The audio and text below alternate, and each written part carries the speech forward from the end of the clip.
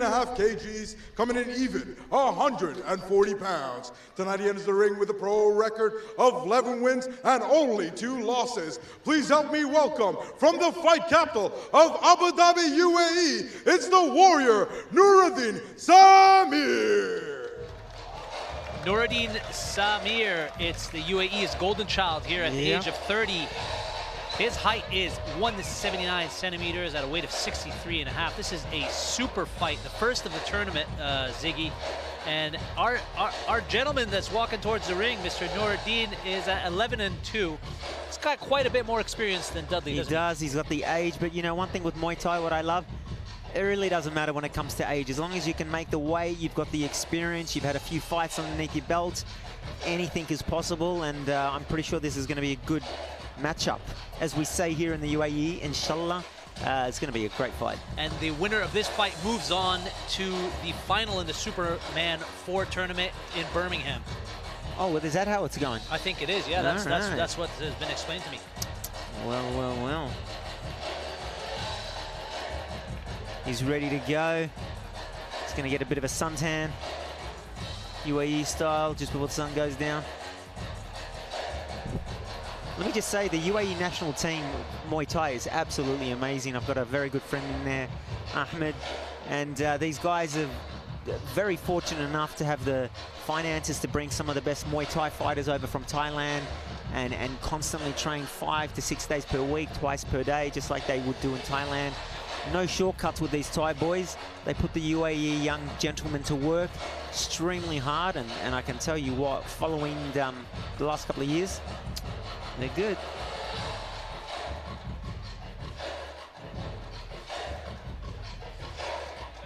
Our boys are getting ready for that traditional Y crew dance, aren't they, Ziggy? Tell us a little bit about this dance. What's the background behind this dance? Well, with this dance, you could say it's very spiritual. It's showing respect to your gym, your master, your trainers. It's getting rid of any evil spirits. And it's also quite spiritual for the fighter as well. They can zone out. It's a bit like you could say, meditation at the same time. And it's been around since day one, so tradition is tradition. Doing that Y crew walkthrough on the side of the ring, getting themselves mentally prepared for the battle that they're about to take on. It is the super fight, the first of 4 between Dudley MOOTOOSAMY and NOUREDDINE SAMIR. MOOTOOSAMY in the red corner, Samir in the blue corner. We're about to kick off, ladies and gentlemen. Let's just give a moment here for the Y crew.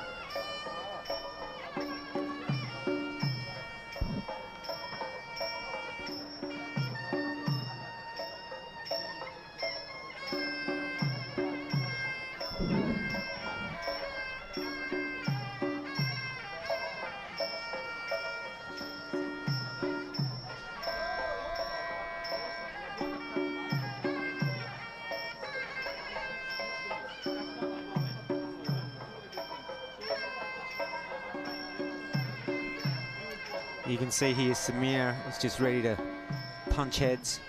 Oh, and he's ready, yeah. His Y crew meditation is over. It's time to unleash carnage. It's way over. Dudley's like just getting right into it, you know, paying respect. Samir's like, bro. I think Samir's been there and done that. He has more experience, you know. He's kind of, he's ready to throw down. He's like, I just want to wrap my shin around your neck and continue on to the next fight. Yeah, the level of composure that Samir is showing is unparalleled. You know, I think as a younger fighter, you kind of tend be a bit more on the traditional level. Of course, yeah. I was once like that. So folks out there, just as I always say before a fight starts, should always show a little bit of respect to these fighters. They're putting in anything between 4 to 12 weeks in a training camp. These guys are conditioned in terms of their cardiovascular. We're talking about conditioned with their shins, their hands, their elbows, their knees. Still, in saying that, still very easy to injure yourself at this high caliber pace that these boys are going to give us. Yeah, absolutely. I mean, these guys have sacrificed the last 12 weeks for this training camp to put on a show for us. And oh, yeah. I'm pretty sure it's going to be nothing short of epic. I'm loving Samir. He is just like on holidays at the moment. He's thinking about having a shisha afterwards. Very calm. You know? Shisha. He might head down to he is the very calm. Polish pavilion and get some donuts. All right, we're about to kick this this first event off. Let's get it on. Let's do it.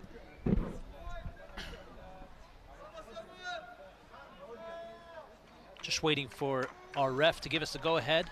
Judges are ready. The timekeeper is ready. We're ready. We're ready. Our Arabic commentator on the side over there is we've been pretty ready. Pumped up. And the fans are definitely ready. It's going down here at the Dubai. Packing. I'll tell you, it's a beautiful venue. Yeah, at the Dubai Expo. And what a beautiful venue. We are right next to the festival pavilion. We got the best seats in the house, I'll tell you that much. But we're missing the dates and the Arabic coffee. That's what I'm trying to get. And the crowd is getting their UAE Super Warrior off. Here we go, round one. Here we go. It's going off. Dudley in the red corner. And NOUREDDINE, UAE's golden child, in the blue.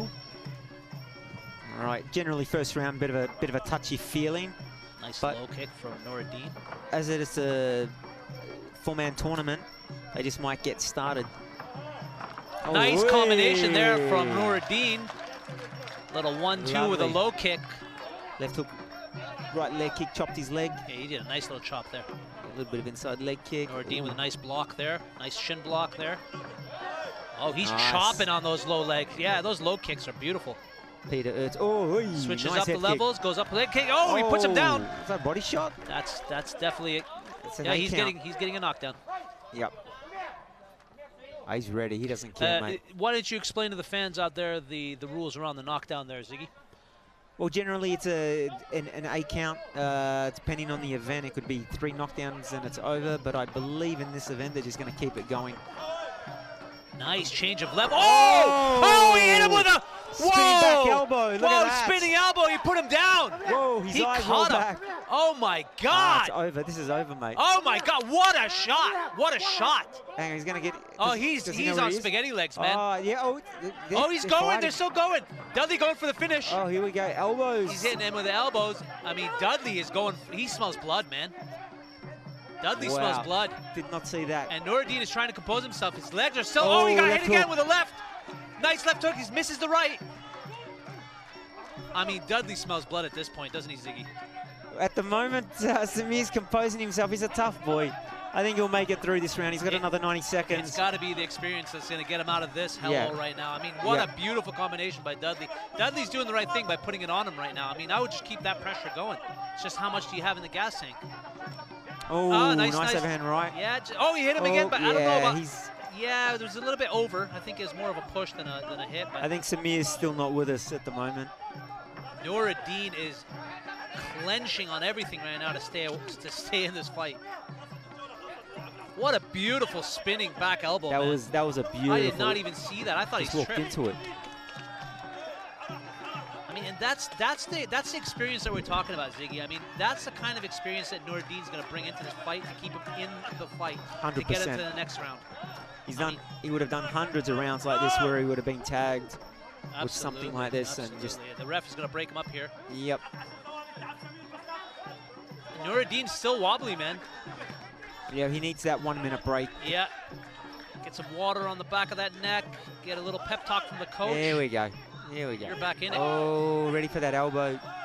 Nice knees there to the abdominal section of MOOTOOSAMY. Oh, ref's jumped in for a second. Hold up, we're breaking him up. What's going on? Oh, a bit early. Yeah. All right, a little bit. I mean, I think that, yeah. I think that was, I don't know if that was a little bit, just to be clear for the folks at home, the time on the screen is not always exact. There is a bit of a delay, so that would be the case here. Yeah. Look at this chop, boom, like beautiful, beautiful. Bang. I love that chop. I love that chop. A nice little combination from NOUREDDINE. Straight down the guts. That's the first count, the that first was just pressure on that one. And here we go. This is spinning back. Oh, man, that thing landed beautifully, man. That was beautiful. I mean, that thing was just timed beautifully. You could do 100 mems with that spinning back elbow.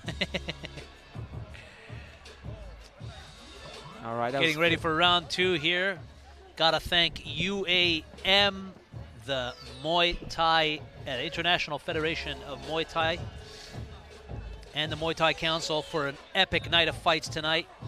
Much love to all that were involved in putting this epic event on tonight. We are having a great time, and we're just getting started, baby. Just getting started.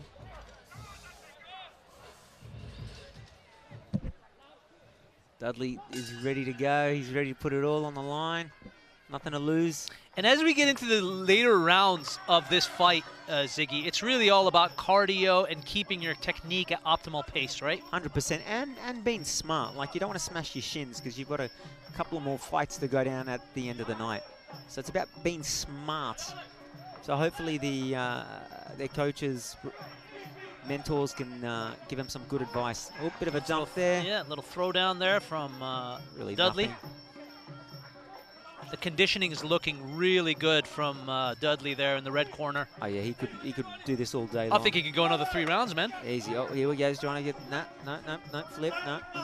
Break it up, boys. Get in there. Look at that. We're in the second 2 minutes. There's a nice dump by Samir. Yeah, very nice. Sorry, Ziggy. I was just going to say that we're in 2 minutes of the second round of the first fight between MOOTOOSAMY in the red corner and Mr. Samir from the UAE. Oh, nice little knockdown. These boys are popping elbows like popcorn. At the moment, they're not shy. Oh, nice little. Oh, that's a knockdown. Oh. Yeah, he's getting the count. Yeah, he took that. He took that. Yeah, he's getting the count there. Dudley took that across. Let's see how he goes. He's happy. Tough young man. Very tough young man. Very tough.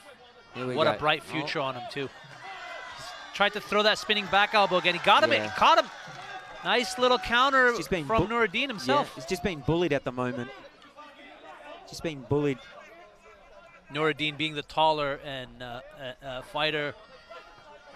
I mean, that would be the tactic, right? Nice little combination there from NOUREDDINE. That's beautiful, man. Enough. It was a beautiful. Yeah. What a beautiful combination. What a great level change right there, you know? He's not happy. He thinks he can give some more, but that's enough.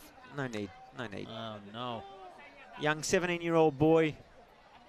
While there's a lot of 17-year-old boys out there playing video games at the moment, our young Dudley out here is mixing it up with a 31-year-old superstar, and pure respect. Sorry to cut you off here, but I think just to clarify here for the folks at home, it's 3 knockdowns and you're out. So he's obviously, NOUREDDINE has obviously successfully completed the 3 knockdowns. So unfortunately, MOOTOOSAMY cannot continue in the tournament, and he's out. Yeah, he's gone. That's a beautiful knee right there from NOUREDDINE. And I mean, this is what I talk about, Ziggy. This is the experience that I'm talking about. That, you know, he knew that he had to get out of the deep corner there, did NOUREDDINE, and he just put it on him in the second round and got himself out of that deep end. It's beautiful. Look at this. Bang, straight, almost hit him on the chin. This is what ends it. If I'm correct, if this is the right footage. No, that is just a nice wild right elbow. I think it's this is a nice chop, low chop there. And switches it up with a left kick to the abdominal section. Beautiful. Beautiful fight. Well done, boys. Great way to kick us off, boys. We'll take it to the ref now to give us our winner.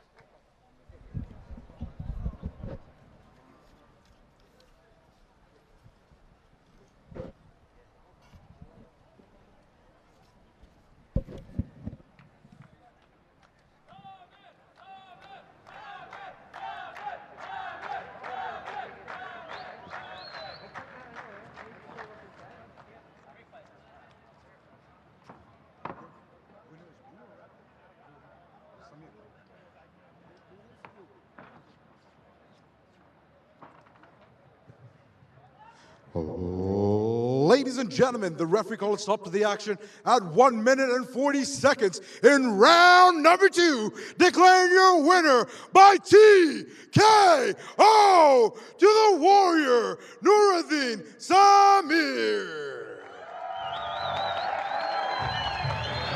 There is your winner, ladies and gentlemen, NOUREDDINE SAMIR, the UAE's golden child, moves on to the semifinals in the tournament, which goes down in Birmingham later on this year.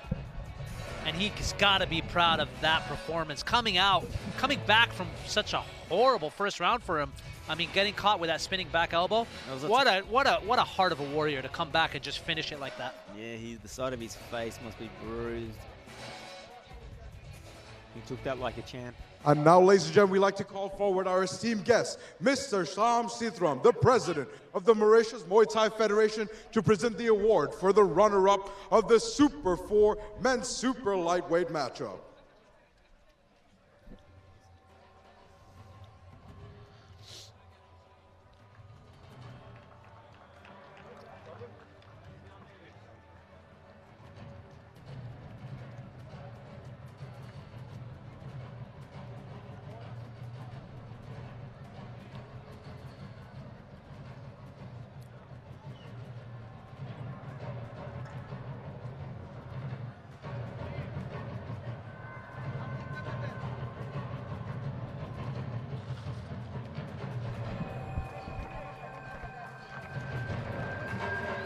I mean, give it up for Dudley. He still put on quite a performance. I still can't get over that spinning back elbow, man. That thing was beautiful. Almost ended it. And he's still a young child. He's not a young child, sorry. He's still a young man. You know, he's got a very, very, very, promising career ahead of him. He's still 3 fights. 17, mate. Yeah, 17, 4 fights now total in his career. Nothing but positive for him. Straight back to the gym. He'll Yeah. learn from this. He'll get better and better and better, and he'll watch some tape.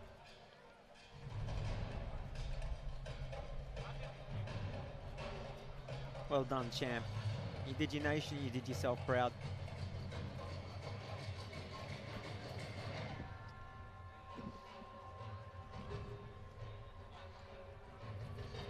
The Mauritius fighter walks out of the ring, and we move it on to the second fight of the night. Ladies and gentlemen, move on our second Super 4 bout of the evening. The second Super 4 bout of the evening is sectioned for 3 3-minute rounds in a men's super lightweight Muay Thai matchup. Your winner will be moving forward onto the qualifiers. Please help me welcome first into the ring your referee in charge of the action, the man by the bell, your friend and mine, referee Rashid Al Ali from the United Arab Emirates.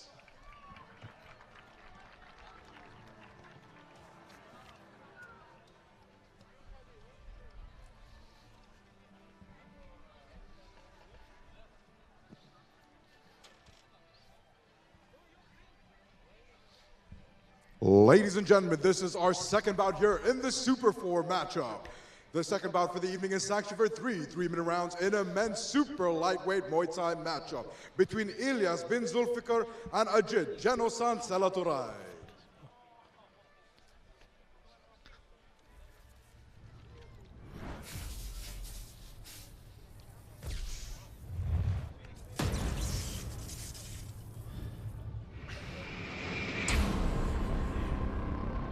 The second fight of the night there is ELIAS bin ZULFIKAR and oh man, I can't even say that name, Ziggy. That's a good, if you can say that name.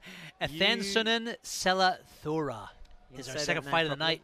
You get a free house in Emirates Hills worth about 80 million dirhams. Ladies and gentlemen, please help me welcome and bring our first into the ring, fighting out of the red corner. He comes in a height of 176 centimeters, coming in at 5'7", weighing in officially at 63.5 kgs, 140 pounds. Tonight he enters the ring with a pro record of 24 wins and only 4 losses. Fighting out of Malaysia, it's ELIAS Rentap bin ZULFIKAR.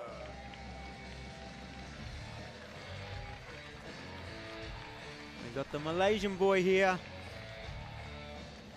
Lot of experience with ELIAS bin ZULFIKAR. He coming out of Malaysia with 24 wins, 4 losses, nothing but supreme violence, speed, and momentum from Here this he guy. comes, looking good, he's lean, he's looking mean, he's ready to go, he knows what to do.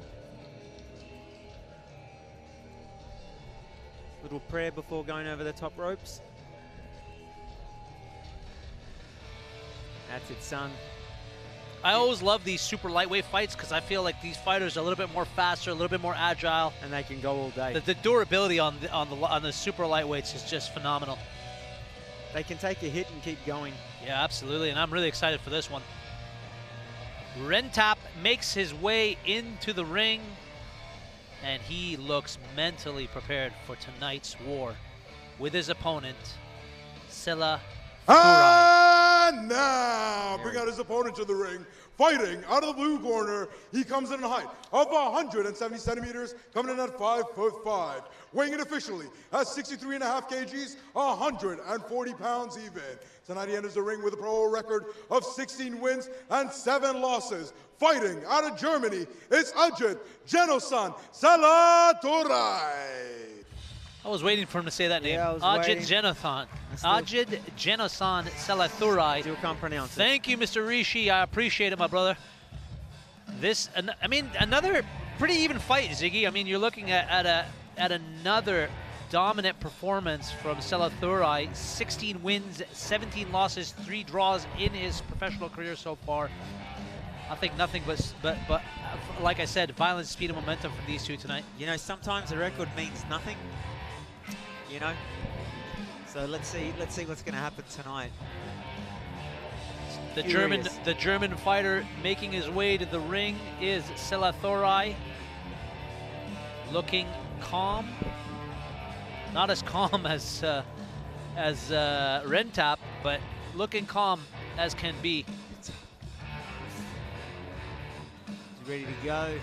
Ziggy, your thoughts? I mean, you've been in this sport for quite a while. What are some of the emotional thoughts or emotional pressures going through a fighter right now? Look, everyone's different. Generally, hopping into the ring, I mean, there's just so much going on. Unless you're a super cool cat, there's the crowd, there's you, it's your ego, it's your trainer. Is it your girlfriend in the crowd? Is it your mum and dad? What's this guy gonna do? He wants to knock your head off, you wanna knock his head off. Am I conditioned enough? Can I do it? Am I strong enough? I'm gonna smash him. Just 100 things per second. But generally it goes out the door as soon as the bell goes. At our tail of the tape this evening in the super lightweight fight. Weight, identical. Height, nearly identical. Advantage goes to ZULFIKAR. Record, almost identical. It's the Malaysian against the German in our second fight of the night here in Muay Thai Nights at the lovely Dubai Expo.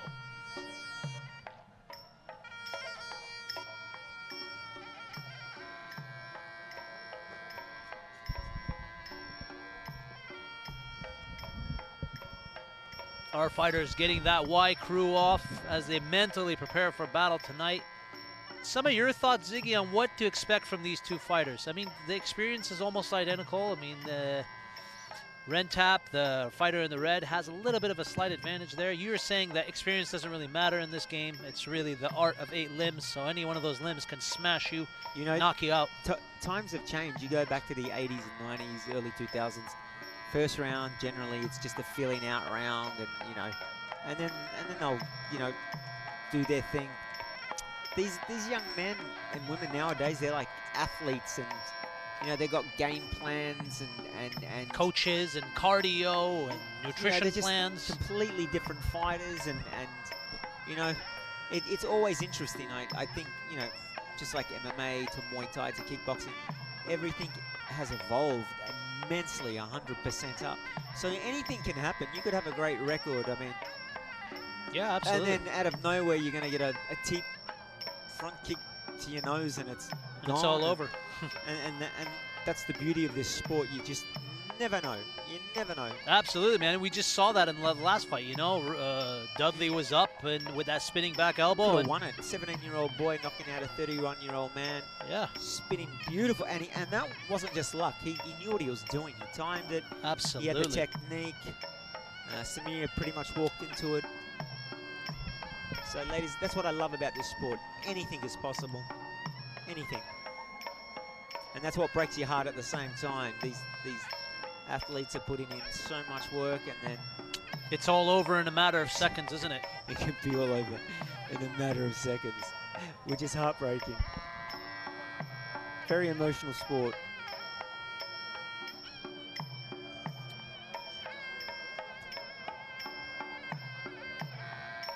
The sun is on its way out here at the Dubai Expo.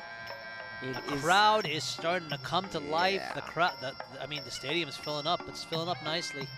We're in our second fight tonight at the Muay Thai Nights in Dubai Expo. Special thank you to UAM, the wonderful Muay Thai Council, the World Muay Thai Council, International Federation of Muay Thai Associations, and the UAE Muay Thai and Kickboxing Federation. What an amazing event, beautiful event. Here we go, both fighters in the center, referee's happy, and now they're going to go and smash each other.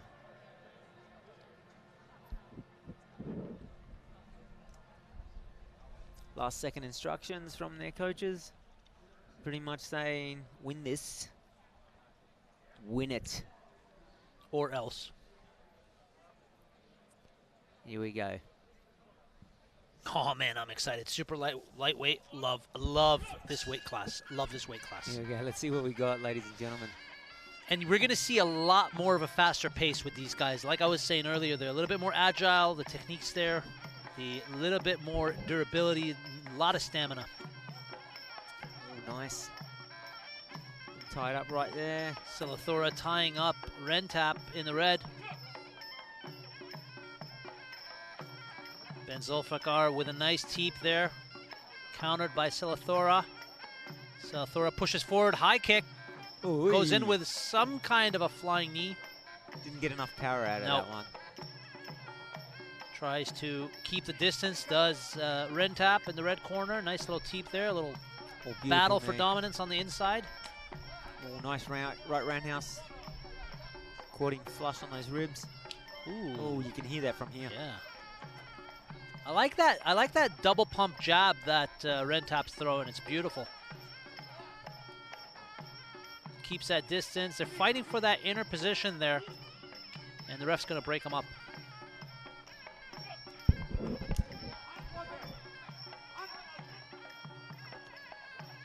Bit of a game of cat and mouse at the moment. Yeah, just they're just feeling each other out, aren't they? A lot of clinching, a lot of fighting for the inside. They're looking for that elbow, looking for that inside knee. I love that double. I love that double jab again. You know, it's beautiful. You know, as a fighter comes in, they throw that double jab. He doesn't expect it. Great way to keep that distance. Nice little teep. Ooh, German boy's got his guard down low, trying to get those elbows in. Uppercut elbows. Thrown in from the clinch. Oh, there we go. There it is. That's what I was talking about earlier. You know, just trying to find those opportunities to throw that elbow, to throw that quick little jab or cross. Oh, he's just taking him. Oh, there you go. Oh, wee. ELIAS in the red corner is doing a great job of trying to keep the distance. He wants to fight on the outside.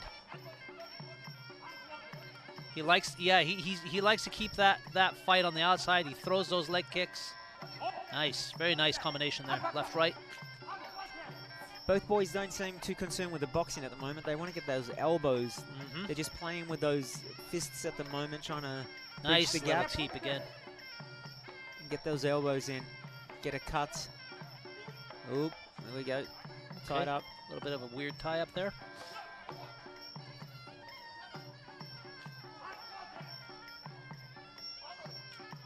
Ooh, wee. SELLATHURAI to me seems more like the brawler. He's trying to get on the inside and just tire out ELIAS. We got 5 seconds left in the first round. And that ring. Oh, that was a bit of a sloppy. There it is. Spinning elbow from the boy from Germany. There it is. The first round done by these two boys, and nothing short of spectacular. Nice, a little bit of a feeling out process, but beautiful, beautiful combinations, beautiful technique from both sides. So they pick it up the second round. They've only got 60-second break. What are your thoughts on that? Who do you think took that round? Looked pretty even to me. Yeah, it was pretty even. It was, you know, as they say, just a filling out process. You know, we've got Mr. Germany there just throwing those elbows. Both of the boys are throwing the elbows. They're just trying to get that one elbow, that one cut, so they can just stop the fight and move on. Because that's what it's about, preserving your body with these four-man tournaments. Instructions from their corners.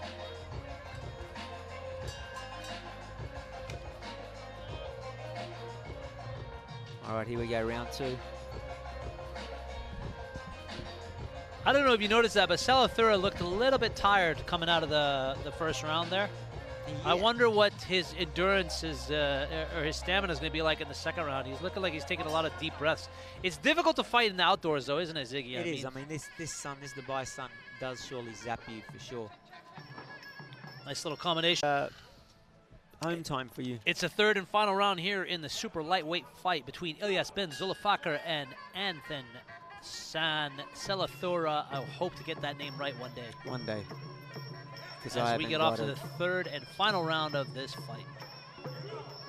It's make or break now between these two fighters. I 100%. have it like edging towards ELIAS in the red corner right now. Just a little bit more technical with him. But you never know how these judges are going to score this, right? Never. Right, Ziggy? Never know. You just might have a judge that thinks old school, and knees and clinching and what have you will add up more than you know, the roundhouse and punches. And the problem is, you know, these boys are catching, but they're not taking down. Yep. So it's a lot of stop and start, stop and start. So ref breaks up that last clinch, and we're back in the center of the ring as these boys throw it down. A little clench. ELIAS initiates that clench, tries to control. Nothing spectacular so far in the first minute of this round, of this final round. There it is. There it is again. He keeps going for that. You know, yeah, he just doesn't have the technique right. He's not pulling it in. No, yeah, he's not sweeping him. He knows it's coming every time. He just can't finish it, can he, Ziggy? Not happening today for him. ELIAS keeping SELLATHURAI on the outside as he counters with his very own leg kicks. And SELLATHURAI throws that spinning back elbow. He's trying, but it's just not hitting the target. Another break from the ref when we go back to the center. We've got 90 seconds left. Come on, boys, mix it up. Let's go, let's go, let's go.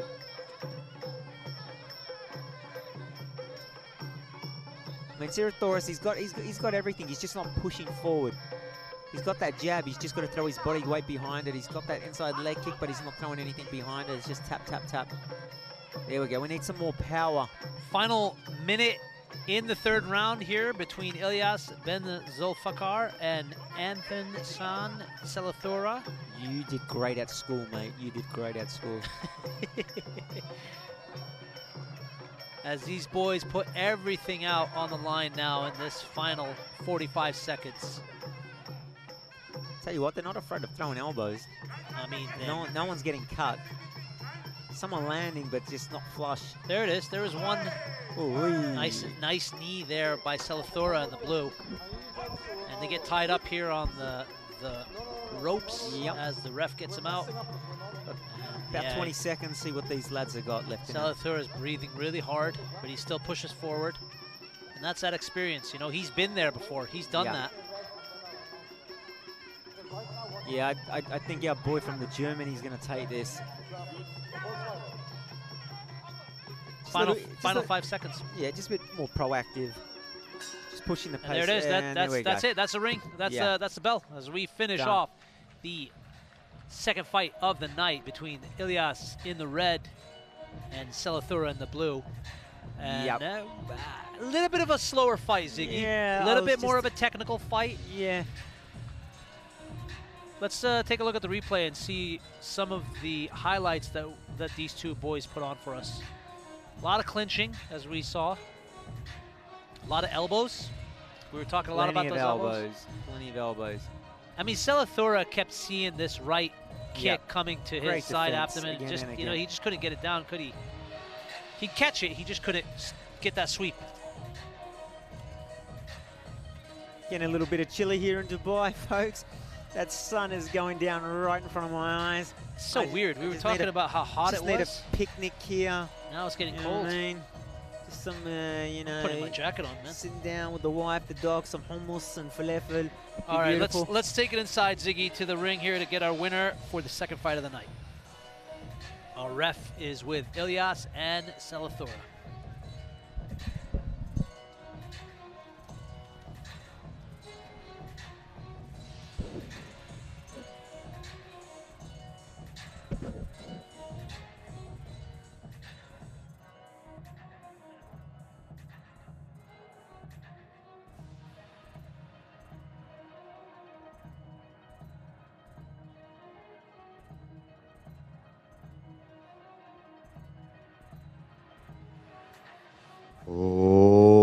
Ladies and gentlemen, after completing three 3-minute rounds in a men's super lightweight Muay Thai matchup, we go to the scorecards. Your judges have ruled in favor of your winner 2-1, declared by points and by split decision. To the red corner from Malaysia, it's Rentap ELIAS bin ZULFIKAR.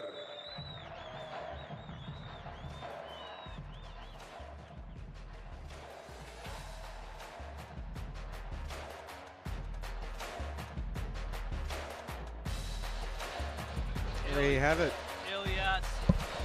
ELIAS bin ZULFIKAR is your winner for this evening, and I thought that he just was a little bit more of the active fighter, in a sense that you know, he liked to keep it on the outside. Ladies and gentlemen, we would like to kindly invite forward our right. VIP esteemed guest, Mr. Bishwanath Patnik, the CEO of BNP Gold.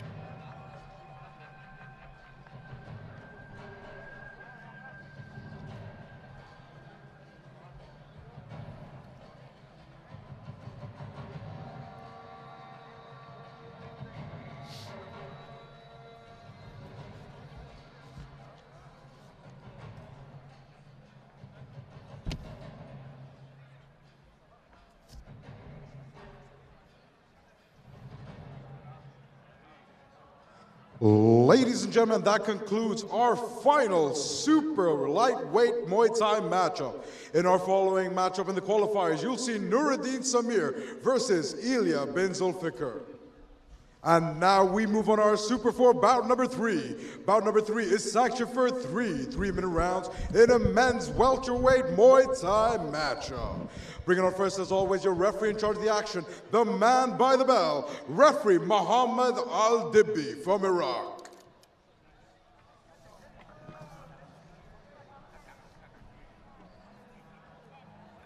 MC Rishi Panikar doing a great job tonight of getting us started. Fantastic. And we move into the super fight in the welterweight category between Matteo CABRAS and Mohammed Mardi. 67 kilos is the weight class, and these fighters are going to put on nothing but a spectacular Oh, this is going to be a good show. fight. I can tell you that now. Both young fighters as well, and our referee stepping into the ring to get us started for the third fight tonight in the welterweight category between Matteo CABRAS and Mohammed Mardi. Ziggy, your thoughts on this fight? The Lion versus Mr. Ladies Sock. and gentlemen, please help me welcome and bring on first into the ring, fighting out of the red corner. He comes in a height of 182 centimeters, 5'9", weighing in officially at 67 kgs, 147 pounds. Tonight he enters the ring with a pro record of 31 wins and only 2 losses. Fighting out of Sardinia, Italy, it's Mr. Sock, Matteo CABRAS. Matteo CABRAS making his way to the ring AKA Mr. Sock, the 26-year-old, is quite the experienced fighter with 31 fights, 31 wins on his in his portfolio with 2 losses.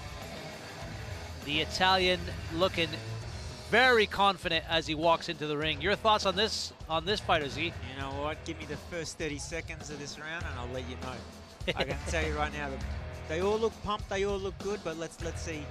Let's see after the first 30 seconds.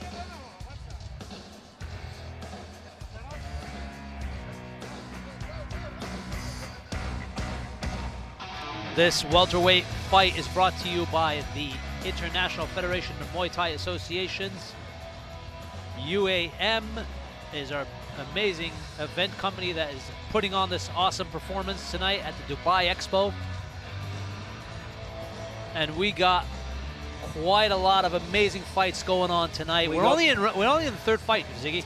This is just like an entree at the moment, ladies and gentlemen. It's going to get better and better. And now, bring out his opponent to the ring, fighting out of the blue corner. He comes in a height of 177 centimeters, coming in at 5'8", weighing in officially at 67 kgs, 147 pounds. Tonight he enters the ring with a pro record of 3 wins and 2 losses. Fighting out of the capital of Abu Dhabi, UAE. Put your hands together for the Lion, Mohammed Mardi.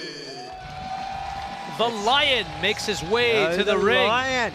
Mohammed Mardi, a UAE fighter, the 20-year-old UAE fighter. Oh, yeah, and this man is pumped. He's looking really confident, really comfortable.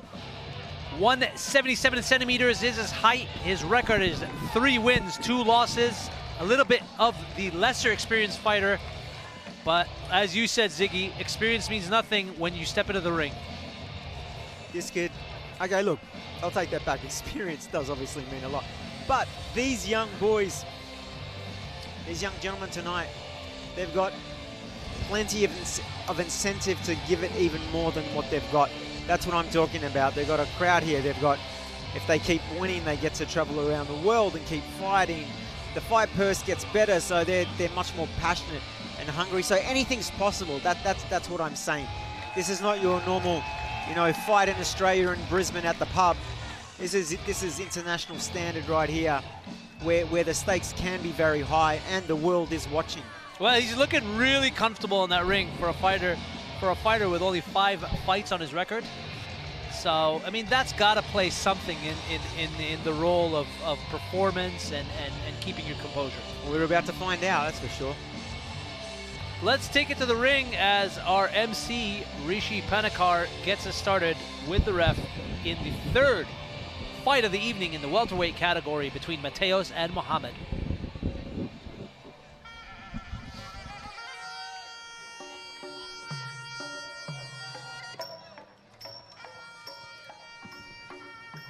I mean, as much as I love this Y crew, it's gonna be going on quite a lot tonight. Tradition is part of yeah, part of the sport.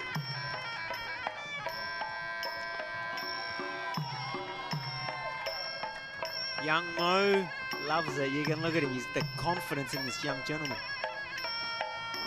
We've got Matteo. He's cool as a cucumber, Italian style.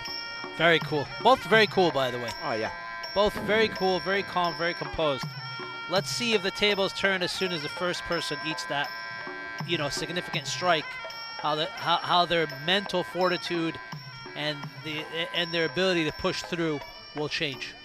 Yeah, I got a feeling this is going to be a good fight. Either someone's going to get smashed or we're going to have a very competitive fight. Like I said, the UAE national team here from Abu Dhabi, they have world-class Muay Thai, excellent Bini, world champions, etc., that are just training these boys for years on end. So it's not easy. It's not easy what these boys are doing here in the UAE. It's no joke.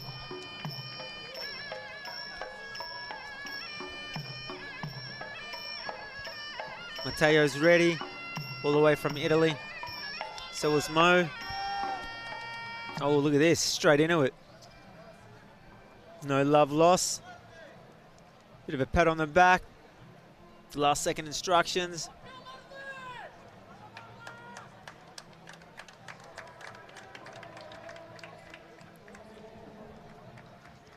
I just love the confidence of young Mo. He's just like, yeah, whatever, let's just do this. Yeah, he just wants to jump in, eh? Let's just do this, mate. You can tell he's a little bit of a brawler. I do this 5 days per week for the last year. Let's just go.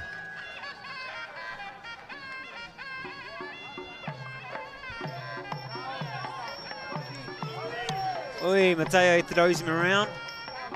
Okay, okay. But welterweights are that really thin line between, you know, the heavyweight, you know, and that lightweight. So they got the agility, but they also got the power. Definitely. Very interesting weight class for me. It's a fun weight class. They can take a little bit of a beating. They can go all night. Oh, young Mo flickering his eyes there. Something got caught.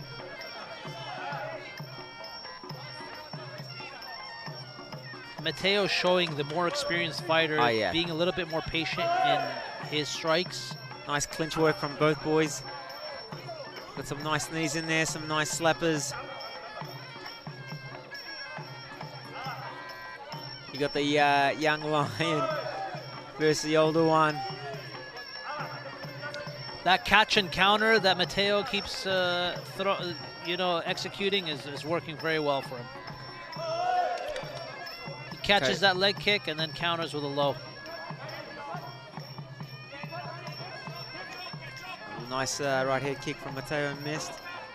Composed himself and back at it. It was almost like a question mark kick, wasn't it? It kind of flicked up towards the end. Mohammed showing a little bit of aggression and control from his own. Oy. He throws a nice... And Matteo taking it and countering. Take it, counter, take it, counter. And the ref stops. Nice little spinning back elbow there. Mohammed saw that, covered up. Battle for the inside clinch here.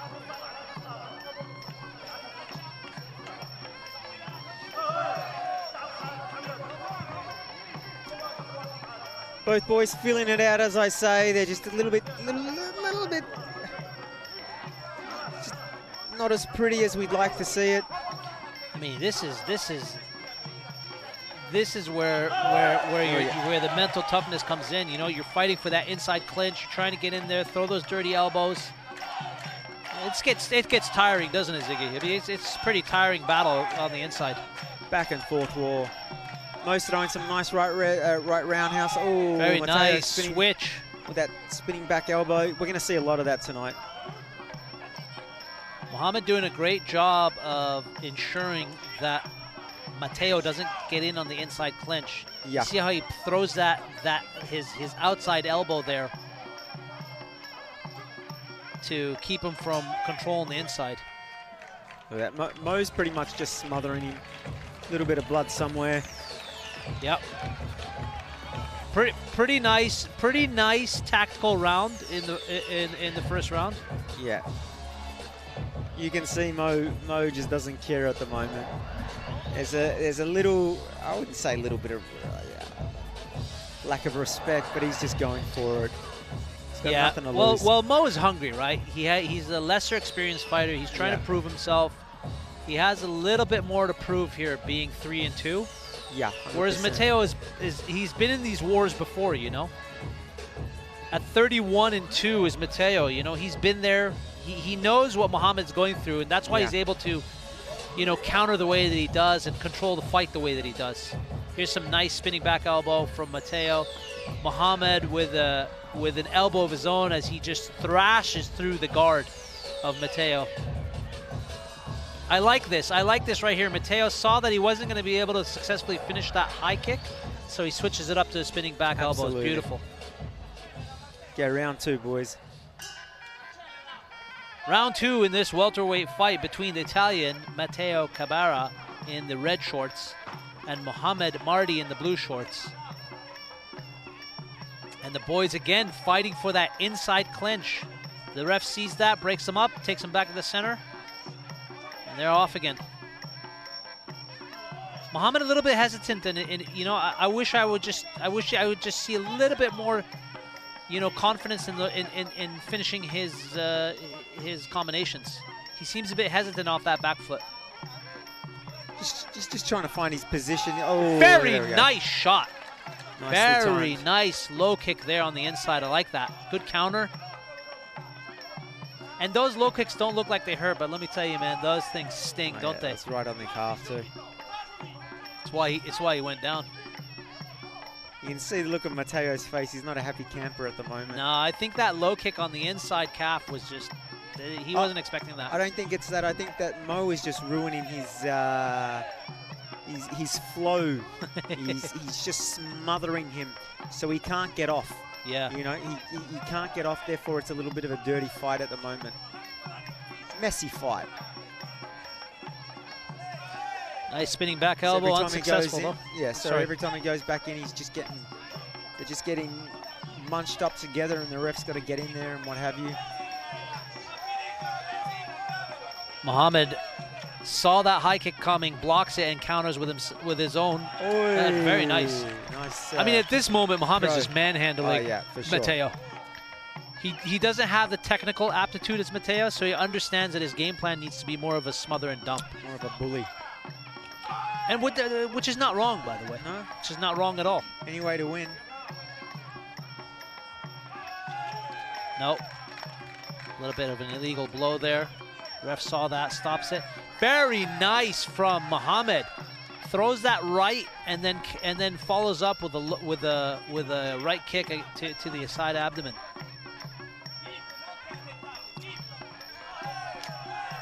Yeah, Matteo looks like he's slowing down. Yeah, we heard that one, didn't we? Oh, missed that right elbow. Mohammed's not slowing down. No. Seems like he's just getting more powerful. Well, he's even having a chat to his corner. There we go. Left elbow, second left elbow. Working that left side, Mo is. Oh, I don't know if you noticed that, but there was a nice little dirty left elbow there from Mohammed on the inside of the clinch. Something's going. Oh yeah, okay. His little dangly is coming down. Yeah, Mo looks much fresher. Oh, nice right roundhouse. Very nice spinning back elbow, and it follows up with another elbow. I think he got him on that one. Is it going to be a slip? Yeah, I think he caught him on that one. He definitely caught him on that one. We're moving on to the third and final round. Those double elbows there, I think he caught him in that last one. He caught him nothing flush, because if he was flush, he'd be on his bum, or we'd have some stitches. We got world famous Mr. Stephen Fox in the house tonight with us.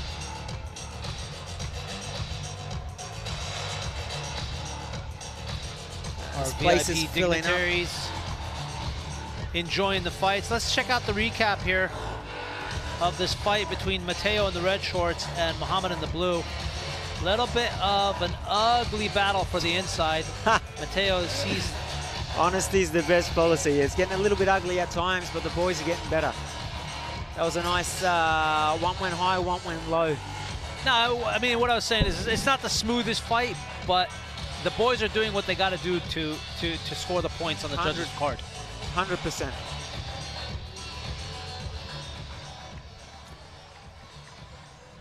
Final hug from the boys. Bit of respect there.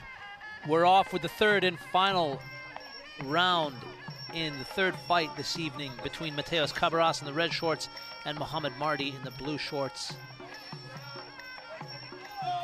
It's all or nothing now. Oh, yeah.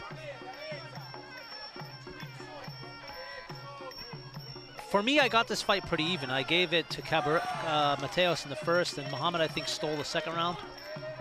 Yeah, I think it's pretty even right now. It's whoever wins this third round wins this fight. Let's see who's a hungrier fighter.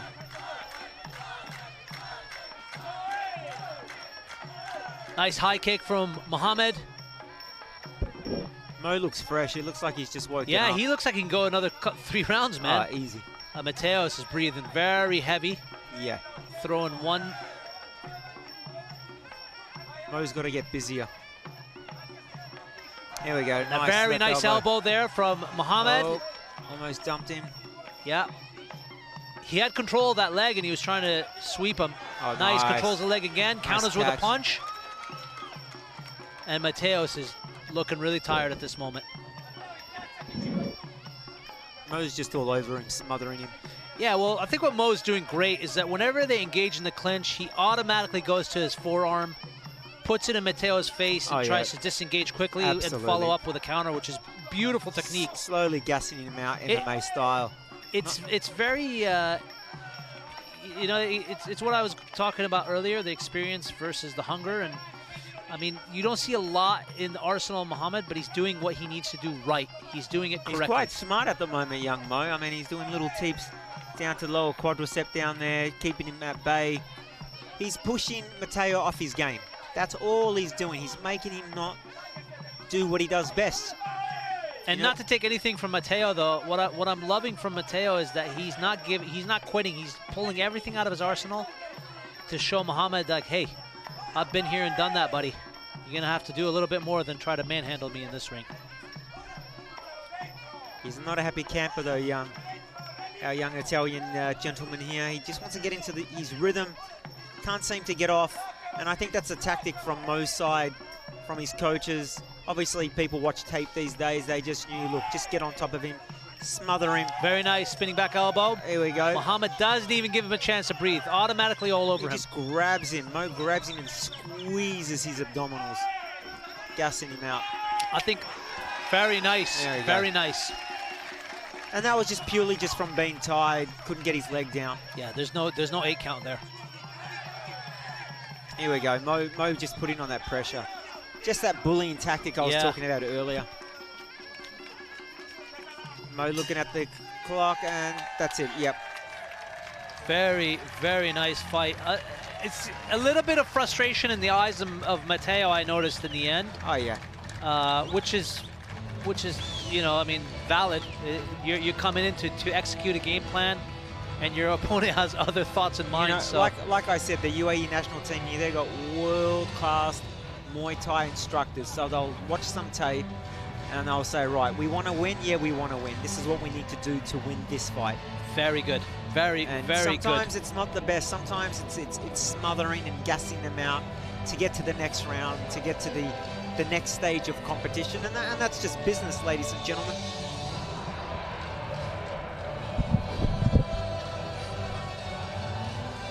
And we are going into the ring here to get our winner of the final fight of the UAE Federation before we move on to our international fights. Let's take it into the ring with our ref to see who the winner is between Matteo CABRAS and Mohammed Mardi. Well, I'm going for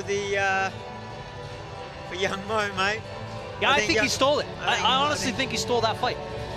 He did everything he had to do. He did it beautifully. Ladies and gentlemen, after competing three-minute rounds in a men's welterweight Muay Thai matchup, we go to the scorecards. All of your judges have ruled in favor of your winner by points, declared by unanimous decision. To the blue corner, from the United Arab Emirates, is the Lion, Mohammed Mardi. There you have it. That tactic worked. Got him through to the next round. Very good game plan from Mohammed Mardi and his coaches in being able to spot Matteo's weaknesses and using him against him. 100%. It's not always pretty, ladies and gentlemen. It's not always pretty. Sometimes you got to do what you got to do to win. But big respect to young Mo. I mean, God, this is gonna. His confidence.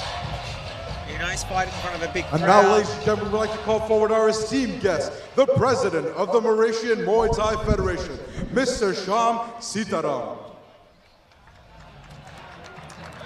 The president of the Muay Thai Federation in Mauritius, making his way to the ring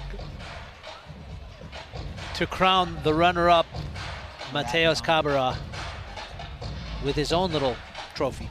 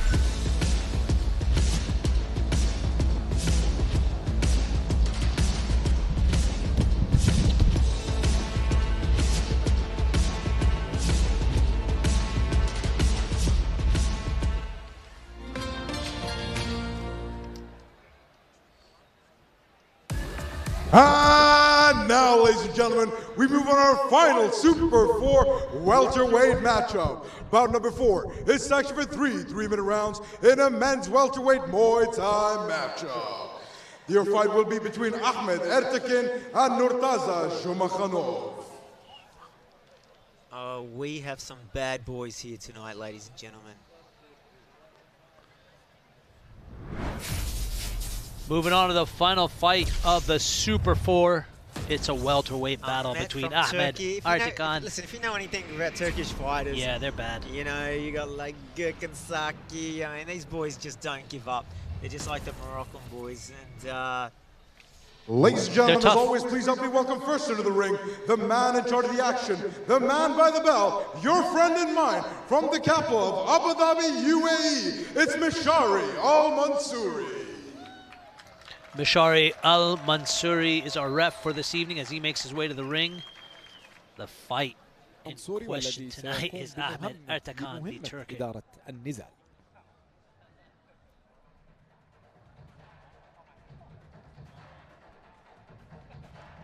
Ladies and gentlemen, help me bring up first, fighting out of the red corner. He comes in at a height of 176 centimeters, 5'7", weighing in officially at 67 kgs, 147 pounds. Tonight he enters the ring with a perfect pro record of 2 wins and no losses. Fighting out of Turkey, it's the headhunter, Ahmed ERTEKIN.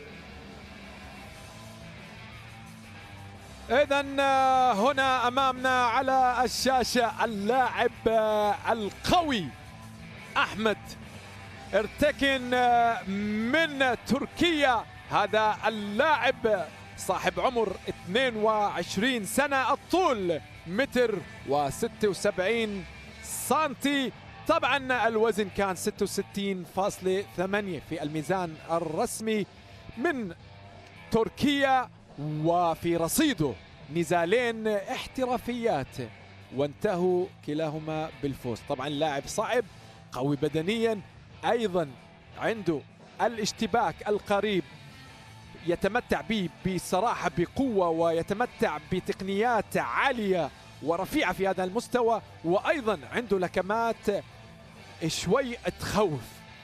سيكون بمواجهة مع اللاعب اللي شاهدناه مرات ومرات، اللاعب الكازاخستاني نورتازا. طبعا اللاعب أحمد كان صاحب فضية بطولة العالم. And now, bring out his opponent to the ring, fighting out of the blue corner. He comes in a height of 6 foot, 183 centimeters, weighing officially at 67 kgs, 147 pounds even.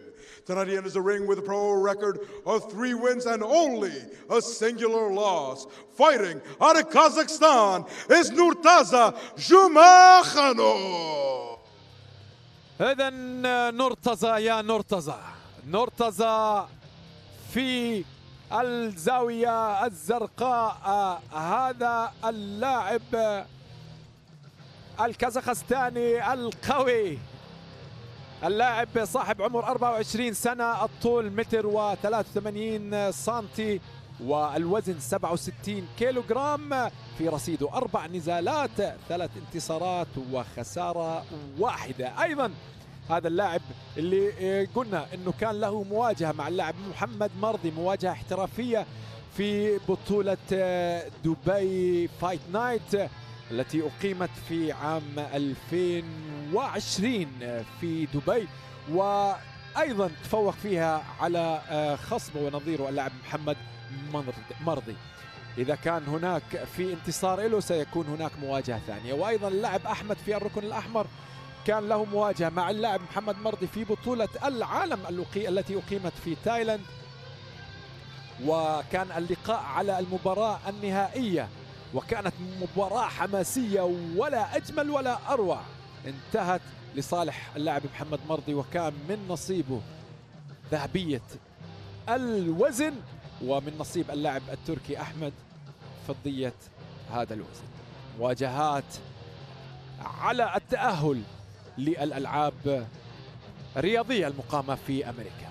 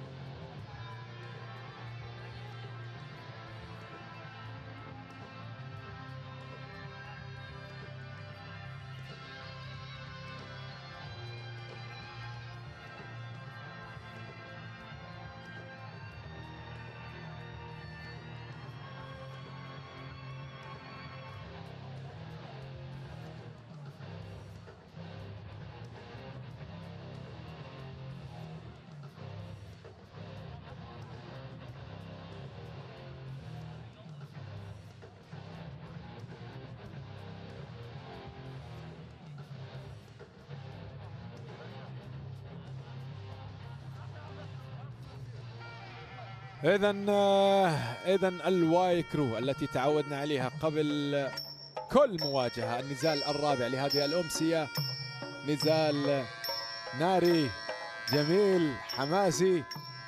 خلينا نشوف مواجهة تركية كازاخستانية.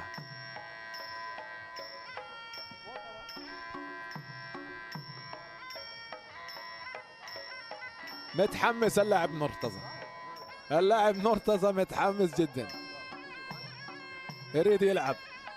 لاعب تقني صراحة، مهاري فني، راح تشوف نزال جميل الآن صراحة، نزال راح يكون جميل. خلينا نشوف، لا نستبق الأحداث لكن ما هي إلا توقعات.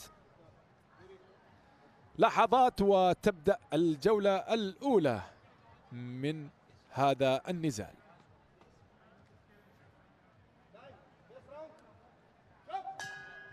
تبدأ يعلنها مشاري، وتبدأ الجولة الأولى. مشاهدينا الكرام، هنا تيب على مستوى الجسد لكن المسافة موجودة والتغطية الدفاعية موجودة. حلو، ضربة على مستوى الفخذ من اللاعب تركي، اللاعب أحمد عفوا.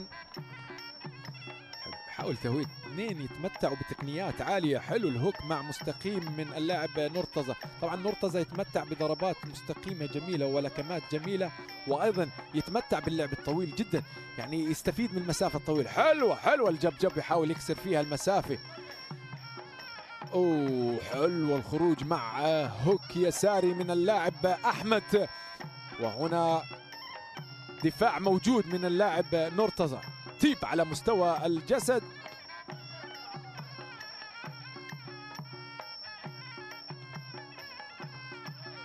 يا سلام، ركلة على مستوى الفخذ، يحاول يسكر فيها المسافة اللاعب أحمد. طبعا أحمد هو بالتاء والمقصود هو أحمد. حلو الهوك اليسارية، جميل. النزال حتى الآن حذر من كلا اللاعبين، النزال شوي تقني من كلا اللاعبين. يحاول كل واحد يبحث عن خطة هجومية يستفيد منها وعن هجمات تكون فعالة ولصالحه، وكلا اللاعبين حذرين. شوف يعني حلو جميل. أوه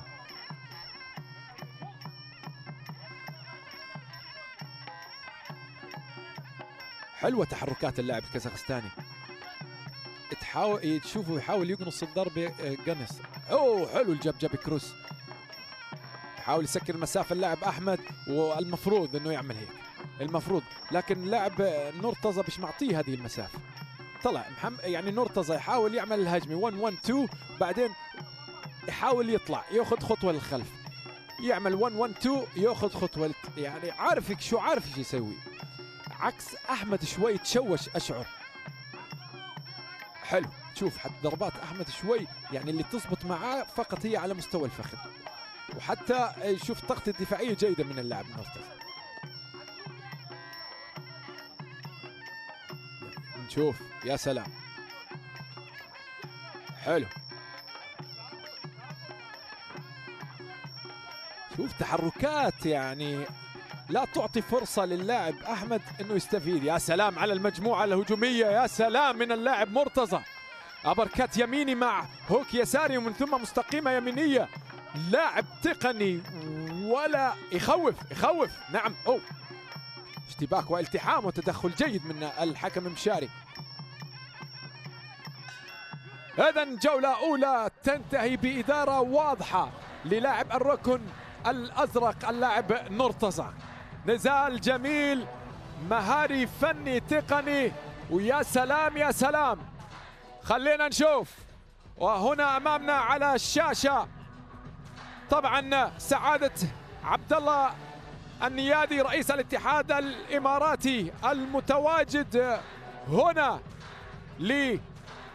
أيضا دعم اللاعبين.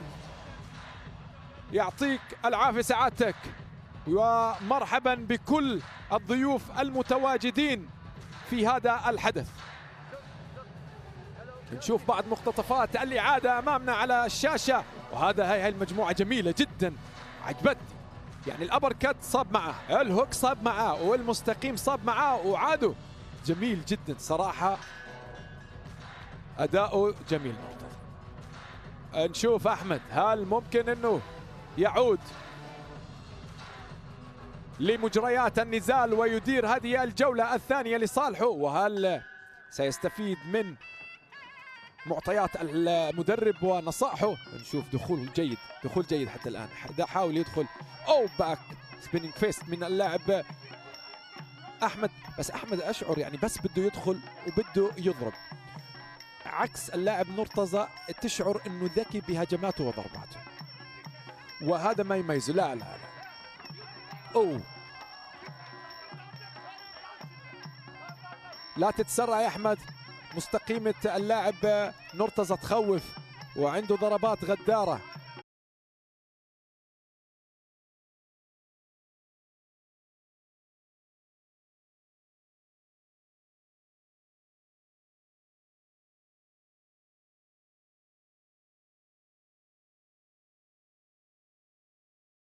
باليمين او ركله على مستوى الفخذ، او يعني طلع دائما يطلع بالشمال وينهيها باليمين، ضربه ضربتين بشمال وينهيها بهجمه من الجهه اليسرى، عفوا من الجهه اليمنى. يبدا الهجمه باليسرى وينهي الهجمه باليمنى. جميل، حلو. طبعا لما يكون اللاعب يعطي مثل معطيات احمد تحسه يعني استنفذ كل المطلوب منه، استنفذ الخيارات الموجوده عنده، تشعر فقط انه يضرب. انا مش اني يعني واقف محايد وفي منطقه رماديه، لكن اقول رايي الفني، يجب على اللاعب احمد انه يكون اكثر وعي للضربات اللي يطرحها امام خصمه. جميل، لاعب قوي، لاعب ممتاز جدا، لكن ينقصه التركيز بالضربات، ينقصه انه يحدد هدفه بالطريقه الصحيحه. نشوف هنا اشتباك والتحام واستخدام تقنيه لتقنيه الكلينش، وهنا ضربات بالركبه على مستوى الجسد. تيب على مستوى الوجه، ويرد عليه اللاعب احمد، يرد عليه يقول له انا صحي لك. They're just not letting hands and legs go at the moment. They're trying to be as calculated as possible. Setting things up. High, low, high, low. See if you can get an elbow in there, an uppercut.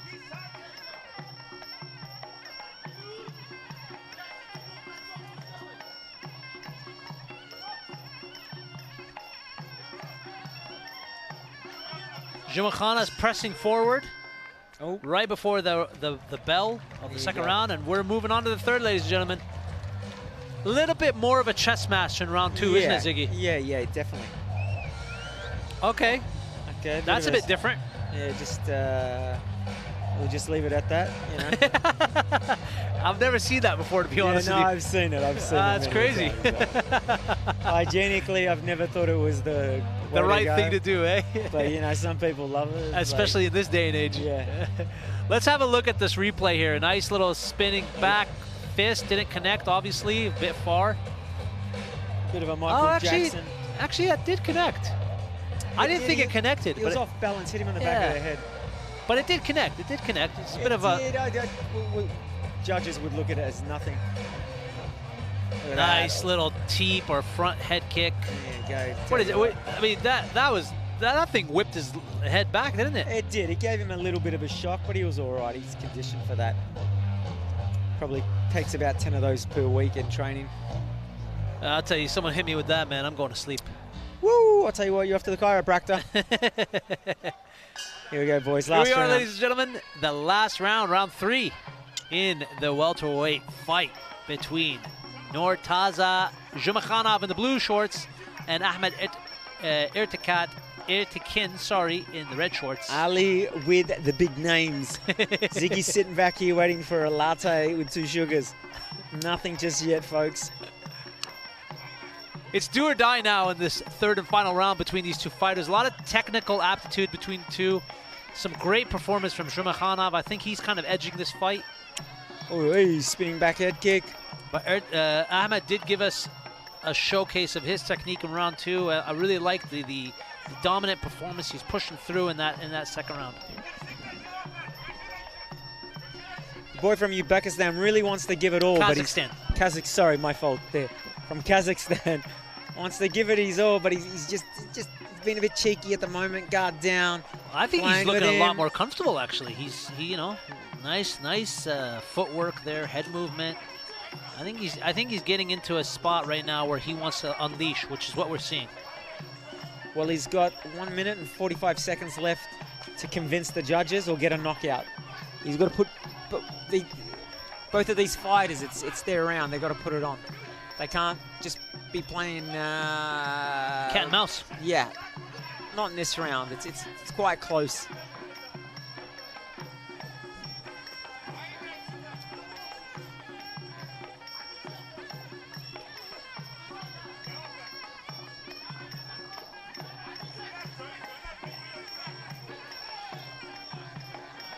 JUMAKHANOV fighting for that inside clinch.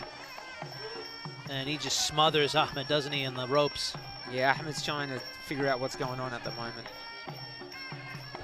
There's that jab that I was talking about. There it is again. Once again, that's the one I was talking about. It's just beautiful. I really like how smooth he throws it, man. He doesn't even put his shoulder into it. He just throws it. Don't even see it coming. Very clean combination from JUMAKHANOV. Nice spinning back kick, but that's not going to be enough. 45 seconds, these boys to work. Yep, it's the third and final round in this welterweight battle between JUMAKHANOV and ERTEKIN. ERTEKIN. Nice. All or nothing now, last 20 seconds. Who takes this fight? Is it NURTAZA or is it Ahmed? It's NURTAZA. NURTAZA throwing everything he has now. Ahmed feeling the pressure, putting some pressure on his own, And that's it, ladies and gentlemen. And there it is. Ref calls it. Let's see. Your thoughts, Ziggy? Well, it went from first round. This is going to be off the charts. It's going to be hard hitting. And then it was, you know, second round, you know, very smart from their coaches. They made it a technical fight, a game of chess, because they know they've got another fight left coming up. So they're playing it smart, but I'll tell you what, if both of these boys in the gym were to spar, it'd be a war that you'd pay top dollar to watch. Let's have a look at the replay here, Ziggy. Some nice combinations from JUMAKHANOV. Ahmed throws this spinning back kick here, kind of connects. But I think when it comes to performance, to controlling the ring, to the judges' scorecards, JUMAKHANOV. 100%. I agree. A young Turkish boy is very confident. Let's take it into the ring here to get our winner for our fight between Ahmed ERTEKIN and NURTAZA JUMAKHANOV.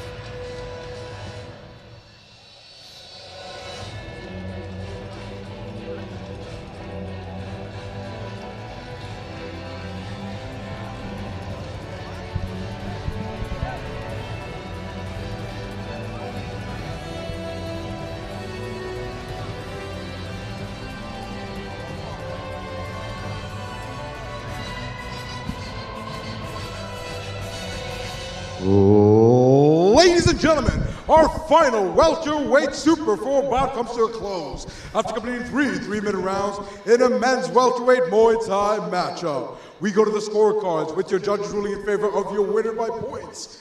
Declared by split decision to the blue corner from Kazakhstan, it's NURTAZA JUMAKHANOV. Really? I didn't think it was that close, to be honest with you, Ziggy, but It wasn't that close. NURTAZA did edge it out. He wins, as we said. It wasn't a split decision. But I don't think it was a split decision. I don't know what the judges saw on that one. The judges were trying to find their coffees like we were. Now, I think, like, to be quite honest with you, I think NURTAZA dominated all 3 rounds. If there was going to be a round in question, it probably would have been round 2. Yep, probably. Agreed. But great fight from both these two. I think in terms... Like I said, get these boys in the gym for sparring wars, it'd be unbelievable. But right now, they're just being very tactical and playing it smart. Both fantastic fighters. amazing fighters with great careers ahead of them. Yeah, and just to clarify for the folks and at now, home, ladies and gentlemen, we'd like to I'll call clarify forward in a our second. Hold up. esteemed guest, the National Sports Development Fund Manager, Subrani Gupta-san. So as Gupta-san makes his way to the ring, just want to clarify that it is a super fight tournament. So these boys will be, well, one of these boys, JUMAKHANOV, will be moving on to the finals or the semifinals. Yep.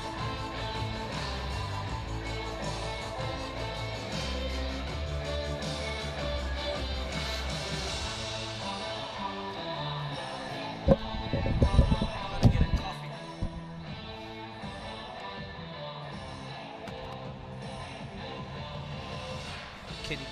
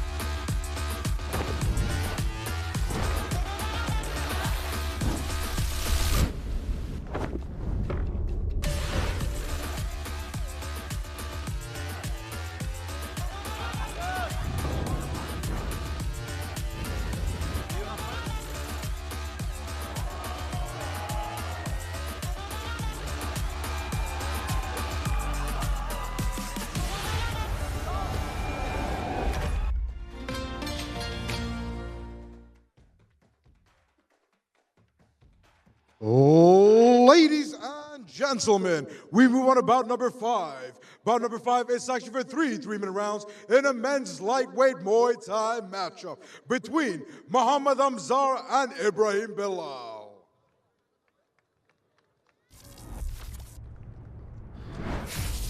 Ladies and gentlemen, we're moving on in our night of fights. It's a 3-round fight between Mohammed AMZAR and Ibrahim Bilal in the lightweight division.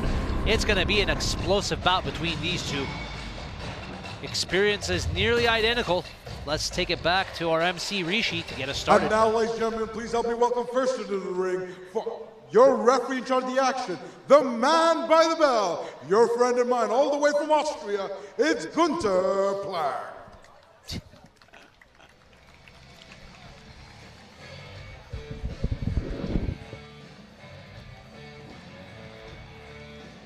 The Austrian ref, Mr. Gunter, is the man in charge in the ring this evening. And now, ladies and gentlemen, please help me welcome to bring our first fighting out of the red corner. He comes in at a height of 166 centimeters, coming in at 5'4". He comes in officially at his weight with 61 kgs, 134 pounds. Tonight he enters the ring with a pro record, a perfect pro record of 4 wins and no losses. Fighting out of Malaysia, please put your hands together for Mohammed Banang AMZAR.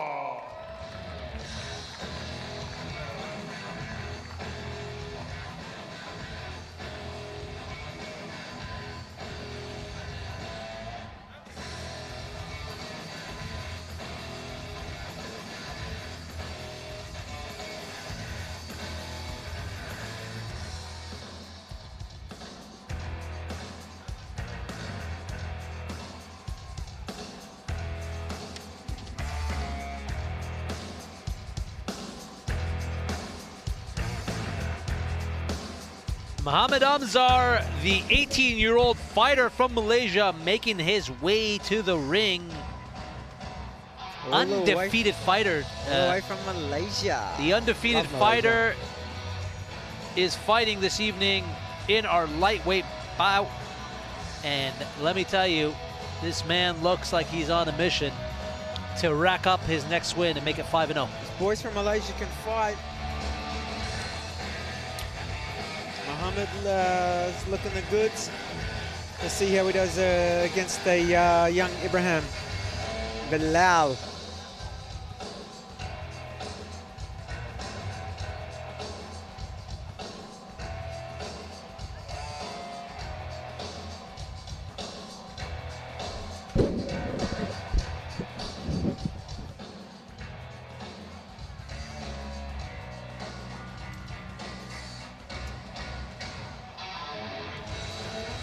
And now, bring out his opponent to the ring, fighting out of the blue corner. He comes in at a height of 5'6", 172 centimeters, weighing in officially at 61 kgs, 134 pounds. Tonight he enters the ring with a pro record of 6 wins and only a singular loss. Fighting out of the capital of Abu Dhabi, UAE, please welcome the Hulk, Ibrahim Bilal. Ibrahim Bilal, all the way from the United Arab Emirates. Pretty much just up the road in Abu Dhabi. UAE's very own Ibrahim Bilal makes his way to the ring. That 20-year-old fighter is 6-1. Looking cool as a cucumber. AKA the Hulk. The Hulk, and you can see the resemblance. A little bit more of an experienced fighter.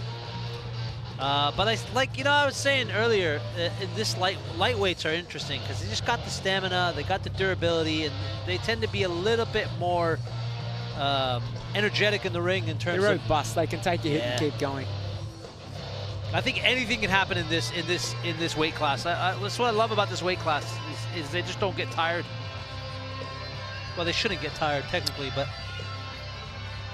it is Muay Thai. It's the art of 8 limbs. And if you get hit with any one of those limbs, man, it's lights out, baby. It's that shin. I'm always worried about that shin. That shin across your ribs, that shin across your quadriceps, that shin across your face, the back of your neck, your nose. And then there's the elbows. Oh, the elbows are fun. ugly, yeah. I mean, when you get hit, the thing about the elbows is it's so quick. And when you get hit, I mean, you see it a lot in MMA, you know, you get hit with those elbows, it just opens something up quickly. And then blood gets everywhere, it's in your eyes, it's all over the place. Nasty, it's like a little baseball bat just hitting you flush. Our tale of the tape this evening, the height edges over to Ibrahim Bilal at 172. A flawless record is Mohammed AMZAR. 6-1 is Ibrahim Bilal. He draws on in the experience. It's Malaysia versus the United Arab Emirates this evening in our fight. Our 3-round fight. Lightweight. These 3 3-minute rounds with a 1-minute break.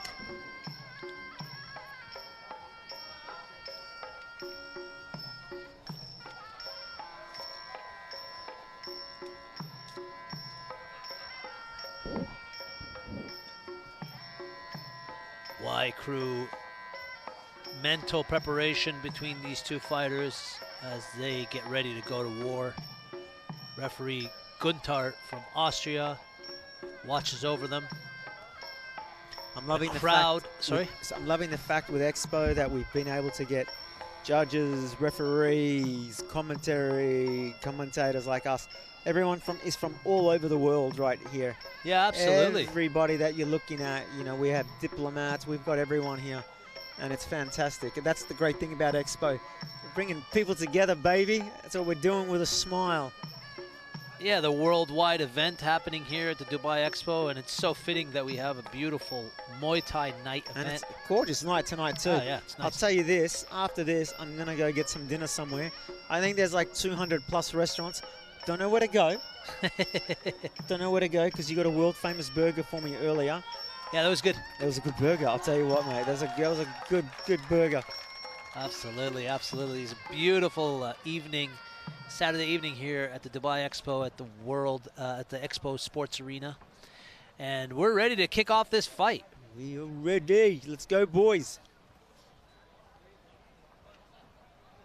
Crowd's loving it. I'll tell you what, we've got the most beautiful crowd in the world here in Dubai. Like, everyone's just immaculate. You know?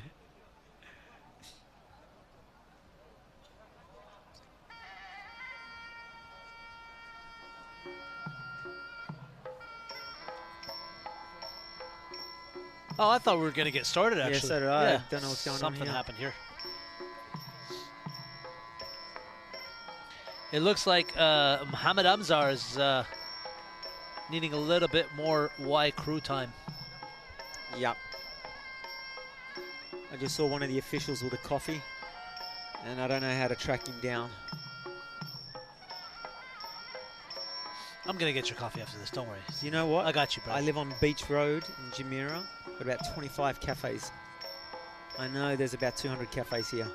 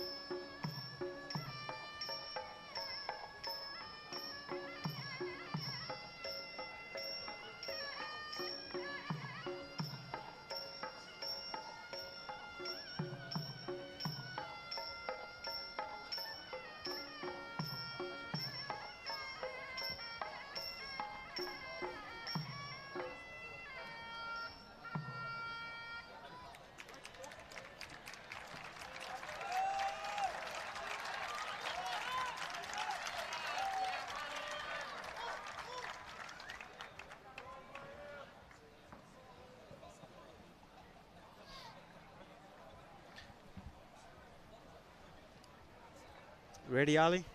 Always ready, my friend. Always ready. Always ready for a good fight. Let's do this, lads. Here we go, ladies and gentlemen. It's Mohammed AMZAR and Ibrahim BILAL in the 3-round lightweight fight as we get halfway through our Muay Thai fights this evening at the Dubai Expo Sports Arena. It's been nothing but fire. The crowd is ready. Ziggy and I are ready. Let's go, baby. And it's going down Mohammed right now. Ibrahim. Malaysia first, the United Arab Emirates. Let's do this. Night of Fights brought to you by the World Muay Thai Council, the International Federation of Muay Thai Associations, the UAE Muay Thai and Kickboxing Federation. And we're off in the first round. Nice head kick from Ibrahim. That's oh, he caught him. Oh, standing eight, standing eight. Yeah. Standing eight. He's giving him, the ref's giving him a standing eight. Boy from Malaysia just got knocked, well, not knocked out, just got woken up very quickly there from Ibrahim. Ibrahim smelling blood. He throws that right kick. Tell you what, but Ibrahim, beautiful technique. Hang on, oh, get him up, get him up. He just slipped ref.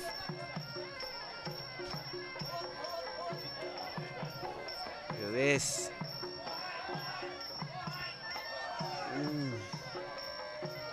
Ibrahim, a bit of a technician here, ladies and gentlemen. Yeah, I was just going to say, Ibrahim is very calm and collected, throwing what he needs to connect. He's not rushing into what he needs to connect. He's choosing his shots, and every shot that he's thrown so far has been pretty spot on. Look at that counter with a nice left hook. Counter there. Look at that, bit of a dump right there, bit of a throw. Ibrahim controlling every aspect of this fight so far. And like I said, he's being very particular on what he throws. Absolutely, look at that. Roundhouse, the roundhouse catch.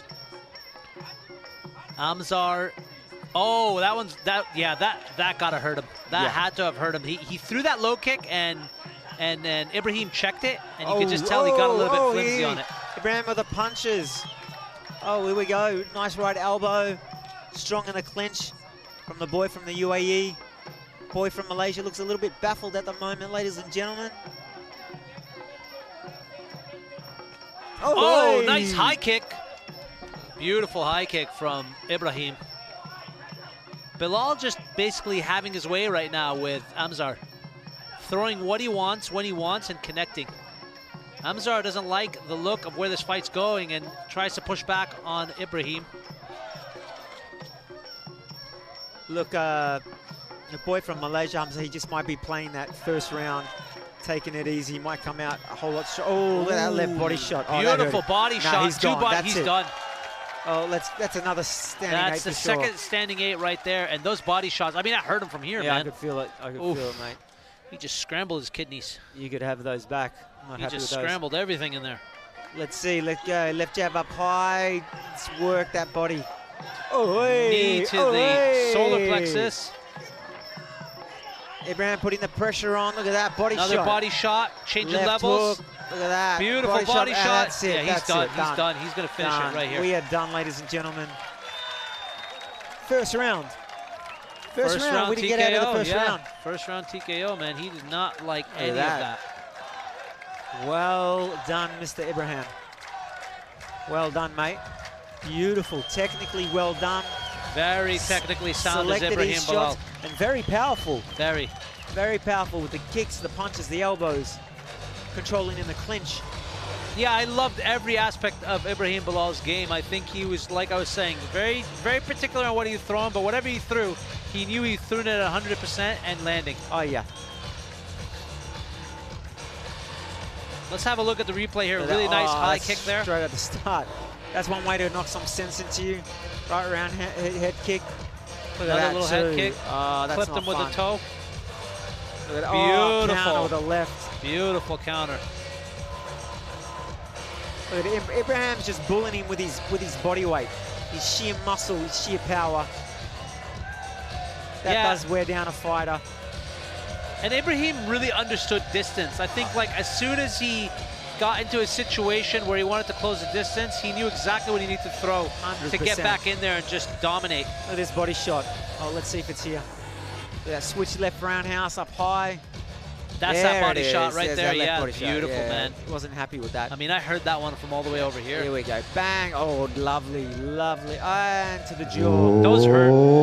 Ladies and gentlemen, referee Gunther Blank called a stop to the action at 2 minutes and 10 seconds in round number 1. Declaring your winner by TKO to the Hulk, Ibrahim Bilal. Your winner, ladies and gentlemen, Ibrahim Bilal, UAE's very own, takes it home. So they call him the Hulk. Well, there's a reason now. We know why, boy's right? got the power. Well done, Ibrahim. Well done. Very, very nice fight. Very technically sound. Look at that. Very respectful from both fighters. That's what I love about this sport. I like that fight. I like watching that fight. Yeah.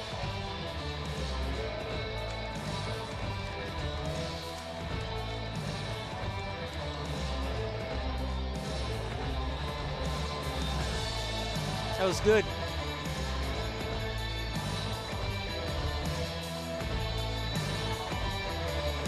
And now, ladies and gentlemen, we'd like to call forward our esteemed guest, General Sakda Sanit, to present the award.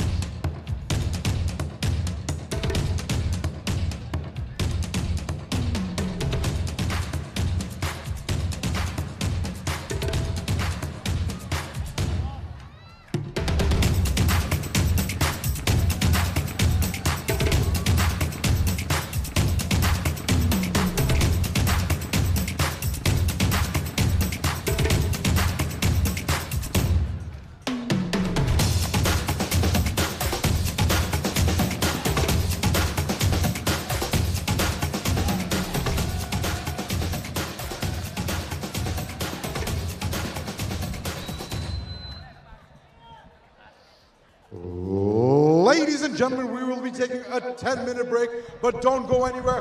When we'll be back, we'll be returning with 4 WMC World Title fights, 1 WMC Intercontinental title. But until then, please enjoy the live performance. You're on stage. Ladies and gentlemen, we're going to take a 10-minute break here at the Muay Thai Night Fights at the Dubai Expo 2020. Please stay tuned. There's a live performance on the ring.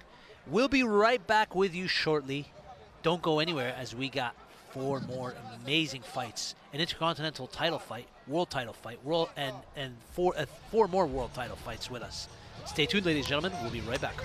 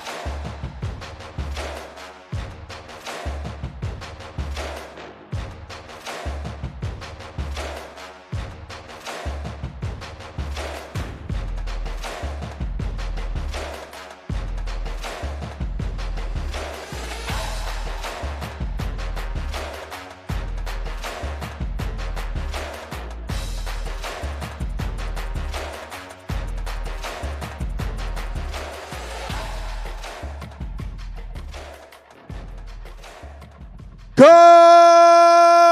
evening from the United Arab Emirates to those of you joining us live for this action-packed fight night, live on the UAM app and live from the Expo Stadium.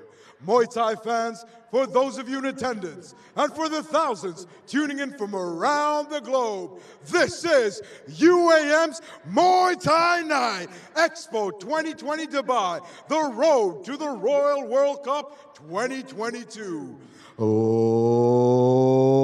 Ladies and gentlemen, UAM is proud to welcome you all to Muay Thai Night Expo 2020 Dubai, the road to the Royal World Cup 2022. Broadcasting you live from the UAE's Expo Sports Arena, city of Dubai, exclusively on the UAM app.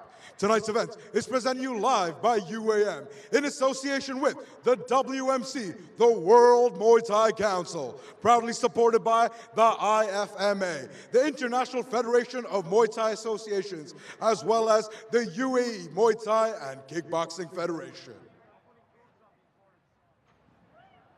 Ladies and gentlemen, these evening's fights will be overseen by the head referee of Europe, the vice chairman of IMFA referee committee, and the WMC ITO from Austria, Gunter Plank, in charge of the officials. Also presiding over this event today will be His Serene Highness Nawapansa Yukon Kasayom Sun from the Kingdom of Thailand. Alongside His Serene Highness is His Excellency Abdullah Saeed Amir Al Nayadi, the President of the UAE Muay Thai and Kickboxing Federation. Joining alongside him will be Mr. Tariq Al Mahari, the Executive Director of the UAE Kickboxing and Muay Thai Federation. And finally, presiding over the event is Mr. Stephen Fox, the Vice President of the International Federation of Muay Thai Associations and the President of the United Through Sports Council.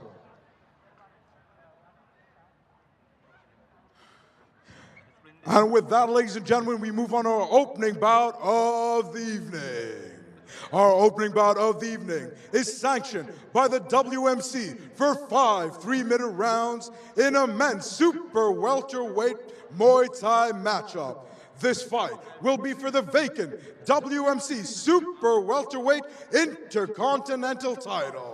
As always, bringing on first your referee in charge of the action, the man by the bell, referee Mohammed Al-Mahdar from the United Arab Emirates.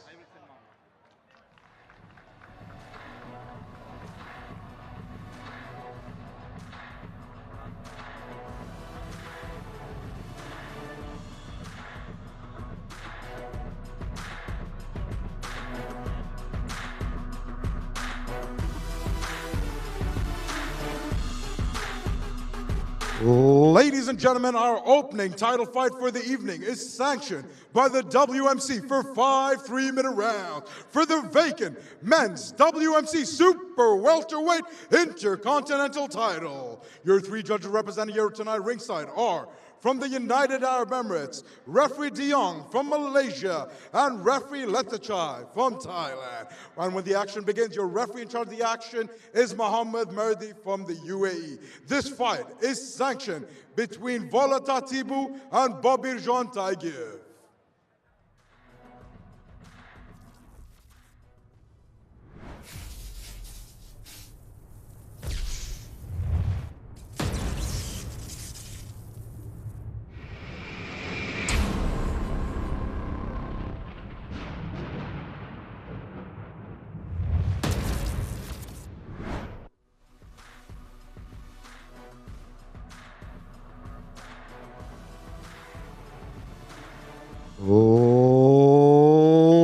Ladies and gentlemen, please let me bring on your first contender. Fighting out of the red corner, he comes in a height of 6'1", 187 centimeters, weighing officially at 154 pounds. Tonight he enters the ring with a pro record of 34 wins and 6 losses. He is a former WBC Diamond Champion and the current Waco Pro UAE National Champion.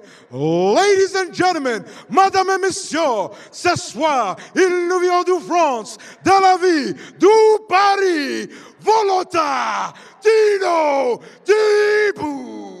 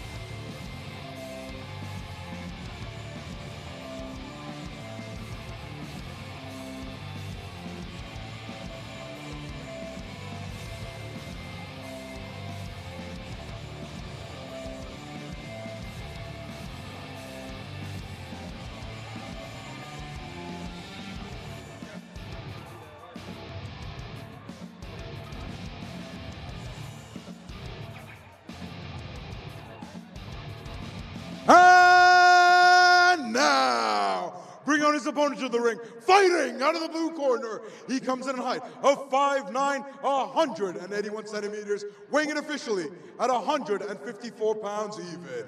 Tonight he enters the ring with a pro record of 54 wins, 6 losses, with 15 of those big wins coming in by way of knockout. Ladies and gentlemen, he is the former 2019 Tashkent K1 Open champion.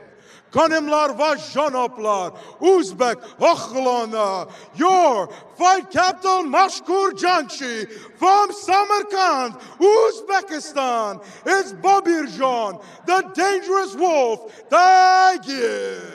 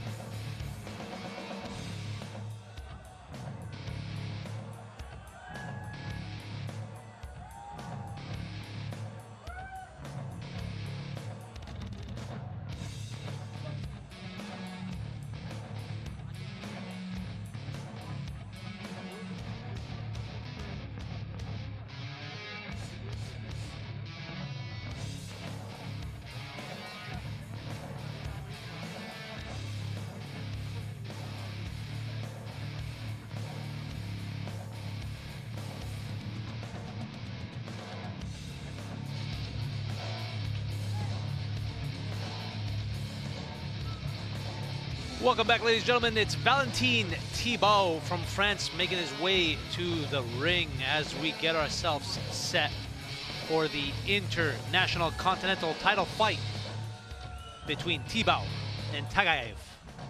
Our tale of the tape this evening, the height edges to Thibaut at 187. 34 wins, 6 losses is Thibaut. 54 wins, 6 losses, 2 draws is the Uzbekistani fighter TAGAEV. This is a fight between France versus Uzbekistan this evening for the intercontinental title fight. And the Y Crew dance is off as our fighters prepare mentally for the intercontinental title fight for us this evening. And it is going to be a war between these two, ladies and gentlemen.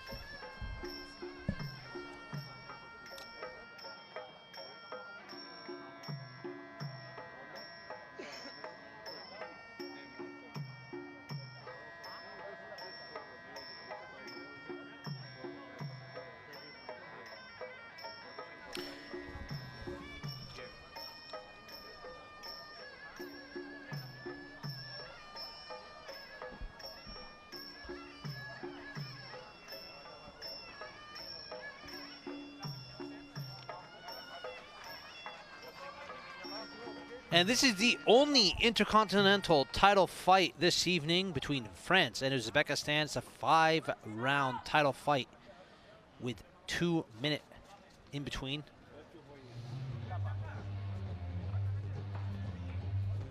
Thibaut in the blue corner.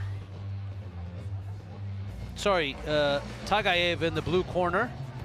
Thibaut in the red corner. The fans are excited. It's about to kick off, ladies and gentlemen. This is some high-level Muay Thai at this stage in the event.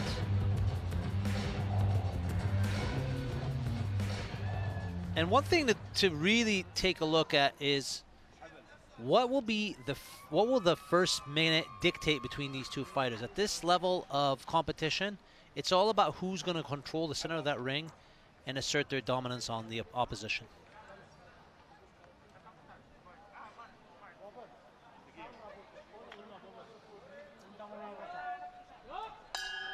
And our fight is off.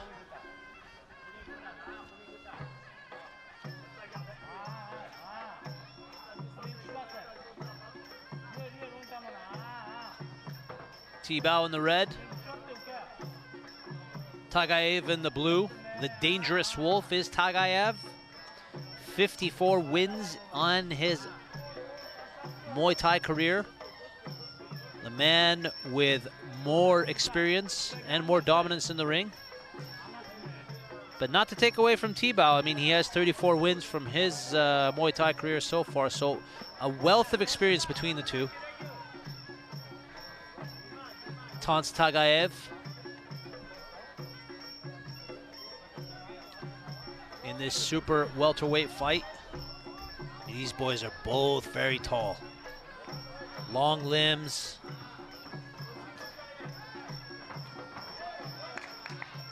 Tagaev taunting THIBAUT, telling him to push forward. Nice combination from Tagaev. THIBAUT having none of that.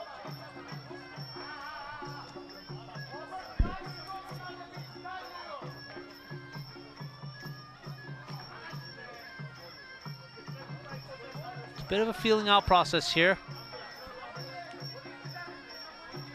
Nice connections there from Tagaev as he throws a 1-2. THIBAUT in the red, still feeling him out, keeping the distance. Very nice is Tagaev. Lets him know, you're gonna throw those, I'm gonna catch him and sweep you.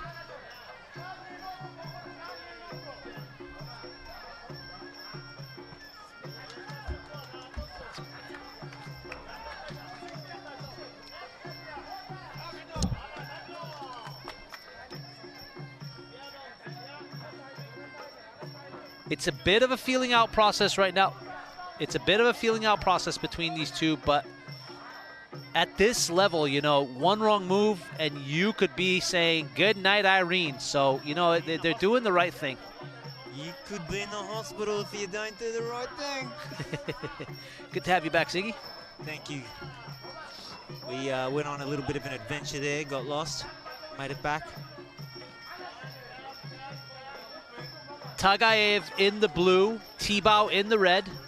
This is the first round of the Intercontinental title fight between these two professionals. A wealth of experience between these two. I mean, if you look at the amount of fights these two have had, it's over 100. Damn. So they're bringing in a lot of experience. They're both feeling each other out at this moment. It's tit for tat. Everything's on the line. Round one. Don't see ya. And don't forget, ladies and gentlemen, this is a 5-round fight. So they're going to take their time, feel each other out, assert their dominance when they can, figure out the weaknesses of the opposition. 5-round fight. And automatically I see my main man, one of the brothers from TK MMA. The Majal, what is that? I just went blank. Anyway, let's have a look at the replay here. Very nice combination there from Tagaev. THIBAUT throws that kick, catches, gets swept, and Tagaev lets him know, yo, you throw those, I'm catching them all night. Be dumping yo.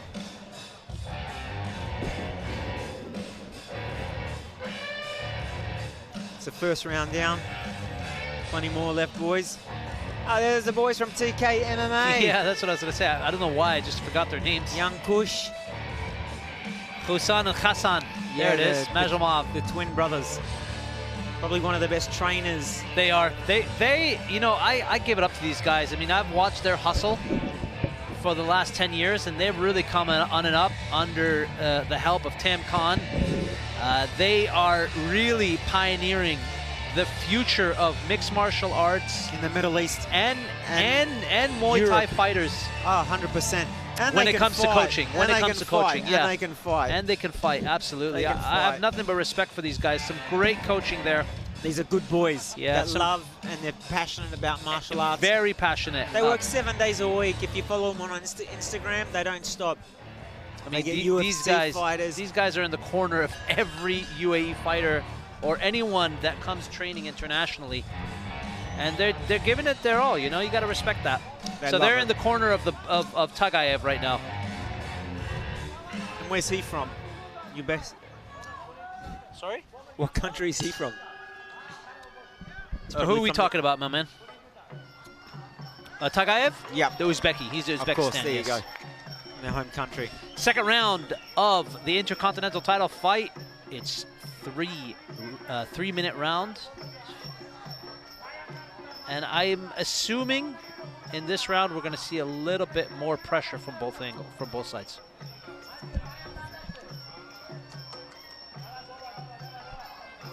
Very composed, both the boys. Very select. Oh, a little bit of a jump. Nothing too much.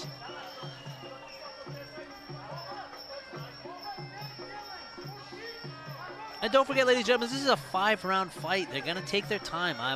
You know, they don't want to make any careless decisions here that can cost them a fight. You know, you got a belt on the line. You don't want to lose it to a silly decision. So they are going to try to figure each other out. There it is, right there. Tagaev sees an opportunity. Over left hand.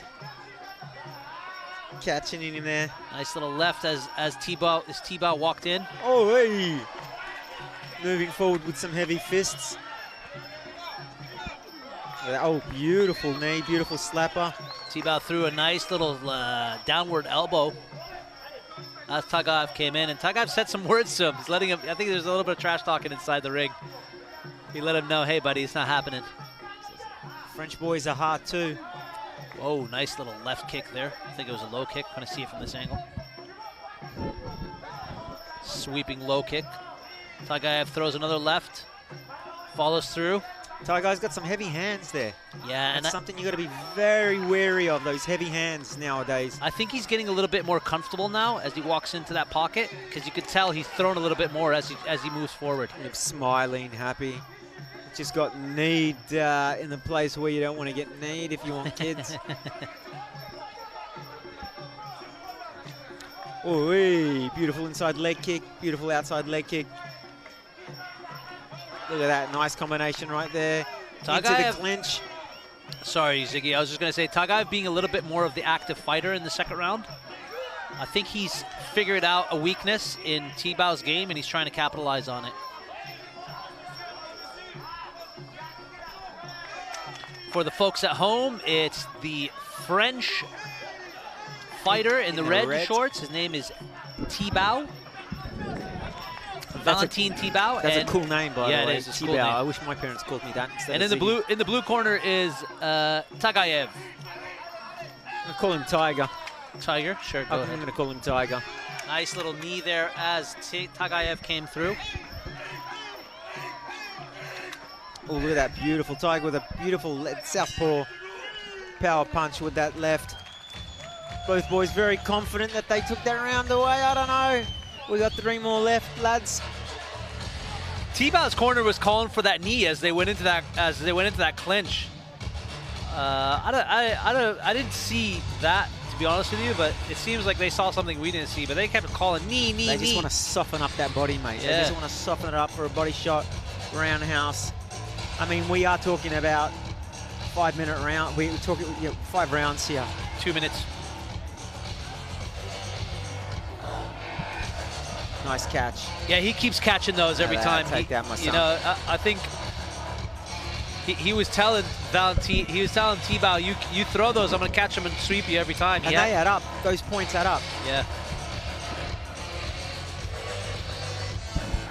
Oh, and what it does is it gets the fighter thinking, you know, should I throw this? Is it going to get caught again? Exactly. It double guesses, you know, you start guessing yourself. It does. It does take away certain tools, and therefore you have to think, and you hesitate. Yeah. And once you hesitate, and then, you know, things can go pear-shaped. Tell you what, the crowd's pretty wild tonight here in Dubai. Yeah, it's a packed crowd tonight here at the Dubai Expo Sports Arena. It's filled right in. We're halfway through our fight card tonight. Valentin Thibaut, the Frenchman in the red shorts, and BOBIRJON Tagaev, the Uzbekistan in the blue shorts for the Intercontinental title fight this evening. Halfway through this fight, we're walking into round 3. I think this is where it starts getting interesting, Ziggy. Yeah, for sure. I mean, when titles are on the line, you know, that's what you pretty much train for all your life, a title. Whether it's a interstate, continental, South Pacific, I mean, whatever title, as long as it's legit, and these are legit, ladies and gentlemen, we're dealing with the best title belts here in the world. Here we go, third round. I'm sure they're going to pick up the pace for sure. Nice combinations automatically from TAGAEV, the Uzbekistan. THIBAUT, it's got him really tight in the clinch. They're fighting for position. Yeah, Tiger's really letting those right knees dig in, left knees dig in. It's just wear and tear, folks, what you don't realize. You'll see 1, 2, 3, yeah, nothing, but they do hurt after a while. As the rounds click on, it's very sore. Those muscles become very, very sore and fatigued. And it's not nice.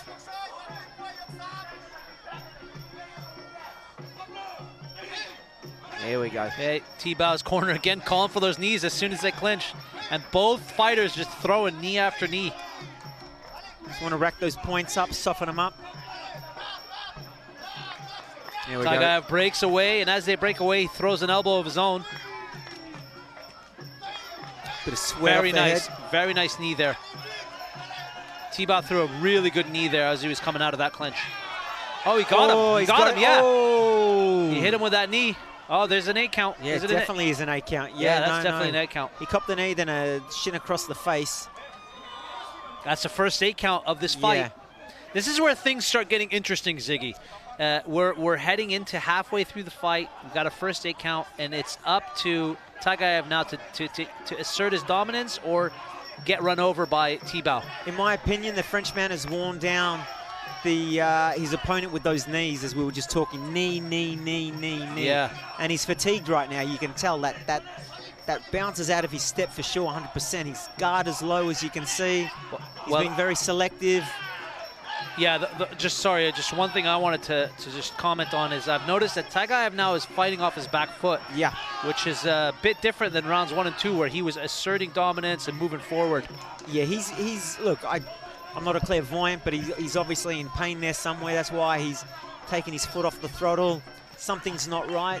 As you can see, he's fatigued. Yeah. For sure, he's hanging on, you know, tactics holding on there. Look at that. He's, 5-10 seconds to get his breath back. THIBAUT again, backing down, backing out. There you go. The Frenchman, very methodically, tactically, just selecting his shots, wearing down Tiger. Look at that. I mean, he's even throwing elbows to the ribcage. Yeah, to the ribcage, the abdominal section. He knows he's got sorts. Yeah, he's got 2 more rounds if he can just keep on wearing him down. And he knows right now, unless there's a very lucky punch, a haymaker. Oh, there you go. Very nice there left from TAGAEV. Yeah, Tiger. THIBAUT felt that. He kind of took a step back, regained his composure, and then kept pushing forward again. All right. Yeah, 2 more rounds left. Tiger's really got to dig deep these last 2 rounds. He's got to come out like nothing has ever happened and win these 2 rounds to win the fight.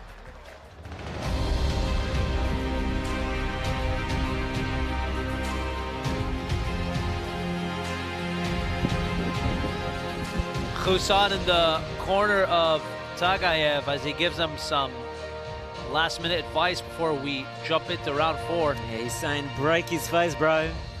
Break his face so we can go and get some donut tonight. Very tough sport, ladies and gentlemen. Very tough. Muay Thai, just those wear and tears of those knees. You have no idea. You can take half a dozen, but after a while, it wears down. It's hard to breathe. You lose your confidence. You lose your balance. You lose your composure. And, it's the real... Look at that. Oh, look at that. Very nice. I think that was that shot that kind of got him... That he lost a lot of momentum after that. He took it like a champ, though. Yeah. He took it like a champ. That was a really nice counter from TAGAEV there as well. It kind of put THIBAUT on his back foot. Look, both brilliant fighters. We'll just see. We've got 2 rounds left. Which man wants it more than the other? Our Frenchman looking cool as a baguette.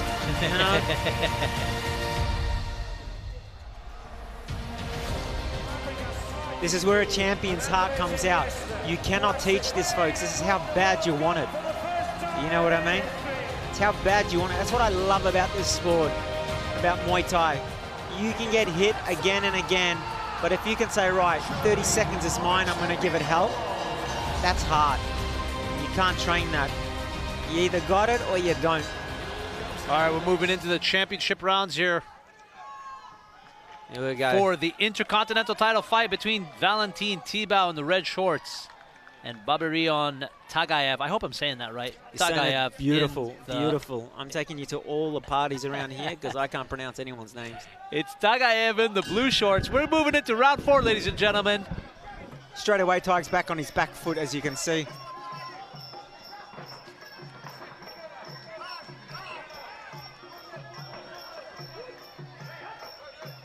Let's hope it doesn't get too sloppy. Let's hope they don't get into too much of a clinching war where nothing happens. Let's keep this momentum going, keep it beautiful. Look at that. Very nice. Nice from TAGAEV. TAGAEV, let those fists go, my friend. You got nothing. Oh, he got him. Very nice left. Beautiful. Go and to the body. And he switches levels again. Whoa, another nice body beautiful shot. Body shots. Look at that. He's letting loose. He's doing... I don't know what his corner said to him, but TAGAEV is coming out like a bat out of hell. Oh, look at that. Beautiful Very uppercut nice shots. To an overhand left. Just missed him. He's got THIBAUT thinking now, should I come in or no? Yeah, THIBAUT is a little bit more hesitant now walking into that pocket. Oh, yeah, for sure. But the Frenchman's still confident. You can see he's still moving forward. Did he cut him? There's hold up here. I think Tiger got cut. TAGAEV's got a cut there on the top of his ear, it looks like. Let's hope they don't stop the fight, because it's just... Let's see what the ring ear? doctor... Yeah, it's ear. I think it's just dead tissue.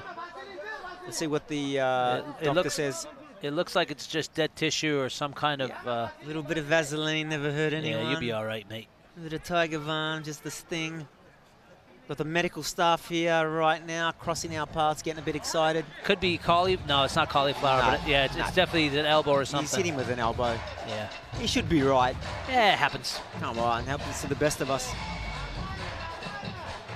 Yeah, but that skin around that ear is really, really thin, really sensitive. And when you get hit by those elbows, you know, it's like razor sharp. You know, it's like a knife cutting through butter. I have to be honest, I haven't seen in Muay Thai all my years, I haven't seen too many cuts from the ear.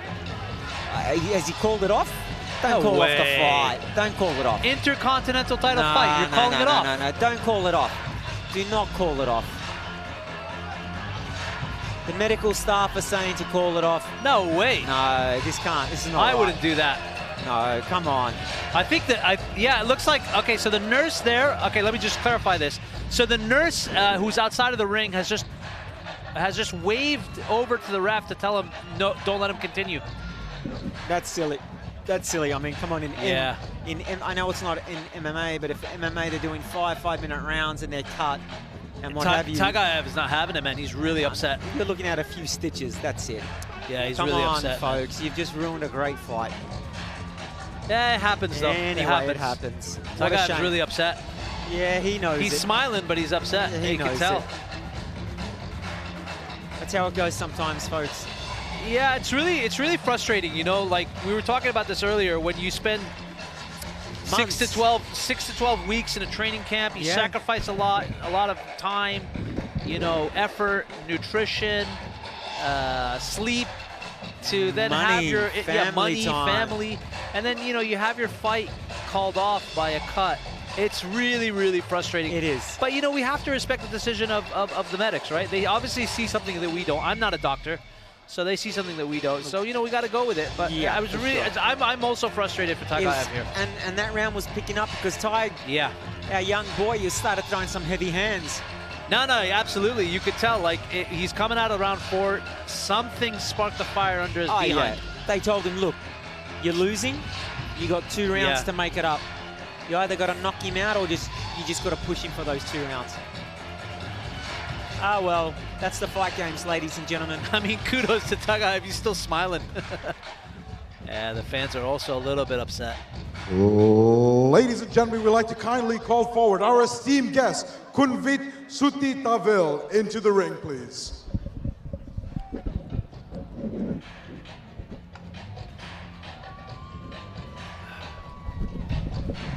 There it is, ladies and gentlemen, the WMC Intercontinental title belt. What a beautiful belt. And it's gonna get wrapped around the waist of Valentin THIBAUT. I think I'm gonna pinch that belt and walk around JBR tonight with it, letting everyone know that I'm a superstar.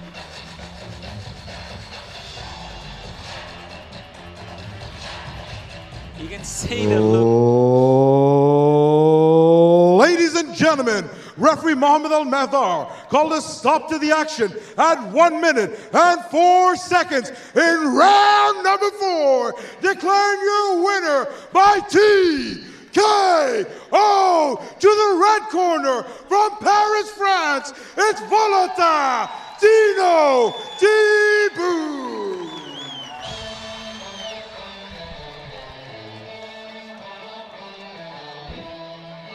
Ladies and gentlemen, Valentino THIBAUT is your new WMC Intercontinental Champion. Congratulations, sir. Congratulations to Valentin THIBAUT for the win by doctor stoppage in the 4th round. Just and nothing but a show of gratitude from both fighters for putting it all out on the line today at the Muay Thai Night Fights at the Dubai Expo in the sports arena. Man, what an amazing night of fights it's been, ladies and gentlemen. But don't go anywhere. We still got some title fights for you. Got some bad fights coming your way, ladies and gentlemen. Hope you're enjoying the action. Crowd's taking a little bit of time off. They're probably going to go and get a latte like Ladies and gentlemen, I am stood here with the new WMC Intercontinental Champion from Paris, France, Valentino THIBAUT. Volata, this is one of the first times we have been able to have a live event in front of an audience. You have taken home a WMC Intercontinental title. What would you like to tell your fans in the audience watching you here today? I have to say thank you to my team, my dad, my boss, General Jassim, and thank you to my wife. Always be beside me. She's the best. She's here today. I want to tell you, I love you. Ladies and gentlemen, your new WMC Intercontinental Champion, Valentino THIBAUT. What's that they say? Behind every great man is a great woman, eh? It's not true, bro. It's not true. Amazing woman. An amazing woman.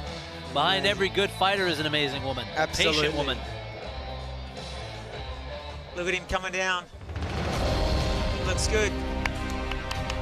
Good job to Valentin THIBAUT as he takes home the WMC Intercontinental title belt. And man, does that look good on him, eh? Does looks good. Yeah, it looks good. Moving on, ladies and gentlemen, another night of world title fights. We got some amazing females in the next title card fight. We got an Australian girl fighting, Yolanda. To give Uruguay a stunning start.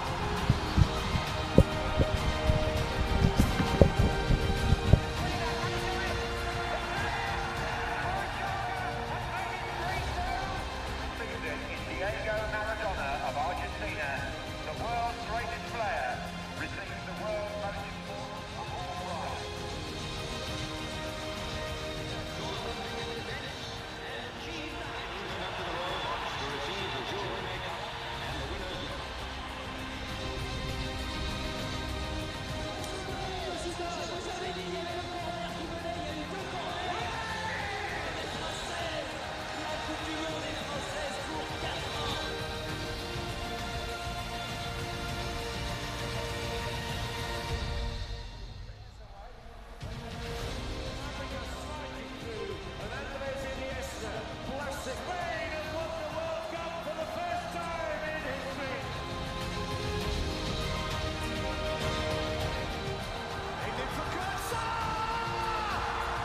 Germany are the champions of the world.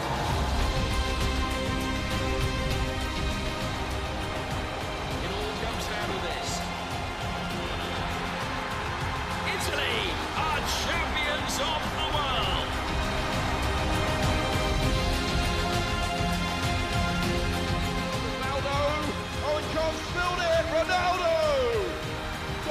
breakthrough. World champions again.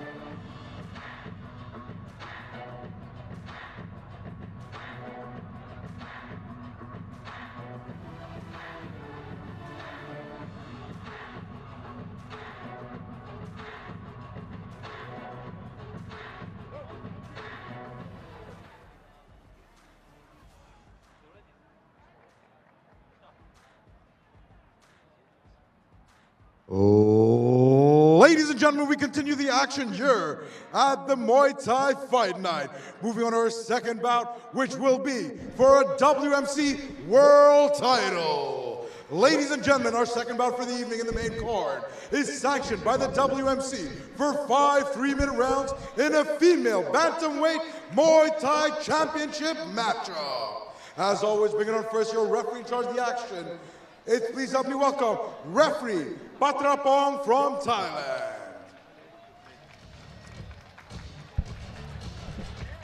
Our Thai ref making her way to the ring. You go, girl. First you female go. Thai ref. Love it. Love Thailand. Love the culture. It's my favorite place on earth. I love everything. And this is going to be a great fight right now. We got the ladies up, Yolanda from Australia, and we got SVEVA from Italy, if I'm correct. Yep. Let's take it to the MC. Ladies and gentlemen, this bout is sanctioned for 5 3-minute rounds in a female bantamweight Muay Thai matchup between SVEVA MELILLO and Yolanda Schmidt.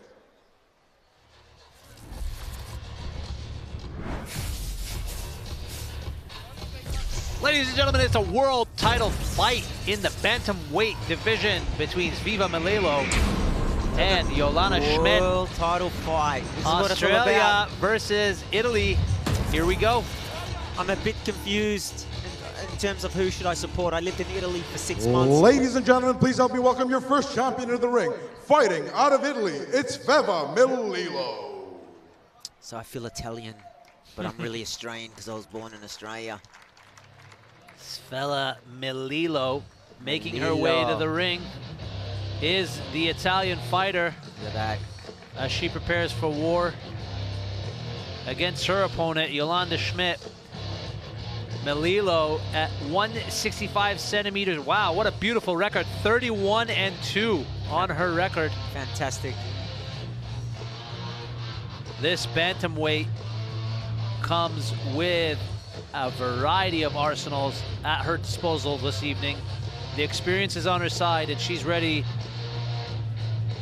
for war. That's what it's about. It's about the green belt. It's about, this is it. This is it. It's what they trained all their lives for, to get to this position.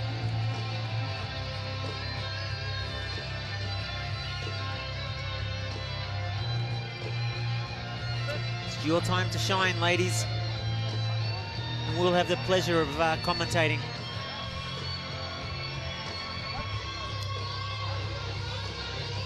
You know what I'm loving about the art of Muay Thai? When I was growing up back in the 90s, early 90s, you know, Thai boxing was kind of more for the Thais, and the Australians got in there, and the Dutch, and, you know, yeah, you know, other European countries. But as the decades have gone on, you know, so many countries have taken the sport as their own, you know, throughout Europe, from Romania to Russia, to Italy, to the UK, everywhere. Muay Thai is just huge, and it's become part of And now, bring our opponent to the ring, fighting out of the blue corner from Sydney, Australia, it's Yolanda Schmidt.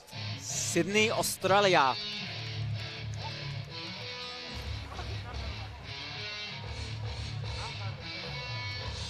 Here comes your Aussie female fighter, Yolanda Schmidt, as she makes her way to the ring. Scale Aussie, Aussie, Aussie. She scales over at 163 centimeters in height. A little bit taller than her opponent. And 35 wins, 11 losses in the Springboks Muay Thai career. Nothing but smiles, so is she? Happy. Yeah, she's so happy. Hey, I don't blame her. She's in Dubai. She's at the World Expo. Weather's beautiful. She's at a world-class facility right here. Yeah, why not? Why not?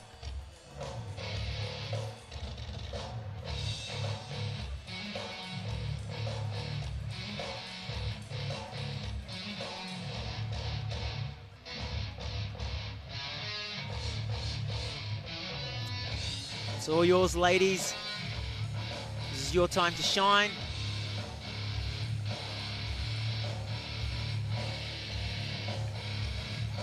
A little bit of a prayer from her corner.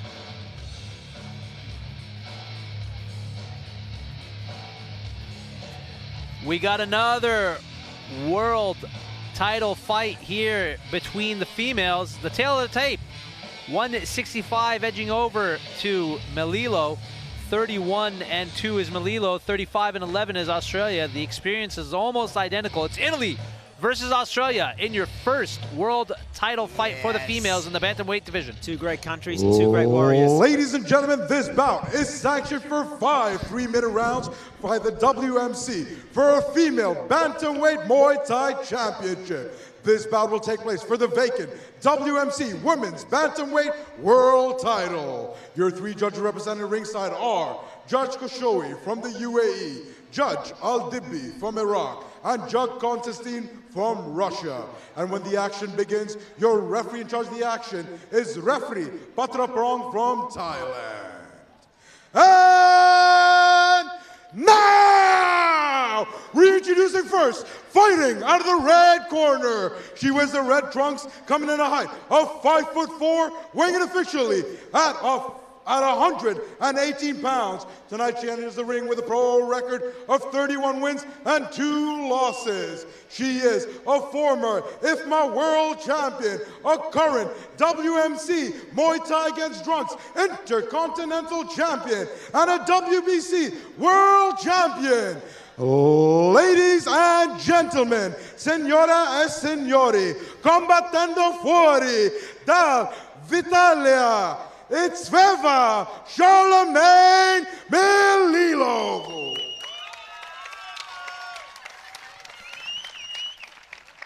And now, fighting Representing out of the blue corner, she comes in a height of 163 centimeters, coming away evenly at 118 pounds. Tonight as she enters the ring with a pro record of 35 wins and only 11 losses. She is a former WKA World Champion, a former WMC World Champion, and a current Asian Pacific Champion. Ladies and gentlemen, the Thunder from down under, from Sydney, Australia, is the Springbok, Yolanda Schmidt. Go Yolanda. Sorry, not being biased there, but that's the Australian.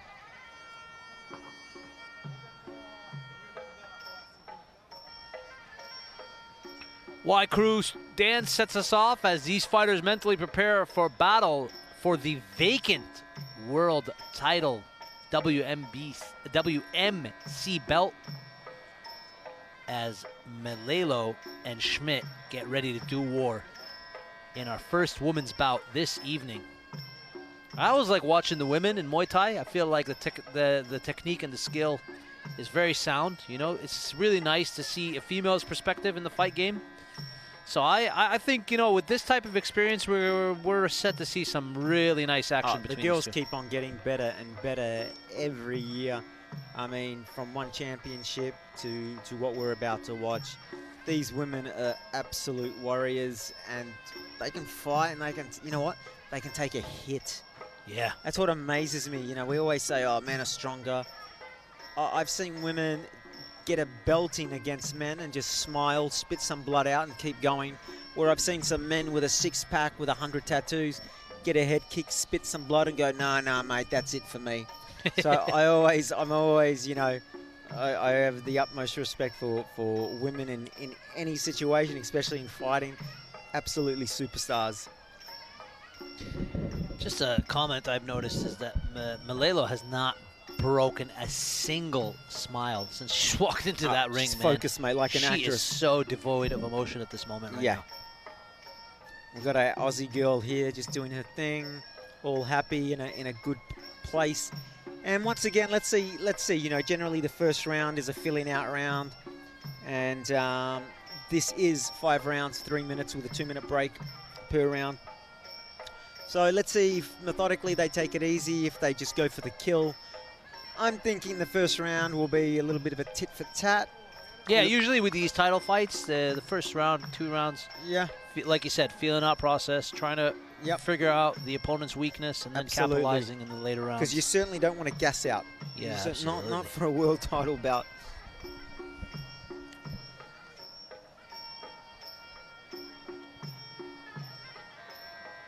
It's like she's looking in a mirror, brushing her hair, if I was to, you know, give my 2 cents worth. Once again, another great night in Dubai, folks. If you haven't been to Dubai, get on an Emirates plane. Beautiful weather here we have at the moment. Our winters are the best in the world. Come down to Expo. Still a few weeks left. And let's enjoy this World Muay Thai belt. Our Thai ref gives the final set of instructions as we get ready.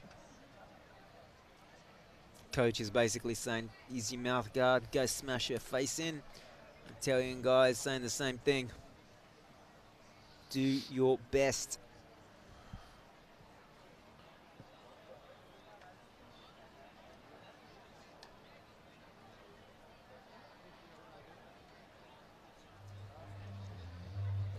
This world title fight is brought to you by the International Muay Thai Federation Association, UAM, and the beautiful Dubai Expo. And here it is. So 2020. We're ready to set off our first bantamweight female fight between SVEVA MELILLO and Yolanda Schmidt. MELILLO in the red corner, in the red shorts, and the Australian Schmidt in the blue.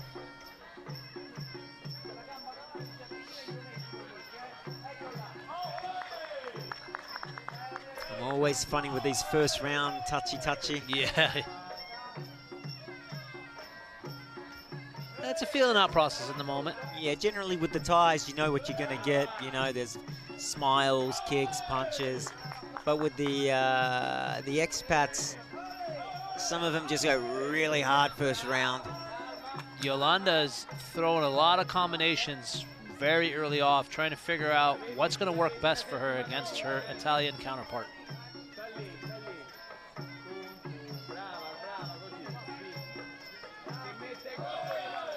Straight down the middle from Yolanda. Nice low kick. Yolanda, a good little teep there from Melillo. Keeping the distance. Schmidt comes in with an overhand right.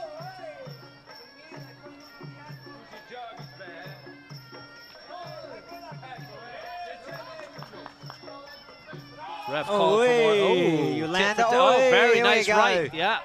Here we go. Oh, here we go. Catch. What do we got here?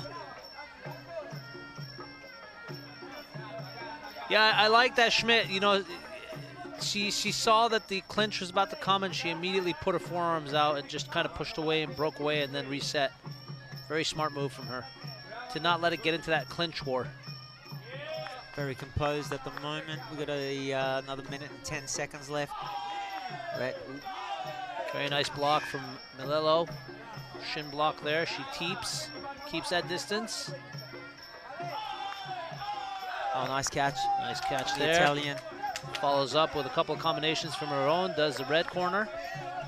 And Schmidt throws that overhand right, misses. The Aussie's looking for that overhand right, whether it's straight overhand. Got to keep that chin down. Yeah, actually, sorry, that was just a straight right. It wasn't an overhand.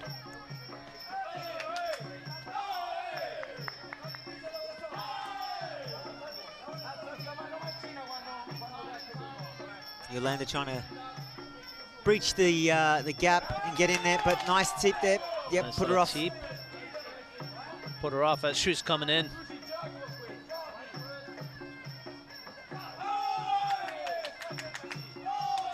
There you go. The Italians figuring her out. Yeah. I think what SVEVA is trying to, I think she successfully understood, is that if she keeps Schmidt on the outside, she can kind of pick her apart a little bit better.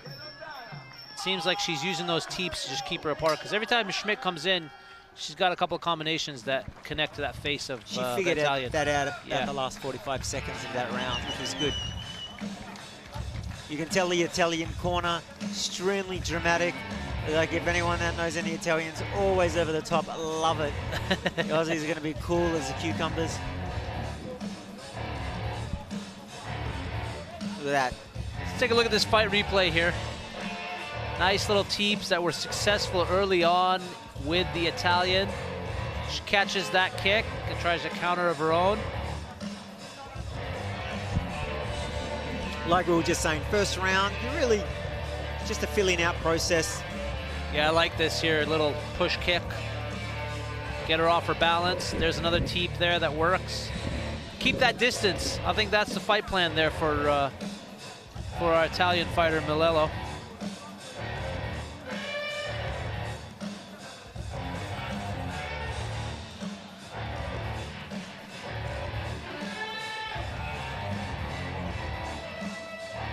Actually got two female events on tonight, which is fantastic.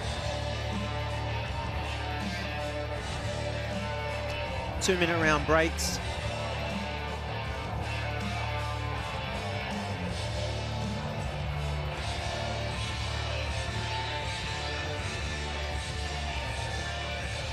Yep, Yolanda's all happy.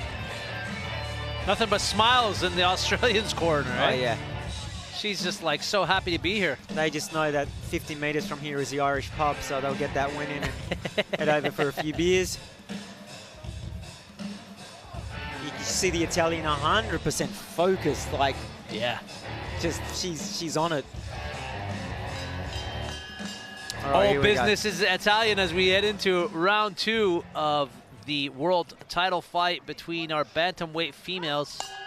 It's Yolanda Schmidt in the blue corner and SVEVA Melillo in the red corner. And here we are in round 2. Picking up the pace. Little bit more of a dramatic round now, I think. Here we go. You can already see Melillo's got something up her sleeves. Schmidt's not having it. Counters of her own with some elbows. Follows through with a kick. Nice little high kick there from MELILLO. Aussie's trying to line up her Italian counterpart, waiting for that counter. There we go. Yeah. Just missed. I like the way she sets that up. She kind of just steps over to the left and then just launches that right. Yep. There it is again. You see that? Beautiful. Very nice. Oh, there we go. There you go. One down the gurgle. Oh, nice catch.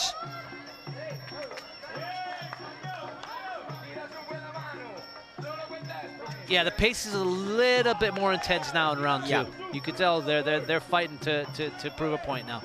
100%. You can see the Aussie girl. She's depending more on her hands. Very nice left hook there to wear down her Italian counterpart. MELILLO a little bit more seamless with her combinations. Very nice, catches it. Oh, does beautiful Schmidt. From Schmidt. Yeah, beautiful. Very nice.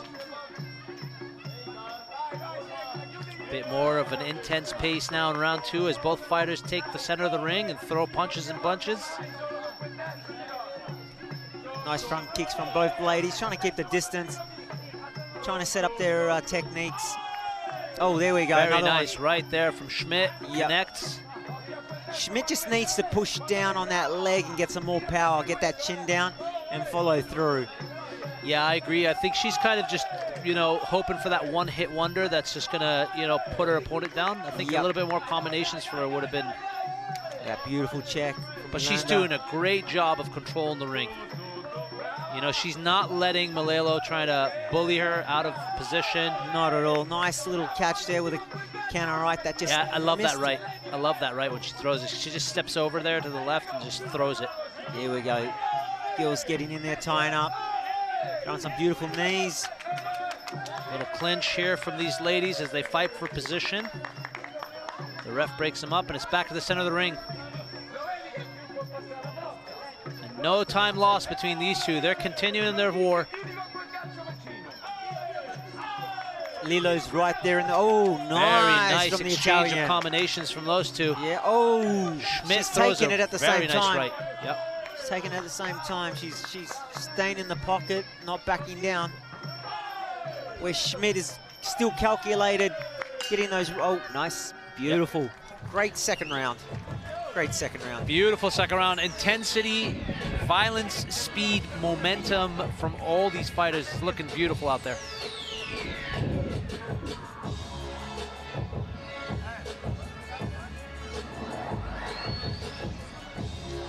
SVEVA MELILLO looking so cool as a cucumber in round 2. Beautiful right knee there from the Italian.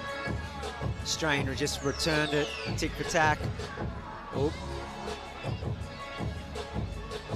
Nice left hook. That straight down the middle from Schmidt. Besides the points adding up, it does take an effect on every fighter, getting punched in the head again and again. Softens up the skin, rattles the brain.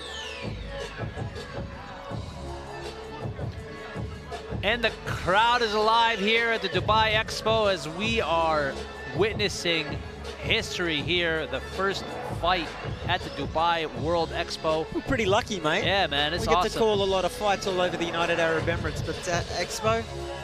Hey, I've called a lot of fights around the world, and I gotta say, this venue is an epic one. It's a beautiful venue. You know, I've called fights in Malaysia, I've called fights in Singapore, I've called fights in Dubai. Dubai many a times. Abu Dhabi. And this one definitely going down in the memory bank, man. Very nice and luxurious down here at the Expo 2020. I can tell you that. Here we go, the Italians screaming orders down. Lilo's throat, letting her know, let's get on with it. You know, I think these fighters are a little bit more luckier than our earlier fighters because, you know, the weather's a little bit cooler now. It's going to be a little bit more it's cooler. Merciful to them. Merciful. I think the first couple of fights, you know, they had to fight in the sun. Aye. That couldn't have been good. Very nice. Very nice. Nice. Skip leg kick.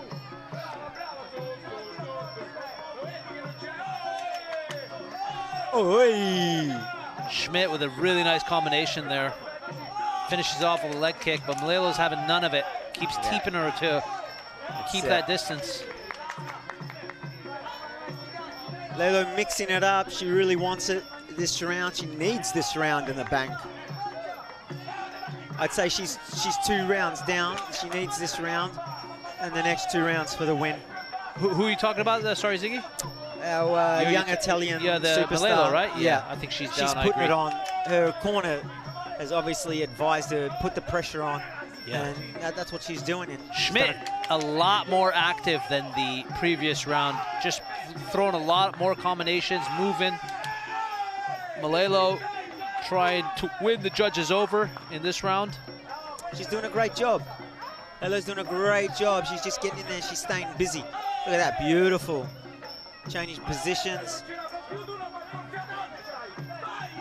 Very nice right hand from Schmidt. Bounces Melillo's head right back. She's got that beautiful right hand when it connects. Yeah, she's boxing her right now. Look at that. Nice. Catch. Oh, hey. Melillo looking a little bit gassed. Oh, hey. Schmidt smells blood. She's pushing a bit more harder in this round, isn't she? Yeah, the Aussie girl's giving it. The Aussie girl's like, rightio, I see what you're doing. Okay. You want to play that game? I'm moving up. I'm down. Nice balance.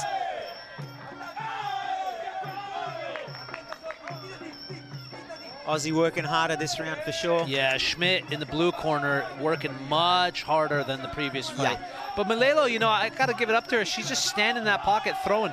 Oh yeah, she's giving it all. She knows if she's got to win it, she's got to stay there in the pocket and fight. And that's what she's doing. She's taking a hit and then giving a hit back. Yeah, the bully becomes the bully, I guess. Yeah, it's brilliant. Nice little left hook there. Yeah. Beautiful. She saw that coming in and she just threw it quickly. Yeah. Aussie girl trying to throw some close left elbows. Not generating enough power, but maybe get a cut in there if she's lucky. It's a battle of the knees here as the ref breaks them up. Brings us back to the center of the ring, and they're off again to do. Oh, very nice combination from Melillo. Yeah, those Italian. Yeah, look those at that. both connected, man. Yes. Very nice round between these two. And you can tell Melillo's fired up right now. Oh yeah, she's walking into the 4th round saying, "Let's go, baby." Yeah. She's you could confidence is gone up 3 levels for sure. Absolutely. I don't know what her corner said to her, but she looked possessed coming out of that corner. Yeah. It was beautiful. Let's take a look at the replays here, Ziggy. This is a beautiful kick here from Melillo. That used to be my old classic. Throw that right leg kick, put it up high, but come down low and chop out the back leg. Some nice knees there to the rib cage of Melillo. Does Schmidt throw? You know, one thing I wanted to let you know, something I noticed, Ziggy, is in this fight, Melillo was backing Schmidt up a little bit more with her aggression. 100%, and that's what she needs. And the judges, it looks great in the judges' eyes. Nice little parry there, and then boom. Or a little, wasn't a parry actually, it was more like a... I got distracted by the guy on the scooter? Scooter, right here. Look at the Italian corner, he's like, you do it, girl. You got this, the Aussie corner's like, listen, I mean, mate. the Aussies are so cool, man, and then you got the Italian corner basically screaming at each other. We got steak and pie waiting for us, and the Italians are a little bit more serious. But they look composed. The Australians look very composed. Italians very dramatic. I love it. I love it too. He's letting her know it's now or never. Oh yeah, look at her. Look at her eyes, man. She is possessed, man. She's possessed. Let's go, baby. I'm excited for you. Yes. Come on, let's go, Melillo. Come on. Let's go, Lelo. Come on. Let's go, Yolanda. Let's go. Both girls doing great. Look at that. Look at the Aussie girls. Let's go. Big smile on her face. All right. What's going to happen? I just think things are going to move faster in the next couple of rounds. Yeah, I think so too. It's a world title. Yeah, we're in the 4th round. It's a championship round now. And, you know, both fighters want it. You can tell. The aggression is coming out now. See, look at that. That's beautiful right there. Right in the center of the ring. They're just throwing down. Absolutely. Nice elbow. Oh, spinning back elbow from the Italian. Nice. Very nice left there from Melillo. It connected, too. Got the attention of Schmidt. Schmidt pushes forward, tries to bully Melillo. Melillo's not having it. Almost out of the ring. Melillo's not having it, man.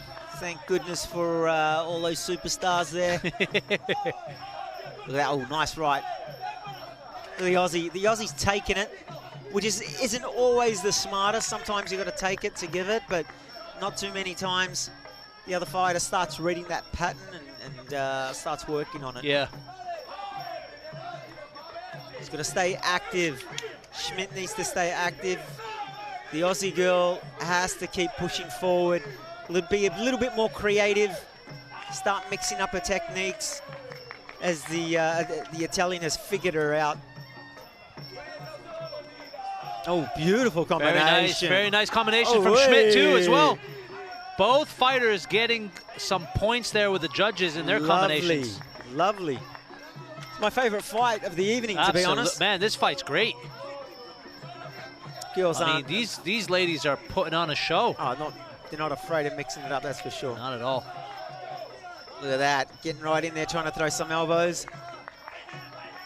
I like Melillo's style here coming into the fourth round. You know, she's... Look, if I'm not being a betting man, but Lalo, the Italian girl, I mean, she continues this, like, she can win this fight for sure.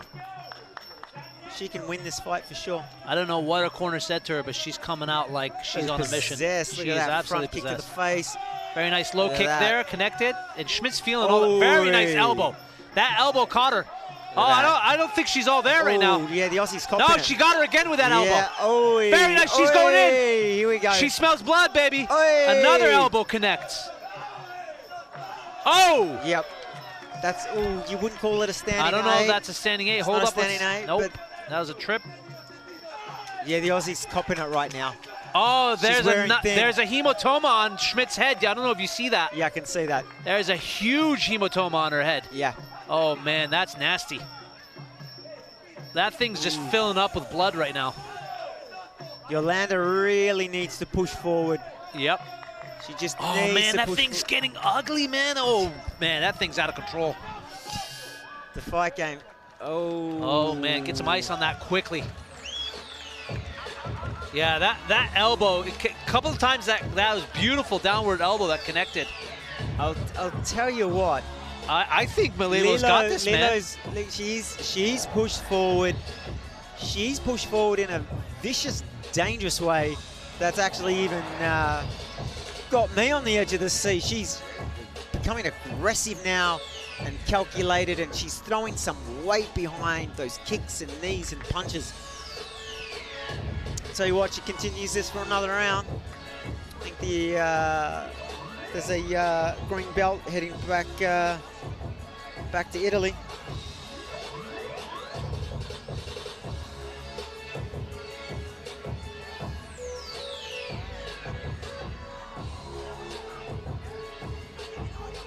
Man, that hematoma's looking as nasty as Joanna's hematoma in that MMA fight. Yeah. Let's have a look at it right here. I think it's right here. Let's have a look here. She throws that left, beautiful. She connects with that left as Melillo. And that dump. Yeah, she dumps her here. Boom. Thanks to our judges there for catching her. And then that was a really nice left hook there. I'm just waiting for that elbow that connects, man. That thing was ugly. Right here. Look at that. Boom! I mean, that was nasty, man. Yeah, I felt that. Look at the confidence in it. Look at that. Look at that. That's what we want. Another one right there, nice left, hook. right. Both of them in the pocket, just exchanging. I'm telling you now, folks, it's the person that pushes hard this round. Oh, and I'm talking like give it 110% for the judges, for everyone in the audience is going to win this. Yeah, absolutely, man. This is great. I mean, for me, the Aussie girl, she's just got to keep it simple. Jab, kick, jab, kick, jab, kick. Stay busy, and she can win it. But if she's going to get Let's see. Got to keep it simple sometimes. It's the 5th and final round of the women's bantamweight world title fight here between SVEVA MELILLO in the red shorts and Yolanda Schmidt in the blue shorts. And Italy versus Australia. This fight is really close, but you know what? I gotta say the tables have turned. It looks like Melillo's edging the win here. 100%. She's hitting with some flush shots. Very nice combinations from Schmidt. You see the weight behind the Italian girls' punches. They're heavy. Spinning back elbow from Melillo. And you can see in Yolanda's eyes, you can see that she's just not pushing through. She's slightly fatigued. She's lost a little bit of confidence. Now she's chasing down her opponent, and she doesn't like it. Ref breaks it up, brings it back into the center. Schmidt pushes on through, but Yolanda has a couple combinations of her own. Yolanda's right in the pocket, but she's not moving. She's just right there and getting hit. She's throwing. She just needs to cut off the angles a little bit more. Melillo's looking for that downward elbow again. Yeah. Lalo is cutting off the angles and she's moving. Whether she's moving back or forth, it doesn't matter. She's mixing the angles. Look at that beautiful left roundhouse or right roundhouse. And both fighters are very fatigued at this stage of the game, man. But our young Italian girl, you can see she wants it a little bit more. She's hungry. She's hungry. Very nice combinations there. Look at that. Lovely from both girls. Yeah, the fatigue is wearing in here now on both ladies. But the combinations are still there for Melillo. Schmidt's doing everything she can to rack up some points. She's got 40 seconds for a knockout. Final 40 seconds here in she's the 5th and final round. And these clinches aren't doing her any favor. They're just taking time off her. I think she's just tired. She's tired. She's been wrapped up. She's doing a fantastic job. 30 seconds, ladies. Give it all. You've done yourselves proud. You've done your countries proud. You've done your clubs proud. You've done yourselves proud. Very nice combination again from Melillo, working the legs. Schmidt going. Yeah. Very nice left there. Look at that. That connected, that left.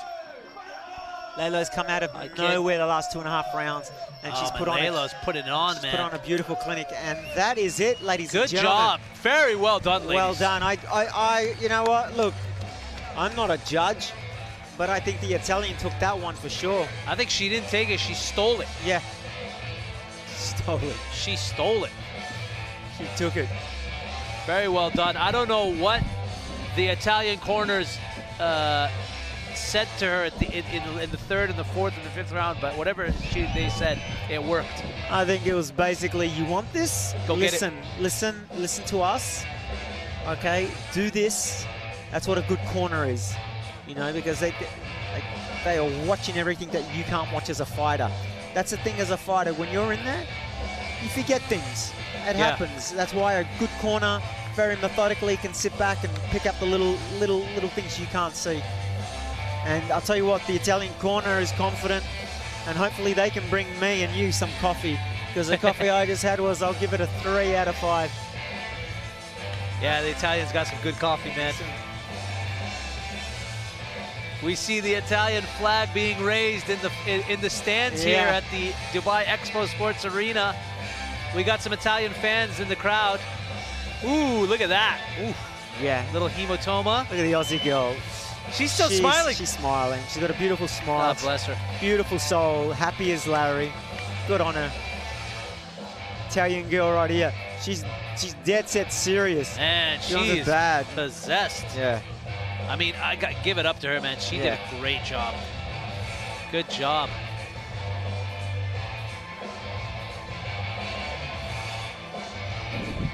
Well done to both these ladies.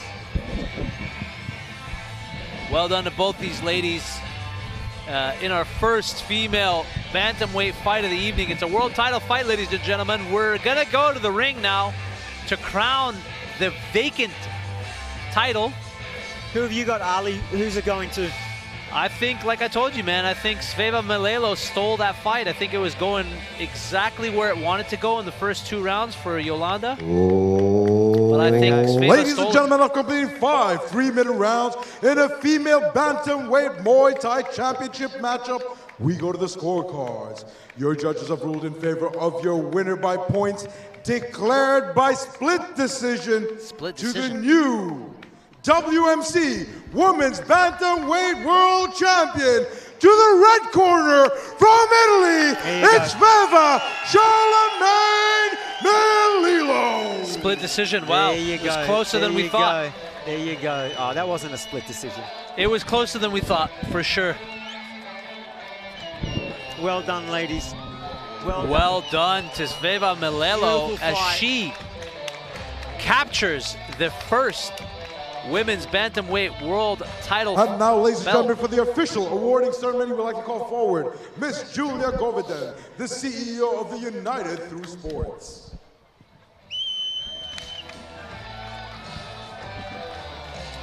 Someone put that belt around that girl. She deserves it. Come on. I mean, you think she'd smile by now? Look at, I'm more happy with the corner of the Italians. Yeah, they're super happy. I go and give them a handshake.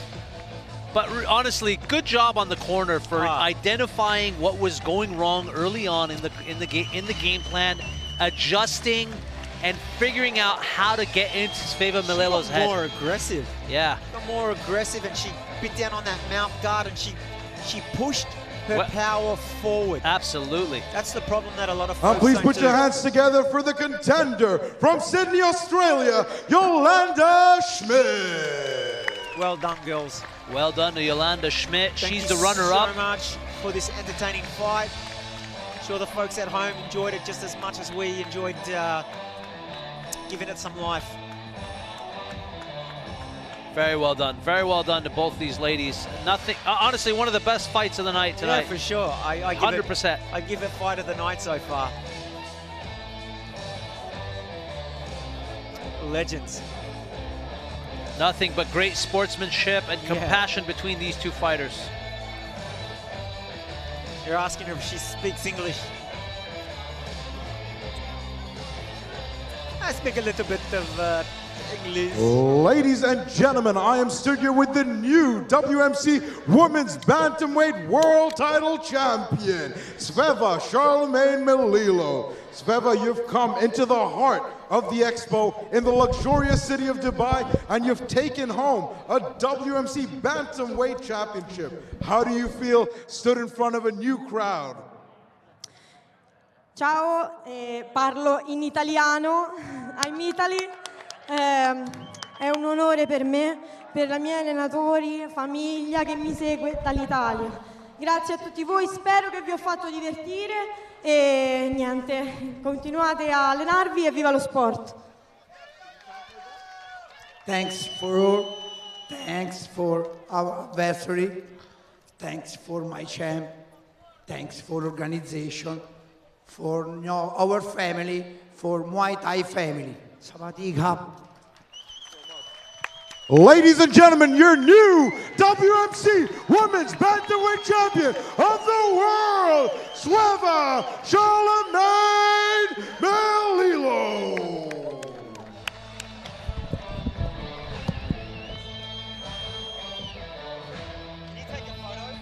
Yeah.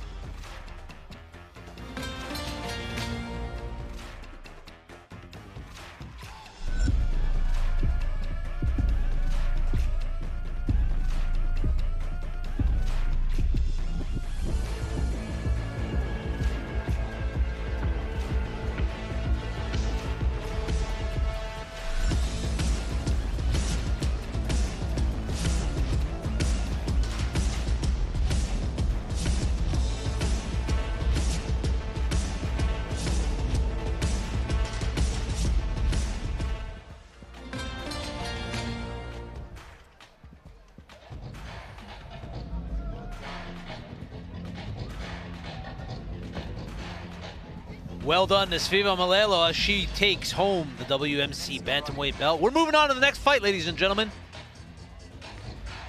Another female fight. Let's take it to the ring with MC Rishi. Ladies and gentlemen, we continue the action here at Muay Thai Night Expo 2020 Dubai. We move on to bout number 3, another WMC World title. Bout number 3 is sanctioned for 3 3-minute rounds in a female featherweight Muay Thai championship matchup. This matchup will be for the vacant WMC Women's Featherweight World title belt. Bringing on first, as always, your referee in charge of the action, referee Dion from Malaysia.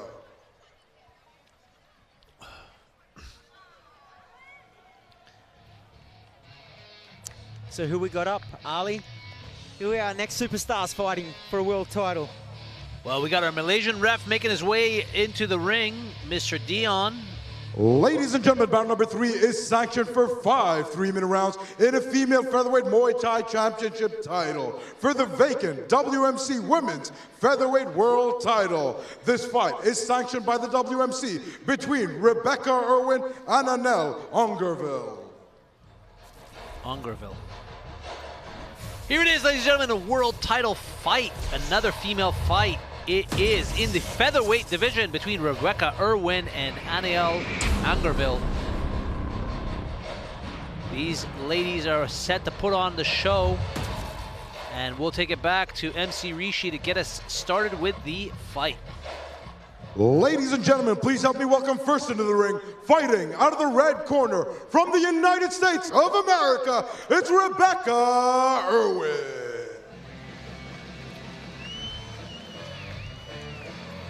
So we got America versus France. Our fellow American makes her way into the ring. The 21-year-old Rebecca Irwin, standing at 176 centimeters in height. This American, 23 fights at the age of what? 21. This American has over 23 fights at such a young age. Busy girl. 20 wins, 3 losses. Rebecca Irwin making her way into the ring right now, ladies and gentlemen. She's looking calm and collected. She's cool. No problem. She's very, very tall at the, I think she's gonna have a really good advantage here, limb advantage. She's gonna be able to cover distance a lot more comfortably than our previous fights. It's looking like she's gonna be fighting on the outside here. Let's have a look at her style when she gets in. Interesting. Not a care in the world for Rebecca. Miss Irwin, she's just chilled. I love it. I love it when a fighter is just, you know what? I just woke up, I go do my job, I finish, I go home. And now, bring our opponent to the ring, fighting out of the blue corner from France, it's Anel Ongerville.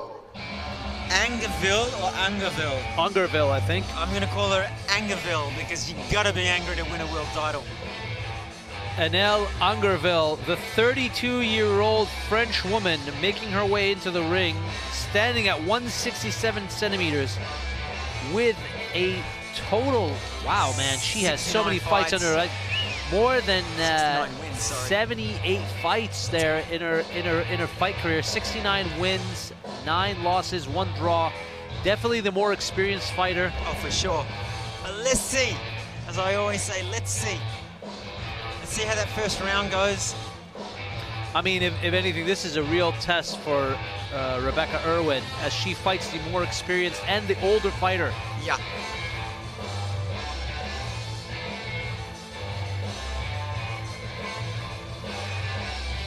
I love it. I love Muay Thai bringing every country together. We've got so many fighters from the United Arab Emirates, from Malaysia to Australia. It truly is an international sport, isn't it? I mean, it's like, it's really bringing everyone together. I love it. I love it. Love it.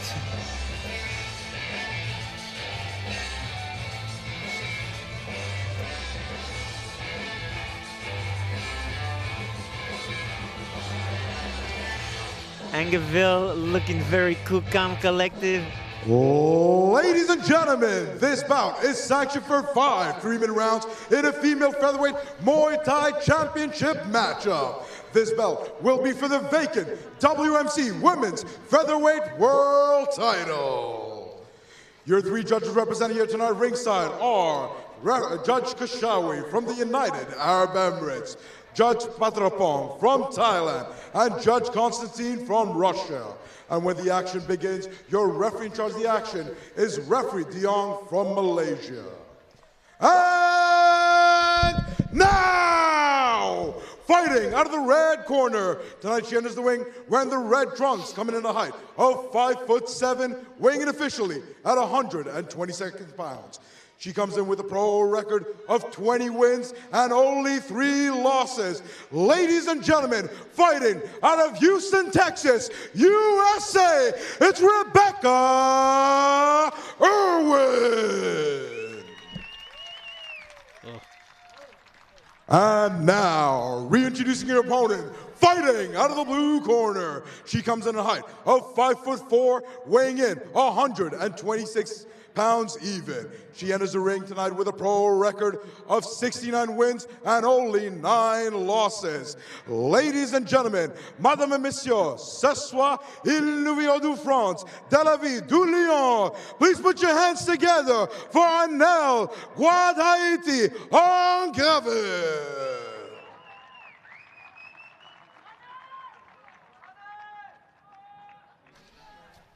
Now is ready for business, and Rebecca is just chilled. She's like, do this. Let me get this world title. Let me get this belt. Take it back home to Texas.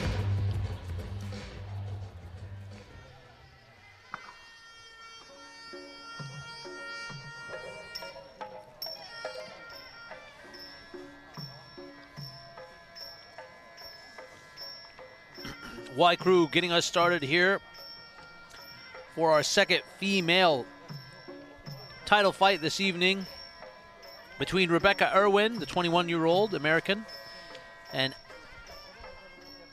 Anel Angerville, the 32-year-old from France. A wealth of experience in Angerville here as she makes her Y Crew dance entrance. Very calm and collected is the French fighter. A real test right now for Rebecca, isn't it, Ziggy? I mean, if she can get through someone like Angerville, it really sets her up in terms of where she can go in her fight career. Especially at such a young age. 21? Yeah. 21. 21 years That's old. Insane. 21. I mean, what were you doing at 21? I definitely wasn't doing this at 21. I was doing this at 21, but part-time because I was in the Royal Australian Navy, which kind of ended my Muay Thai career. But yeah, definitely, I was definitely doing this, but not at this level. I mean, for her to be 21 at this level, fighting for a real world title, she's good. She's got to be good. Yeah, you just don't get a free ticket to do this, folks.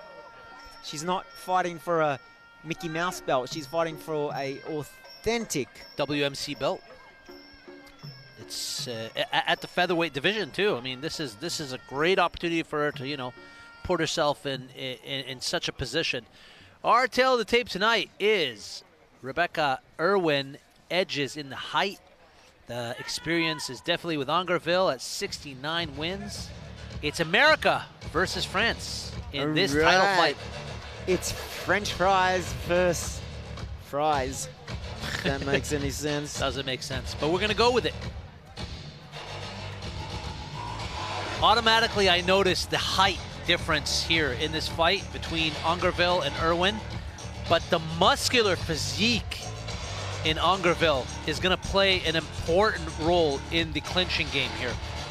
If Angerville is able to woman handle, I was going to say manhandle, but if Angerville can get into those clinches and control those clinches, I think she's going to be the more profound fighter here. Let's have a look. Let's see what happens in the first round. Yep. Let's see what happens. It's a feeling out process here. I mean, wow, man. This for Rebecca at 21 to jump into this ring and put on this international performance, it's really telling of her character, man. All the pressure's on our French girl at the moment. She's the older one. She's the one with almost 70+ fights. Then you got a young 21-year-old girl taken to her. The level of commitment, the concentration, the dedication that you have to be at that age is really astounding. Full-time job. You know? Ooh, very nice. Look at that. Very nice combination. Rebecca's but Angerville saw it a mile away. Yeah, sorry, I was just about to say, Rebecca's got those beautiful head kicks that she can throw easy. Yeah. Easy. She just lifts up that knee and flicks. And that's a beautiful thing about her height advantage. Yeah, it's a testament to her height advantage, isn't it, Ziggy? For sure. Nice, long, limber limbs. Just picking up the knees, left, right. Very nice overhand there from Rebecca. I think this is a little bit of a feeling out process. She wants to see if she can control this position. Yeah. And it's unsuccessful. Rebecca's pretty calm here. She understands that she's in such a important position right now. Absolutely, but she's not taking anything for granted because she hasn't felt the power from the French woman just yet. Very nice counter there from Rebecca. Angerville has a lot of power behind those punches and kicks, eh? A lot of power. You can see that. Man. Angerville's scary, man. Look at those power. Look at that. Very nice. That upper body strength. I would not like to be on the receiving end of those punches from Angerville. She's looking really dominant. She knows it too. She knows it too, exactly. Angerville knows that she's got some heavy She knows. hands. She's got that knockout power, you can tell. Yeah. Her build is astounding. She's just got to keep those. Very nice combination there from Rebecca. So Rebecca at the moment, like I said, early days at the moment, has the advantage of being a little bit higher, chin down. She can throw those elbows down. She can throw those elbows up. She can. It's much easier for her to clinch at the moment, knees and what have you. Yeah. But it's just the first round, and there's 30 seconds left. Angerville's looking for that knockout. She's a little bit hesitant, though. She knows if she comes in wrong, she could get caught. Yeah.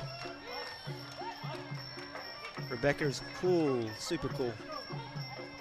Surprisingly cool, man. I mean, again, I got to bring it up. At 21 years old, I mean, I wasn't this committed to something. That's really, I'm impressed. I'm impressed. Very nice. A little bit of a late hit there on the. Yeah. Girls didn't hear the bell. Rebecca walks back cool as a cucumber.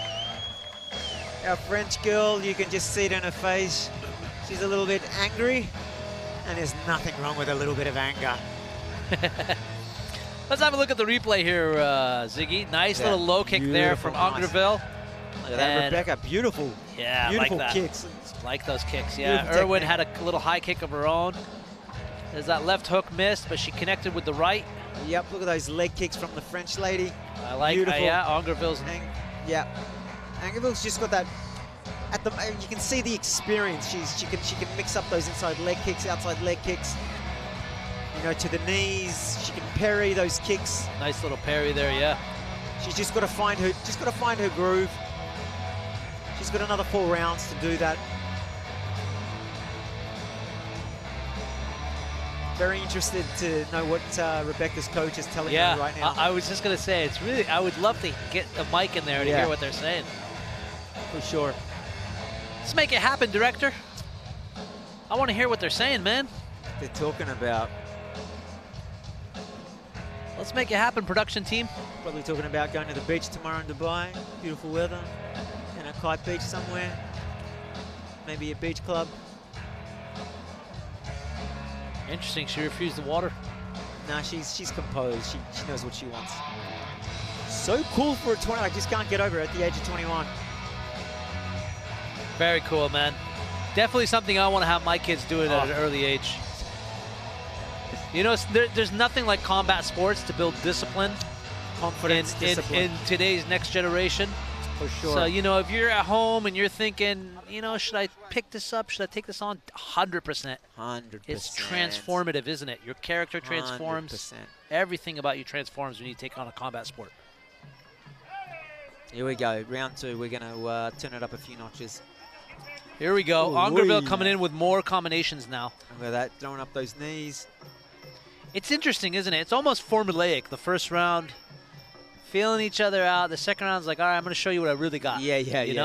Let's get all this butterflies out and show everyone what we're here for. Let's keep mixing it up. Look at that, nice. Look at those inside leg kicks.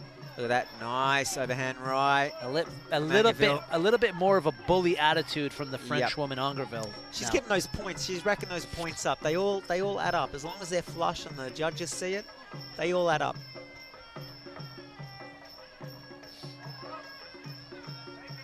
She's got to keep those.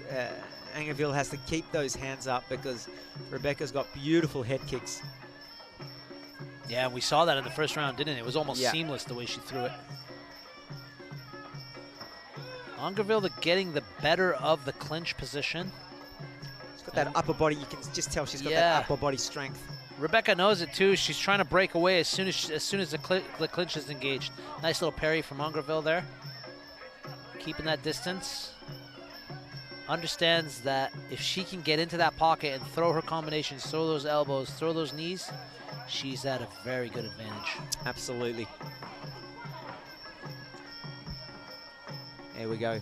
Back into the clinch. We'll see if we can break. The referee can break that up and keep these girls just mixing it up.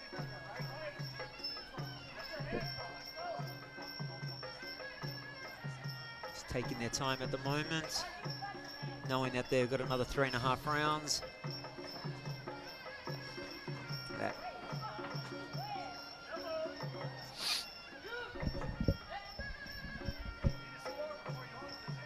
A little bit more of a slower round too than I anticipated. Yeah, for it started out pretty impactful. I think they're gonna save that energy for the 3rd and 4th round. But let's see, it's a little bit more methodical right now. Very nice. Nice dump there. Yeah, a little bit more methodical. Let's pick up the pace, ladies. Angerville definitely the more powerful fighter in the ring. Understands that if she can get that clinch, she's able to control Rebecca and do as she wishes. As you were saying earlier, this is where the experience comes in, right? Yeah.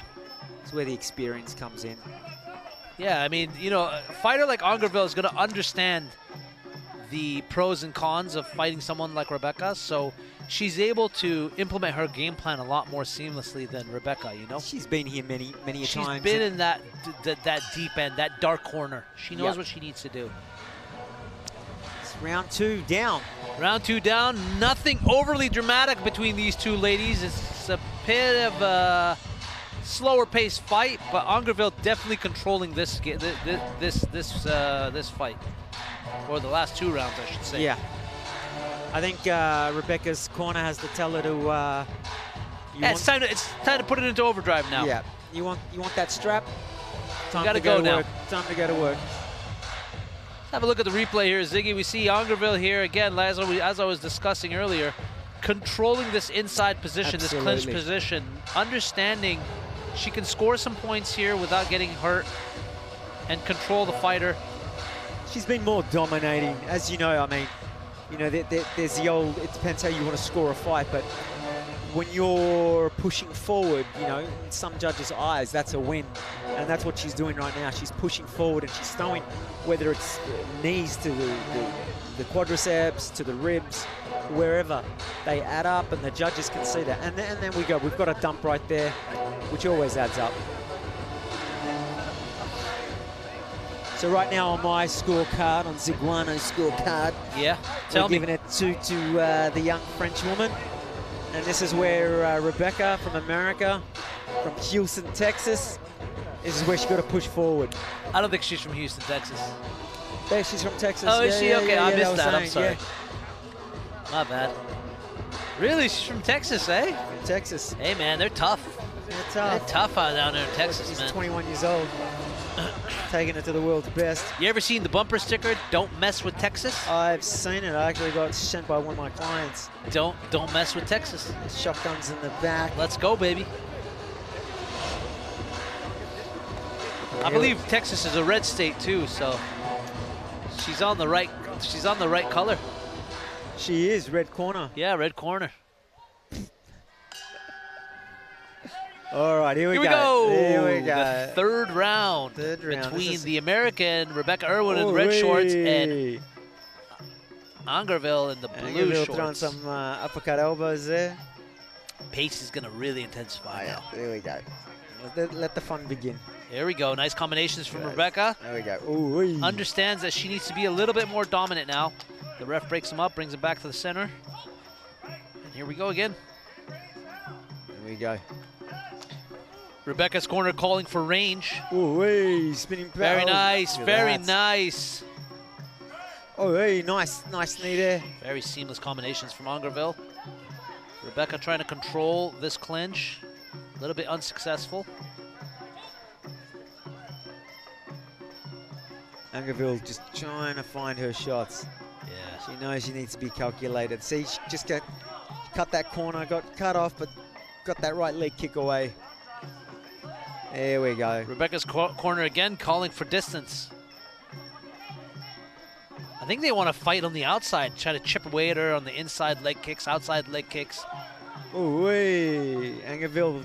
They understand that if Angerville gets in and gets that clinch going, it's just not going to be a good night for Rebecca. No, I mean, it's just going to slow down the pace. She's not going to get off. Nice little combo right there. Yeah. Angerville, nice. She's got beautiful knees. She's hitting that solar plex again and again and again. Angerville is just implementing her game plan every time, right? She just closes distance, gets a clinch, gets a couple of knees in there, steps out. Nice. Very nice again. Beautiful. I mean, parries, those teeps, a very nice sidestep. Realistically, for Rebecca, if she wanted, she could just jab right. Angerville. Just jab roundhouse with her size and just get those points up, but that's not happening.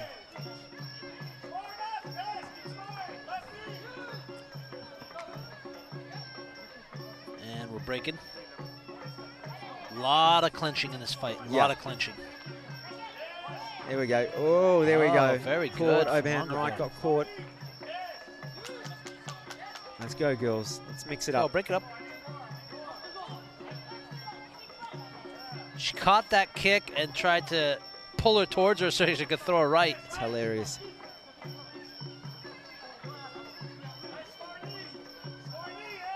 Bit scrappy this round from the ladies. It is, it is. Angerville's corner is calling for knees. Score knees, score knees. Look at that. Just making it dirty. Look at that. Oh, nice elbow.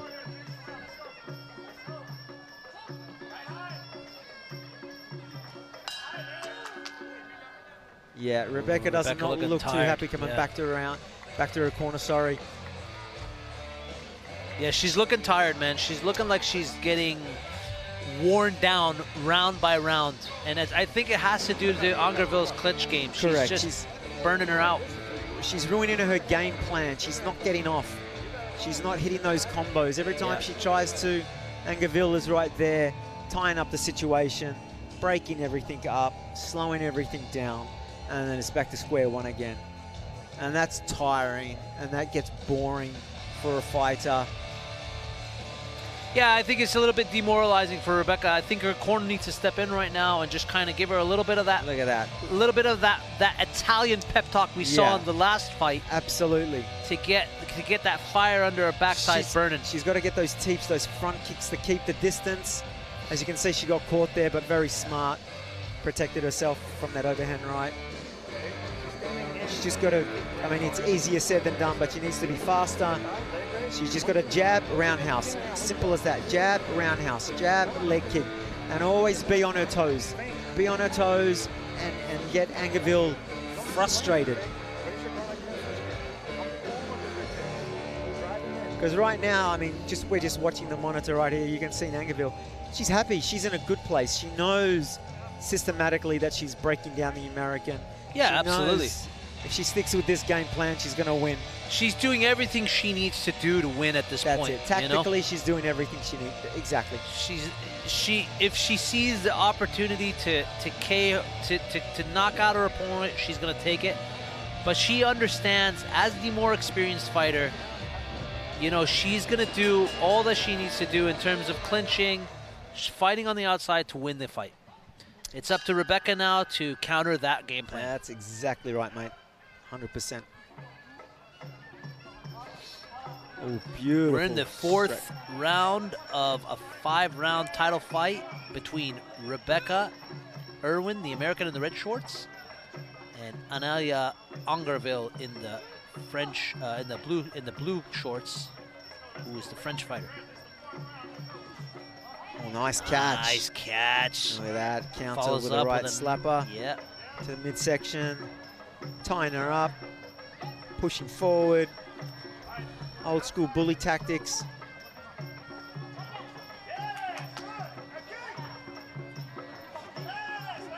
Oh, nice overhand right hook.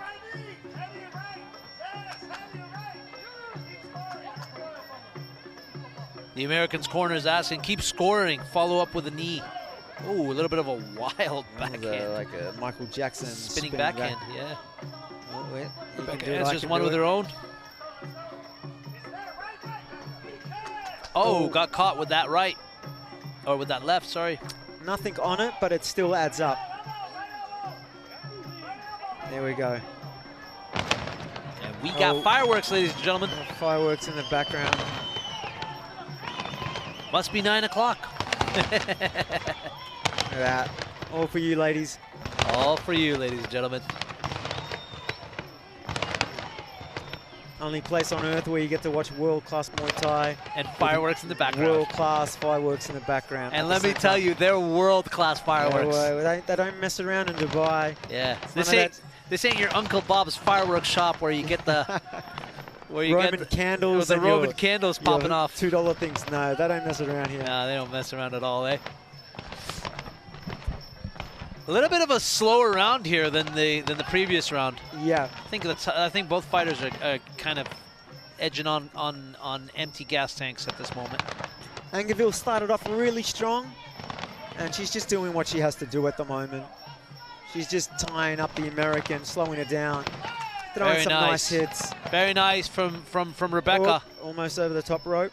Feels like Rebecca kind of understands right now. She sees the frustration right now in her game plan, and she's trying to adjust. But Angerville's experience is just allowing her to just pivot and get out of any sign of danger. Rebecca's frustrated. You could take a little look on her face. She is. You Is definitely. just like, just stay there. Just let me hit you.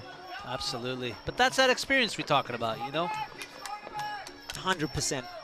When you have over 70 fights in your Muay Thai career, you understand every nook and cranny of that ring. And it's not just the 70 fights; it's all that time in the gym, the sparring sessions.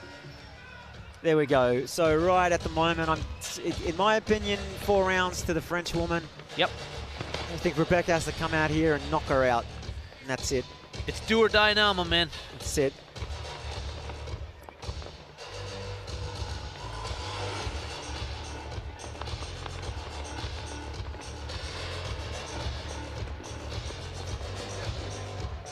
Nice little left there from Angerville as she connects to the face of Irwin. Here's some more of that clinch game that we're seeing from Angerville. Nice little sidestep, kick to the thigh. More fireworks, ladies and gentlemen. They're going nuts. Let's go, Dubai. Let's go, baby. Baby. Look at that. Dubai, we love you. Thank you for being so amazing to us. Best city in the world, honestly. Absolutely. You can't get better than this city. Safest city in the world, best Safest city in the world, best city in the world. Opportunities, whatever you want, and we get to watch world-class Muay Thai and commentate at the same time. Can't complain. I've been here for 15 years, and Dubai's given me nothing but great memories and great times. Thank you, Dubai. And they've been always so instrumental in promoting sports, physical activity, world-class events. Always pushing forward. Always pushing forward. Very progressive. They don't play around here in Dubai, the United Arab Emirates. If they're going to do something, they're going to do it at the best and the highest level.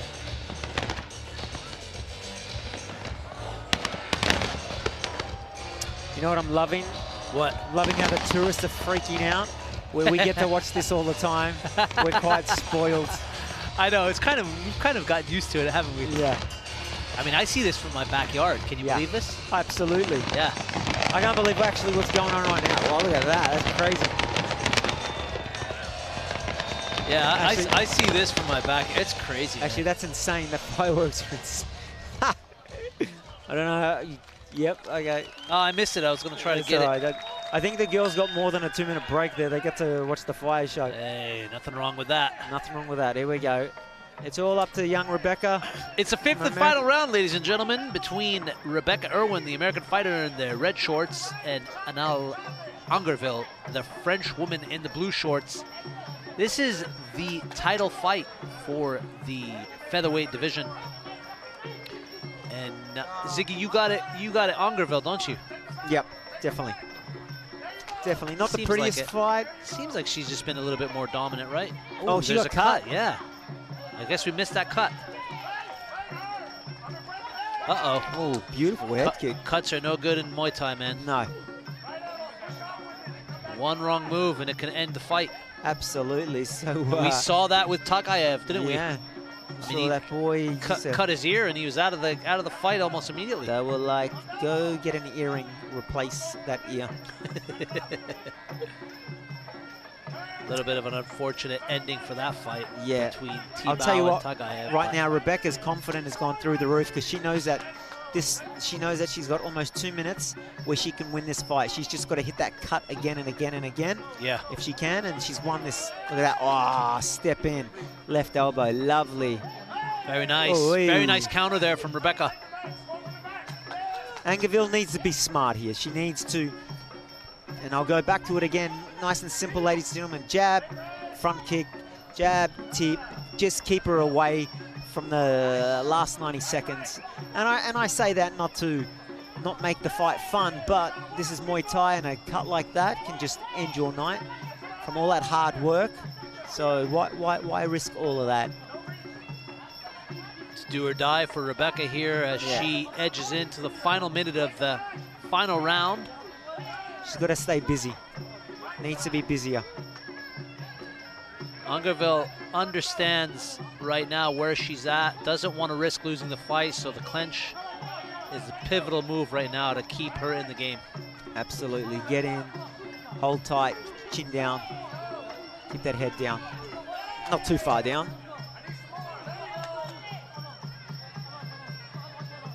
We go 30 seconds left. Nice elbow from Rebecca again.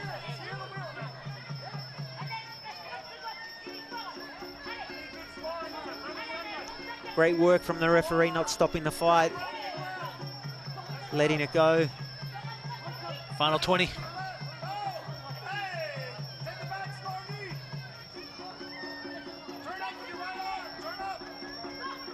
Let's go, ladies. It's going to end in a clinch. Rebecca's locked her up. Last throw of the dice, and that's it. There it is. That's it. Round of applause for both these women. Ladies and gentlemen, that was a great fight. A little bit more of a tactical, methodical fight, but a great fight nonetheless between the French woman, Angerville, and the American Irwin. Done and done, as we say. I missed that cut on the nose of Angerville. I don't know how. I think it was a downward elbow. I think it was an elbow. Nasty little one. It was a nasty little one, yeah. 5+ stitches. Let's have a look at it here. Let's see if we can catch it in the replays. Little spinning back. Oh, there it is. I think that could have been the shot. That counter right there could have been the shot. Could have been that. It could have been that straight right there, Ziggy. Looks like it. She's going to have a tonight when she goes out. She's going to have a few stitches on that nose, but hey, she's going to have that green strap around her stomach. She's going to be world title champion.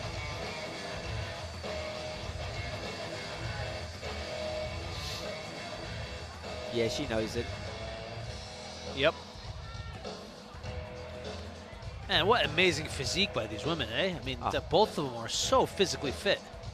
Superstars. This is just another level at this game, you know? Like, if you're a Muay Thai fighter, you got to be really fit. besides that, it's the conditioning. It's been able to take those punches and kicks and knees again. Ladies and gentlemen, we'd like to kindly invite into the ring His Serene Excellency, Nawapon Yukon Kasayan Sut from the Kingdom of Thailand.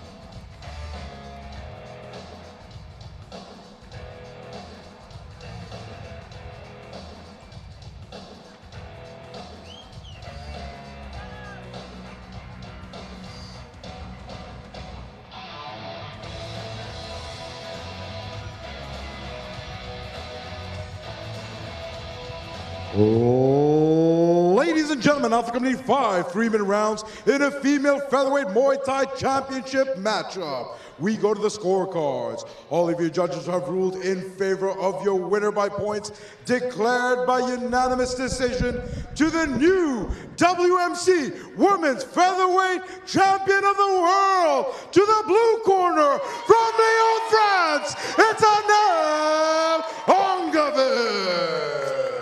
There you are. I mean, it's not surprising. Not at all. Not at all. If you know the sport and how to judge a Muay Thai fight, it was pretty obvious. Our young American girl didn't do enough. She's very emotional. I can just see her right now. She's right next to the commentary booth. Yeah. She was walking away. She was walking away, and they called her back, and she didn't want to come back. Yeah. I think that's that's the age. And now, ladies and gentlemen, His Serene Excellency, Nawapon Yukon Kasayan Sun, will now be presenting the new WMC Women's Featherweight Champion of the World from Lyon, France. It's Anel Ongaville. Congratulations, WMC World title. World Muay Thai Champion, the WMC Featherweight goes to. And now, please put your hands together for the contender from Houston, Texas, Rebecca Irwin. Yeah, no, Rebecca wants to go home. Yeah, she's not a happy camper. She's not happy at all, man. No. You know, I've said this many times, depending on what part of the world you're from, they judge a fight differently. You could see that towards the end of the fight. Rebecca actually thought she was going to win that. Systematically, she thought she was going to win that. She did enough. And you could see she's disappointed. We're just watching her walk away right now. She's disappointed. Yeah.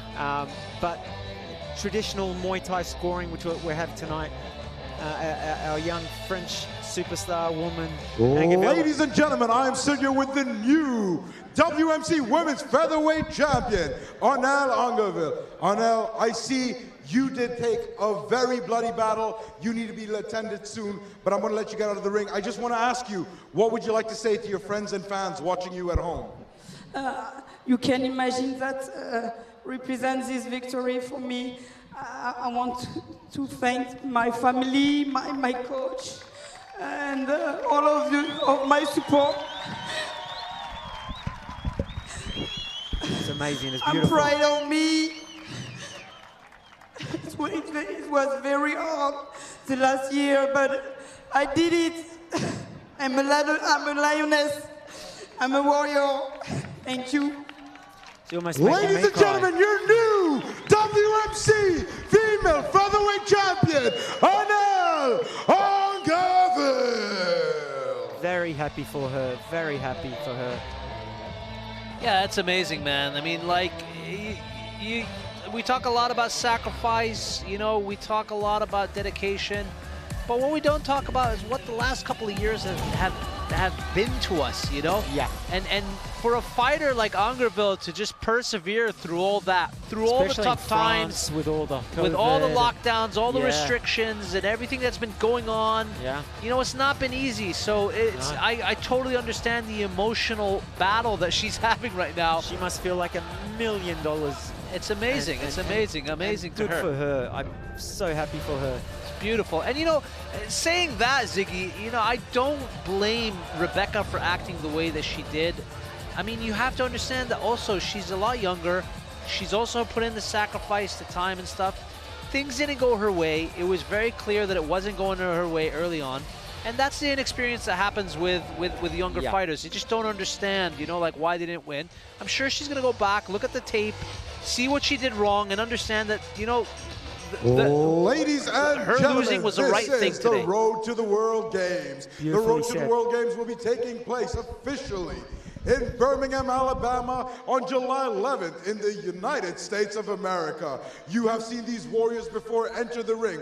Please help me welcome them back as they fight for their chance and their ticket to Alabama, USA. Please help me welcome as we proceed on a bout number 9. Bout number 9 is sanctioned for 3 3-minute rounds in a men's super welterweight Muay Thai matchup. As always, bringing on first your referee in charge of the action, the man by the bell, Referee Tarong from Thailand.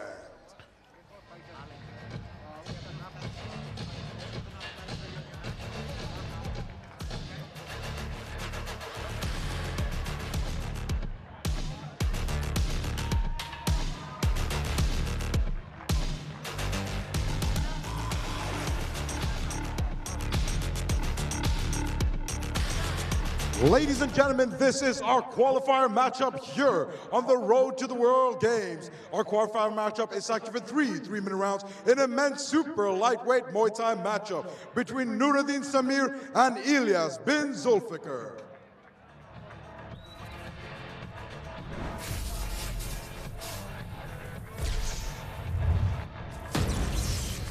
Well, ladies and gentlemen, we're back with our tourney super lightweight fight between ELIAS bin ZULFIKAR and NOUREDDINE SAMIR, UAE's golden child.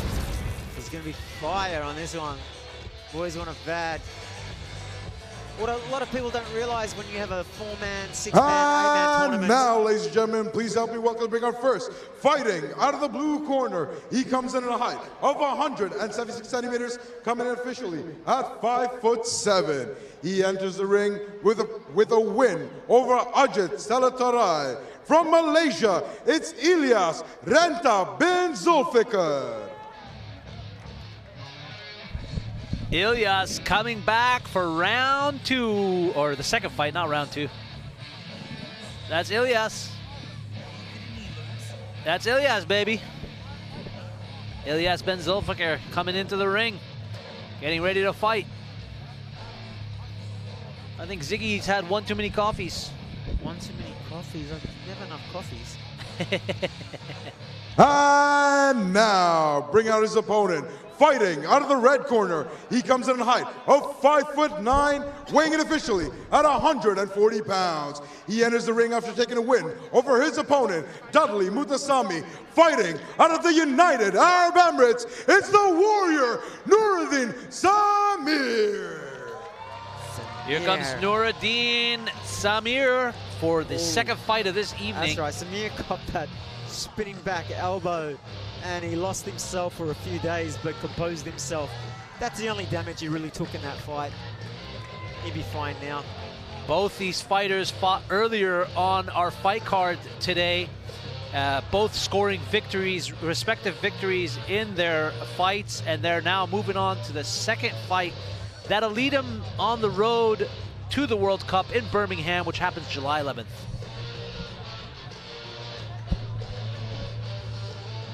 But only one of them is going to get there, Ziggy. One, and I'm going Samir. I'm going right now. I'm going the young Emirati man. He just looks like he doesn't care. He's just going to punch on. And we know that he's got a chin from hell.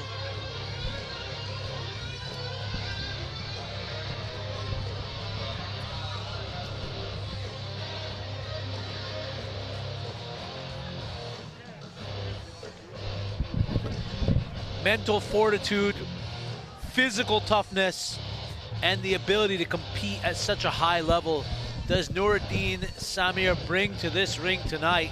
And he proved himself very early on when he took that spinning back elbow by MOOTOOSAMY and then pushed through and won. That was an amazing, amazing performance from him.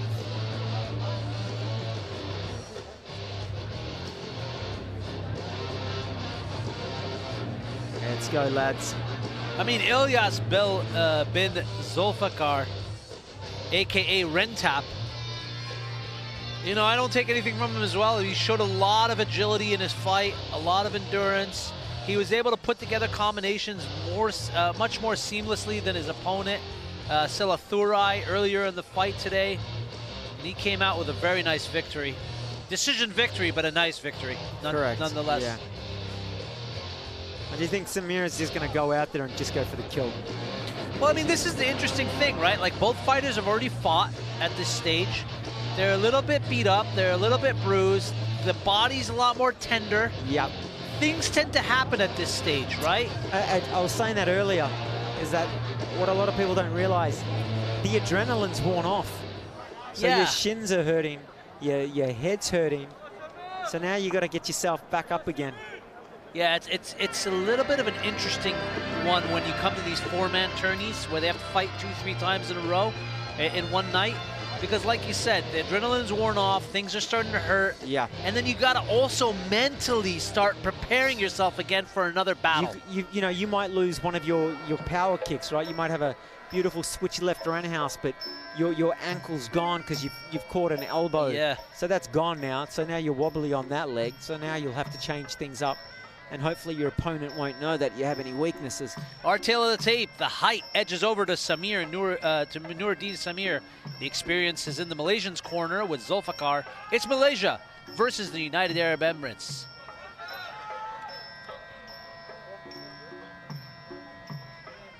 But yeah, Ziggy, like I was saying earlier, I think it's interesting with these tournaments. I'm always fascinated by how these fighters can fight 2-3 times in a night, you know, because I mean, I used to do jiu-jitsu tournaments, and I could just tell you the mental fatigue I used to go through before I'd walk out to the mat was just enough to put me out for the entire day, man. Absolutely. I would walk out of that mat after performing for like 5 minutes and just being so pooped, you know, just being so mentally destroyed. I'm like, I don't even know I could do another fight or another competition. I was about the age of 18 in Australia fighting on a amateur Australian tournament. It was I think it was a 6-man tournament fight, and what got me through it, and I'm not saying this being egotistically, and I did win it, was I was just pumped. You know, I had my trainer there, my brother there. I was young, naive. I thought I was Van Damme, and I honestly, and that's what got me through, was that just like, you know, you don't get to do this every day. You never in a 4, 6, 8-man tournament. So it's how bad you want it as a fighter. Well, we're about to find out who wants it more as we get ready to kick off the fight. Who gets to go to Birmingham tonight in our lightweight, super lightweight division? Is it ELIAS bin ZULFIKAR in the red corner, or is it Noureddine Samir in the blue corner? And we're off, ladies and gentlemen. We're off. There's no messing around with these boys. Oh, hey. 3 rounds, 3 minute each round, 1 minute break. Very nice. Right from Samir. Oh, he's going in there with those heavy fists. Beautiful. I mean, time and time and again has Noureddine shown us his uncanny power. His ability to just connect. Beautiful. Very nice combinations. ZULFIKAR covering up, but not able to block everything. Beautiful combination. Ref breaks it up. Samir's telegraphing a little bit. Very nice kick there. Look at that left roundhouse. I mean, I could feel that from here. ELIAS looking a little bit dazed. Oh, hey. Beautiful inside leg kick. Very nice. He's going to feel that one in the morning. I feel our United Arab Emirates boy very nice. Could finish with a vicious knockout with his fists. He's got some heavy hands and he's not afraid to use them. Elias bringing some combinations of his own now. Look at that Counter power. does Samir. Inside leg kick, finishes. Look at that, Samir just pushing forward with those punches. He's got to be careful not to push too far forward. Needs to stand his ground and not throw his whole body forward. NOUREDDINE really hungry, controlling the ring a lot more smoothly than Elias. Elias is a little bit hesitant. You could tell he wants to throw something, but he's just second guessing. Fighting off his back foot is Elias. Beautiful. NOUREDDINE with a nice combination. Closes the distance and tries to control Elias.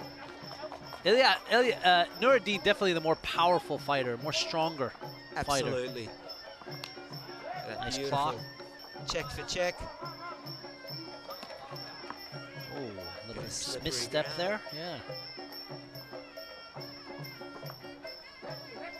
Elias still hesitant. Needs to push with more aggression, I think. Oh, hey, nice, with that nice. Beautiful right that connected. elbow. That connected. Checks that kick. Does NOUREDDINE. That. He's just loading up. I love the defense of NOUREDDINE, by the way. He's pushing forward, but he understands that Elias is still dangerous with those low kicks.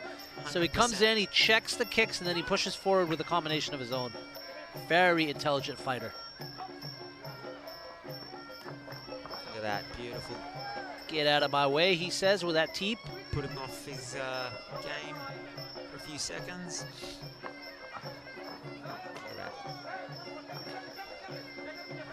You just feel the aggression from Samir. Yeah. And you know, the difference in this fight is we don't have 5 rounds, right? We only have 3. So NOUREDDINE understands he needs to put on a show early, score his points, because being the older fighter, he's going to get a little bit more tired and much more quicker than Elias. So he needs to get those points, put him off his game, and do what he has to do to win. That first round definitely went to Samir. Definitely went to Samir. More of the nice aggressor, right there. landing flush punches. Look at that, overhand right, back of the ear. Nice little sweep there. Oh, right in the pocket. Power. Right in the pocket. Very nice here.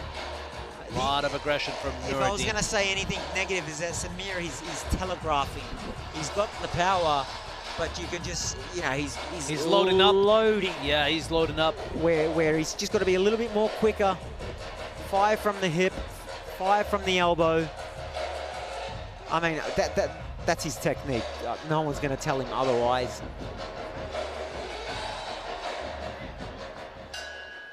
Here we go, round 2, ladies and gentlemen.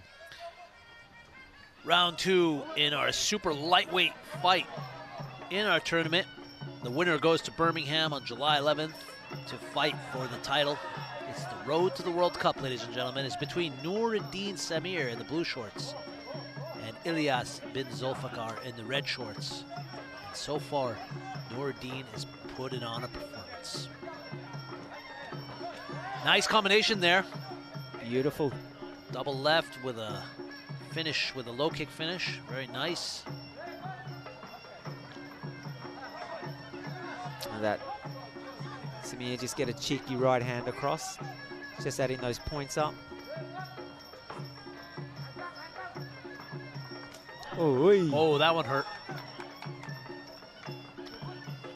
Those kicks to the kidneys, man, those things hurt. I've been hit by those a couple times. They don't feel good at all, man. They're not fun. They're not fun at all. But these boys are well conditioned for this. They'll feel it tonight, tomorrow. We've got 2 minutes left, lads, for this round.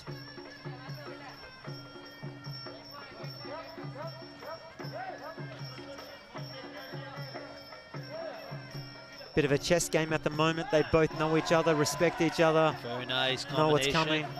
Ooh.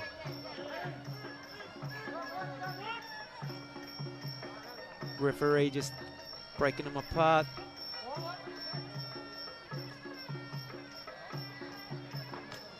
Nice kick from ELIAS. Very nice combination from NOUREDDINE. One thing I will say about NOUREDDINE, he's a little bit more fluid in his combinations, whereas ELIAS is just choosing a certain, a punch or a kick to throw. Correct. NOUREDDINE tends to put them together a bit more smoothly. 2-3 shots is always beautiful. Some nice flow. And I'm sure the judges respect that, and the scoring for that. Also keeps the crowd interesting when you've got combination after combination.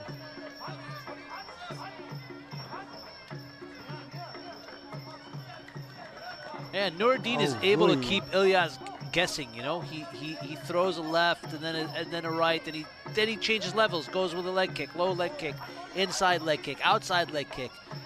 Gets into the clinch, throws his elbows, throws his knees. A little bit more of a versatile fighter is NOUREDDINE. Very nice from ELIAS. ELIAS is a great fighter, man, but just looking a little bit flustered right now. Doesn't have an answer for anything. Yeah, like you said, he's picking his shots. He's just throwing one, holding back. Yeah. Well, NOUREDDINE he's throwing, there we go. Look at that. 1, 2, 3, Good combinations. 4. Good combinations. 4 into a grapple. And NOUREDDINE's got to think he has this right now, yeah. right? 100%.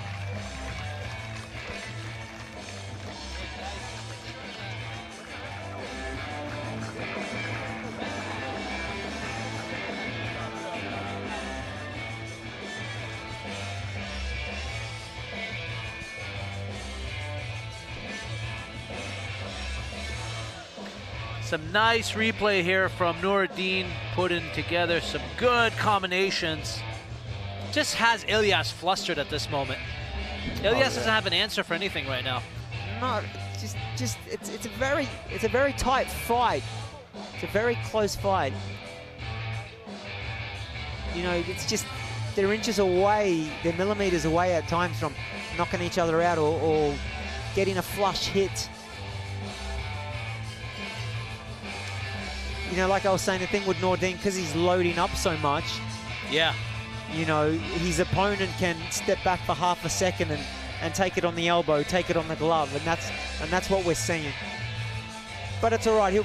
He'll watch the footage and he'll come adjust. back. He'll make adjustments, right? 100%. Here we go. Last round. It's the third and final round here for the road to the World Cup between NOUREDDINE SAMIR in the blue shorts and ELIAS bin ZULFIKAR in the red shorts. And so far, I have my prediction on who's winning. Who's that? I think NOUREDDINE is just more of the active fighter at this moment, putting together his combinations a little bit more seamlessly. Definitely racked up the points, for sure. Definitely racked up the points in the judges' eyes. But, this is Muay Thai, man. Anything can happen. One loose high kick, one spinning back elbow, as we saw, and someone's lights are going out. That's it.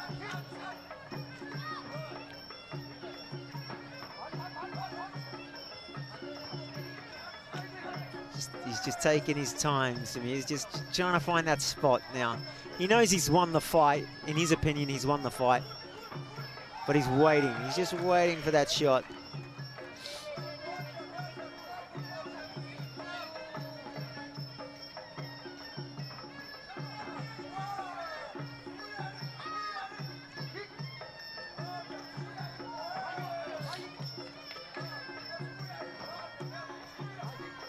Boys are doing well. They're tired. It's the third and final round. And the crowd cheers on NOUREDDINE. For the local boy. Yeah, he's the local the local golden boy. They want him to win, of course, naturally. Nice high kick from ELIAS. Nice. He needs more of that, man. But he needs to finish it off, right? Like, he throws a high kick, and then see, that's what NOUREDDINE does great. Look at that. He doesn't just throw high kicks, man. He'll just finish it off with a great combination. Beautiful inside. Like, I keep going back and forth. Inside leg kicks, outside leg kicks. Mixing it up. You just get sore and sore from round and round from that. 60 seconds left, lads. Let's give it your all, boys. There we go. Ooh, nice knee from Samir.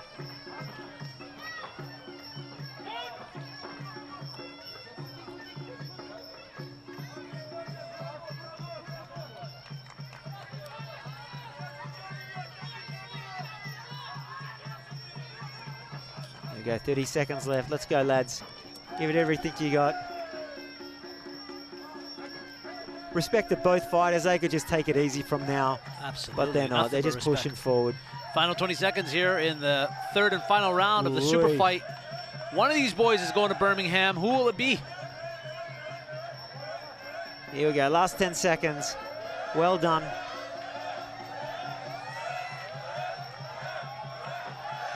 Ooh-wee. Finish it off strong, boys. And there it is. we have it. Well done. Congratulations. Well done. Well done to both these fighters. Well done to both these fighters. Nothing but respect to both these fighters. Stepping into that ring, putting it all out on the line, but only one of them is going home a winner. I see Elias here complaining about something. I don't know what it was. He said he didn't feel right, something like that. But you know, that's what I was talking about earlier. It's these tournaments are odd in that. Well, not odd. I shouldn't say odd, but you know, they go out, they perform, they come, they rest. That adrenaline's gone. The limbs get cold, the feet get cold. Things happen, man. They're not firing on all cylinders. They're not firing on all cylinders, eh? Plus Samir is he's a tactical fighter with some power. So his opposition fighters, they have to be very careful. Very aggressive fighter.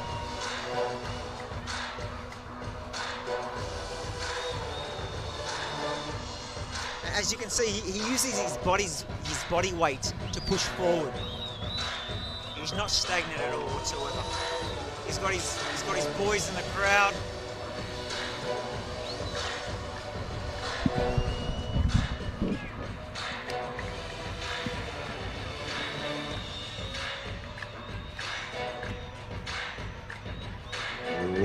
Ladies and gentlemen, we'd like to kindly invite forward His Excellency Abdullah Saeed Ahmed Al Niyadi, the President of the UAE Muay Thai and Kickboxing Federation. Alongside Mr. Al Niyadi, we'd like to invite Mr. Stephen Fox, the Vice President of Global Association of International Sports Federation. And finally, we'd like to invite into the ring Mr. Tariq Al Mahari, the Executive Director of the UAE Muay Thai and Kickboxing Federation.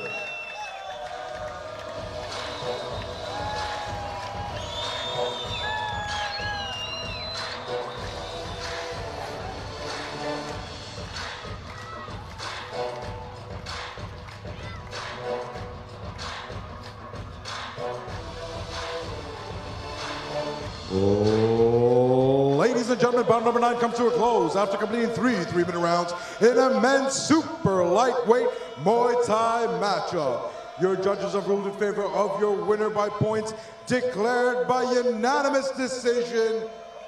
To the blue corner from the United Arab Emirates, it's the warrior, SAMIR NOUREDDINE. There you go. There you have it, ladies and gentlemen. There you go. It was no surprise. No surprise. He did everything he needed to do to win. Congratulations to NOUREDDINE SAMIR, man. I mean, he put on a stellar performance from the very first fight to this fight right now. Did everything right, man. Well done. Well done, Mental mate. fortitude. Well done to both fighters. Physical specimen, man. He's just built differently. Yeah, absolutely. Mr. Tariq Al Mahari will now be giving the runner-up, ELIAS bin ZULFIKAR, his award.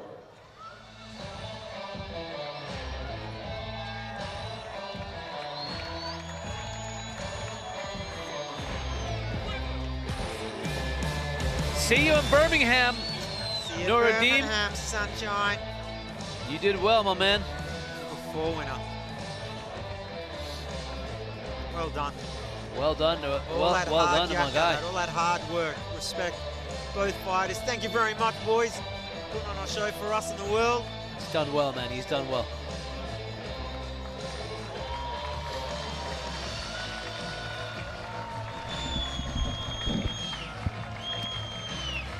Looks like Elias is limping there.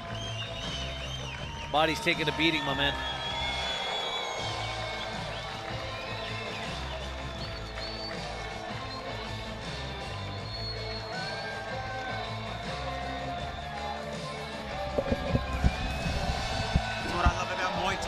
respect afterwards. It's one of the reasons why I got into it as a young Ladies and gentlemen, I am stood here with your winner to the road to the World Games, Samir Noureddine the Warrior. Samir, you're going to be heading on the road to the World Games in Birmingham, Alabama on July 11, 2022. Right here in front of your home crowd in the United Arab Emirates. Samir, we have a lot of fans over here. He's told me he's a little shy, so he's going to talk in Arabic. Samir, what would you like to say to your friends and family watching you? كان حاب نهدي الفوز للعائله ديالي ولكل منتخب الامارات والمدربين كاملين وكنحب نشكر هذا الجمهور كامل كل الشباب اللي كيشجعوني. Ladies and gentlemen, your winner of the Super 4 Super Lightweight matchup, the Warrior, Samir Noureddine.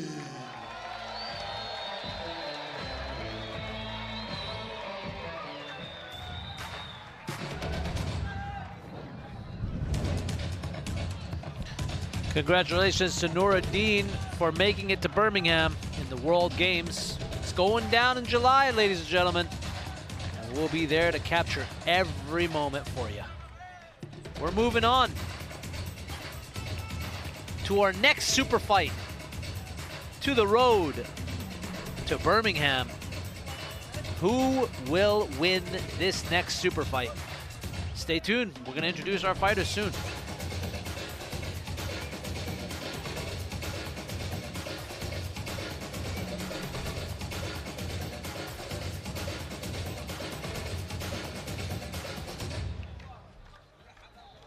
Ladies and gentlemen, this is the road to the World Games and our final matchup in the Super 4 men's division. Ladies and gentlemen, this is bout number 10, section for 3-minute rounds in a men's welterweight Muay Thai matchup. Bringing on first, as always, your friend and mine, the referee in charge of the bell, referee AHMET from the United Arab Emirates.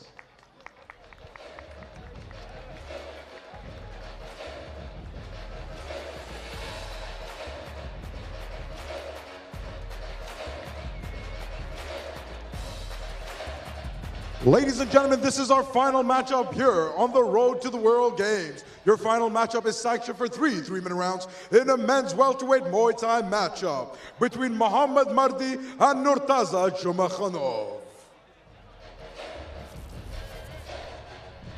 Well, there you have it, ladies and gentlemen. Super Fight 4 goes down right now. It's a welterweight battle between NURTAZA JUMAKHANOV and our man Mohammed Mardi, UAE's very own. Ooh, we have youth going up against experienced.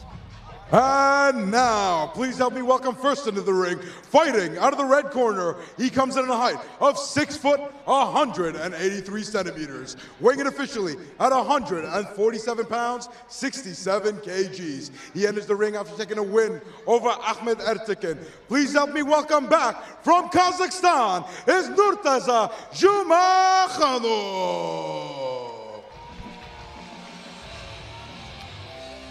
There he is, ladies and gentlemen, the Kazakhstani warrior, NURTAZA JUMAKHANOV, standing high and tall at 183 centimeters, a record of 3-1, and he put on a very dominant performance against AHMET ERTEKIN, the Turkish headhunter, earlier today, as he steps in the ring for the second time today to see if he can make it to the road to the World Games in Birmingham. All I'm going to say is, how's your shins, mate?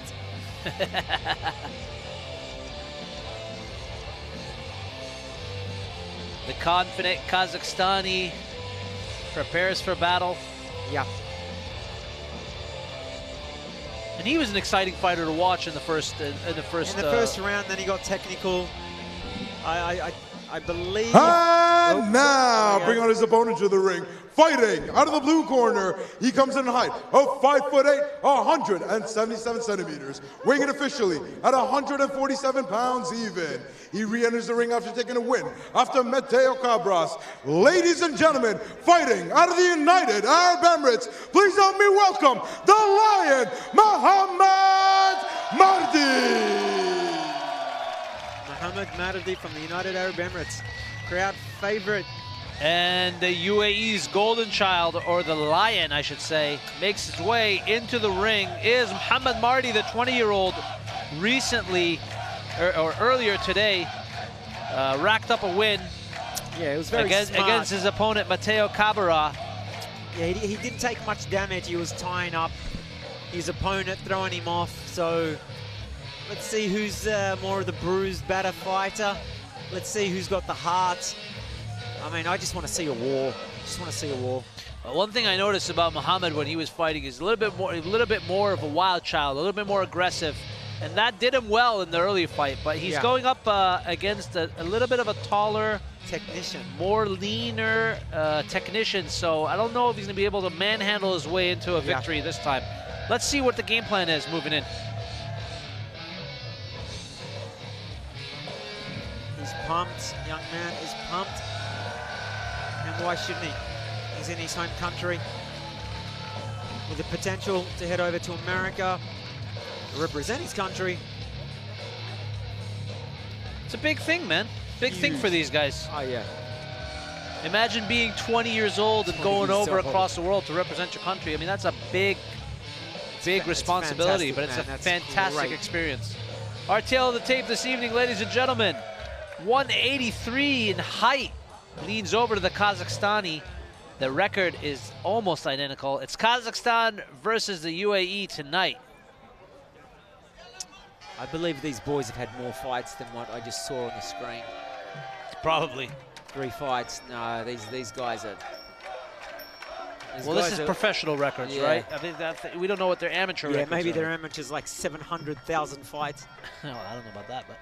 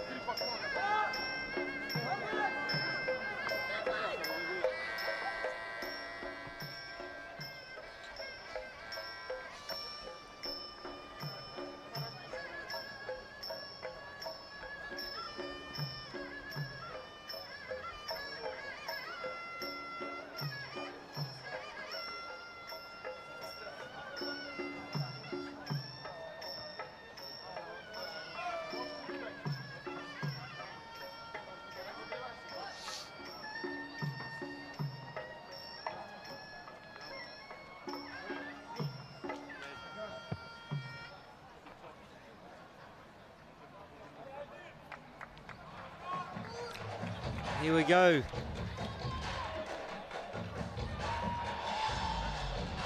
Final instructions from the boys.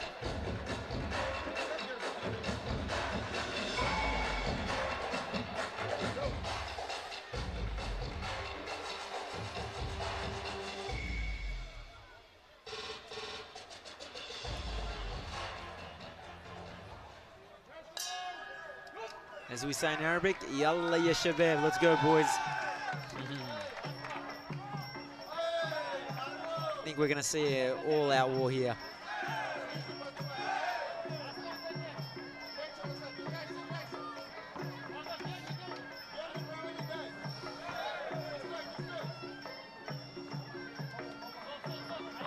Nice combination.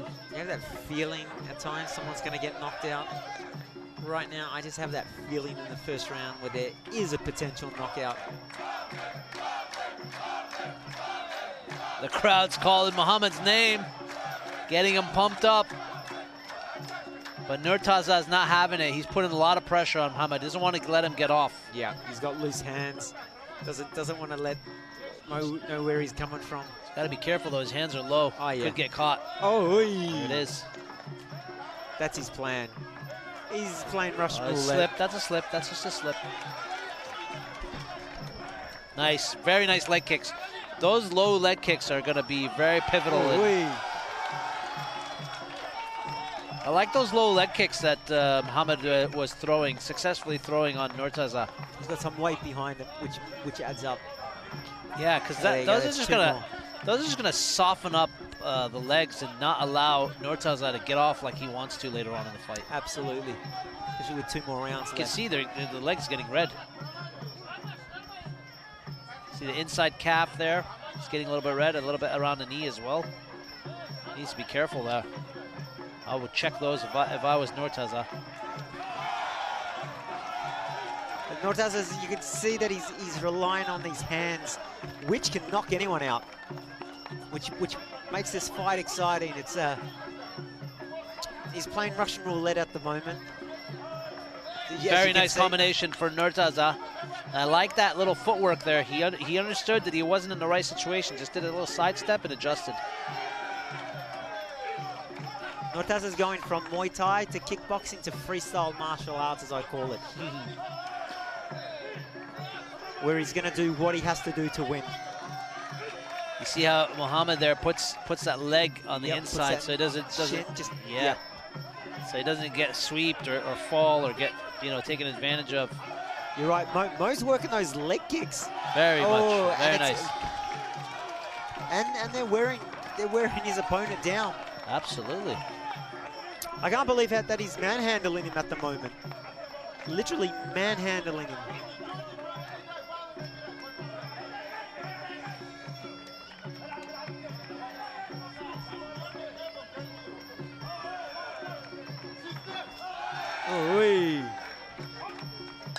Mohammed's pushing forward with aggression. Mo definitely took that first round, 100%. I think, the smart thing here is Mohammed understands that he needs to control this ring and fight the game that he wants to fight, not have NURTAZA set up and do what he does, because I think that's what NURTAZA was, that's what won him that last fight, his ability to take his time and adjust to his opponent. Mohammed understands that and realizes if he keeps the pressure on him, he's going to win this fight. He's just doing traditional Muay Thai, keeping it nice and simple, the pressure. And plus you can see that Mo's got some body weight behind him as well. Absolutely. He's a bigger built fighter. Like he's more muscular. He understands that if he gets into that pocket, he can kind of control NURTAZA. Yeah. I mean, look at that. He's just manhandling in some situations. Just having a little break. Don't mind me. Once again, we don't know the injuries that these guys have sustained earlier in the night. Plays a massive part. Yeah, I'm interested to know why NURTAZA in the red corner is not throwing many leg kicks. There it is. I was telling you when you walked in, he just looked a little bit light on his feet. Maybe his shins and ankles are banged up. Maybe. And so far, it's like he's depending. I mean, he's throwing. Get the tiger bomb, mate. Tiger bomb. Get that tiger bomb on you. Lovely work from Mo. Another nice right leg kick from Mo.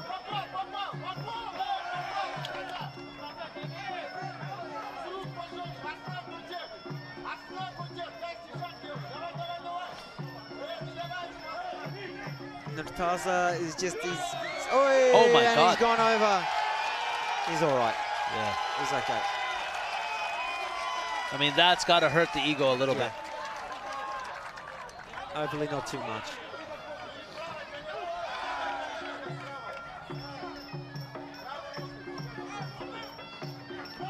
Nice leg kick, very nice leg kick. I like that. He faked the jab and then he threw the low leg kick. NURTAZA needs to bring it up now. He needs to pick up the pace if he's going to want to win this fight. We're halfway into the second round and we haven't seen a lot of activity from NURTAZA. Quite interesting. Nice combination there from Mohammed. Throws that jab and then follows up with a low kick. Keeps punishing those thighs, man. That inside low kick is really nice. Outside leg kick. Sorry, I said inside. There's an inside.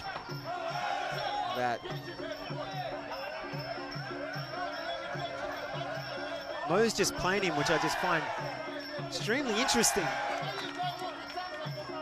But he's just charging him now. He just knows he's got to get on top of him. But he's got to watch for those hands. When those hands are down, you just don't know where they're coming. Doesn't even seem like the same fighter now. It's really odd to see NURTAZA JUMAKHANOV perform like this. But I guess he could be fatigued. We don't know what kind of injuries he sustained. Exactly. I go back to the injuries. I go back to the injuries. We don't know what's been banged up, but it's definitely not the same fighter we saw earlier today. I mean, 100%. He's looking a little bit. He's looking a little bit slower. He's not putting the combinations together. No, he's depending on those hands. Very nice. There it is. There's that JUMAKHANOV we were waiting for. But Mo's giving back just as much as Absolutely. he's He doesn't even want to let him get off. He's not having it. No, not at all. JUMAKHANOV understands he's really down on the cards right now in the judges' eyes. Oh, yeah. And he needs to put on a little bit more of a performance in terms of getting those points. He's looking for that haymaker. He's looking for that one-punch knockout. Nice blocks there. Yeah, he's not having it. Yeah, one more round. I like the way that ended. Yeah. He said, yeah, I see what you're throwing. I got you. That wasn't that bad. Very confident in the blue corner.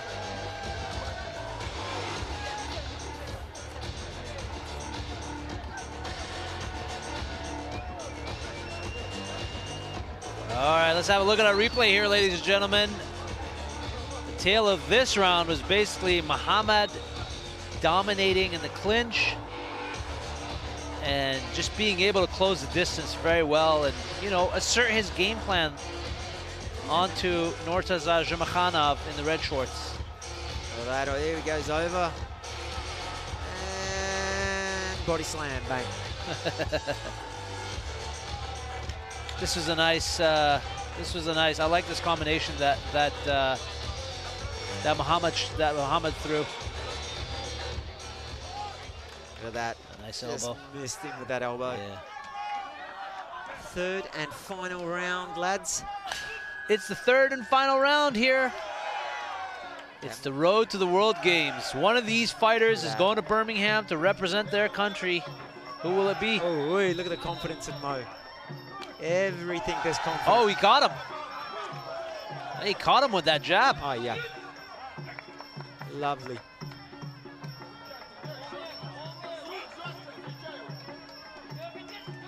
Never take your foot off the accelerator in Muay Thai, any of these combat sports.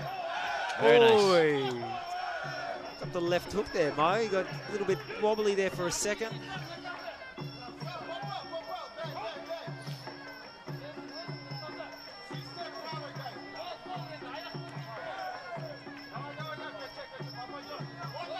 Nice high kick.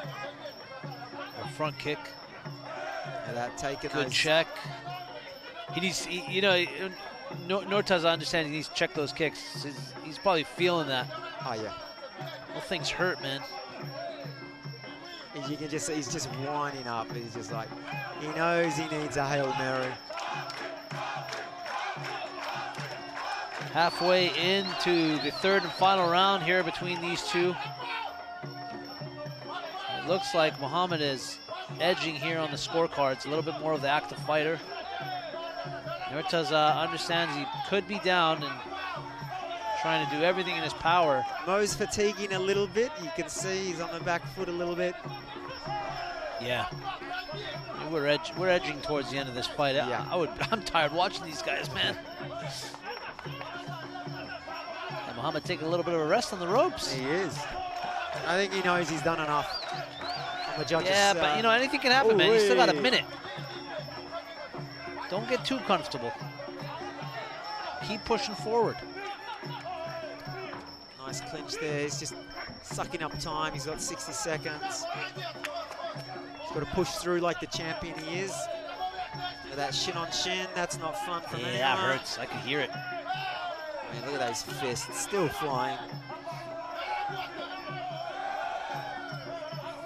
Mo's got to be careful. He's got to keep that chin down. Yeah. Guard up.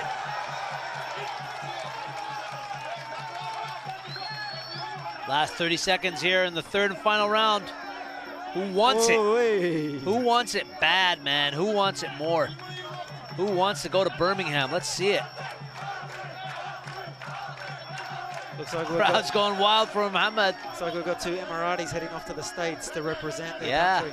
It's fantastic. Looks like it.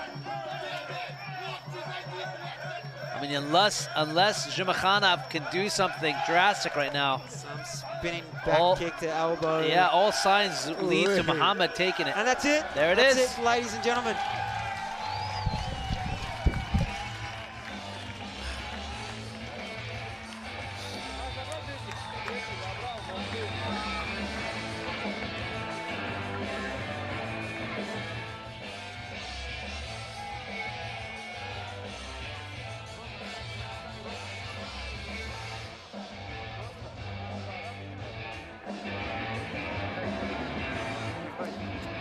Here's some of the tactical work of Mohammed. Nice little front kick there from JUMAKHANOV. And here we see JUMAKHANOV unsuccessfully trying to break the guard of Mohammed.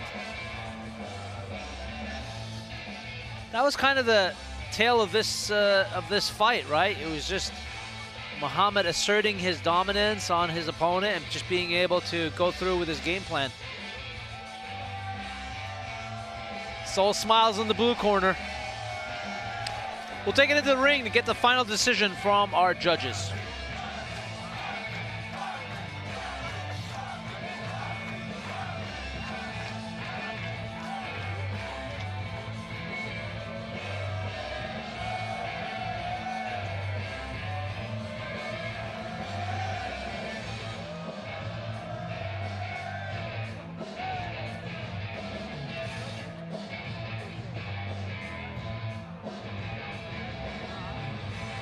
Ladies and gentlemen, we'd like to kindly invite our esteemed guest, His Excellency Abdullah Saeed Al Nayadi, the President of the UAE Muay Thai and Kickboxing Federation.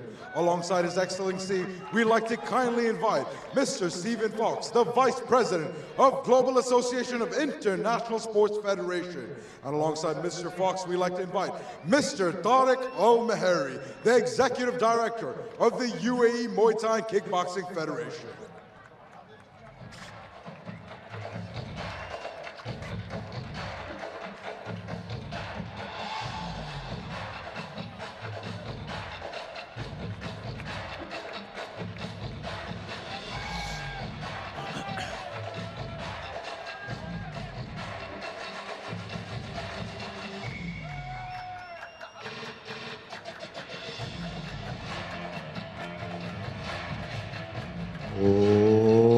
Ladies and gentlemen, bout number 10 comes to a close after completing three 3-minute rounds in a men's welterweight Muay Thai matchup.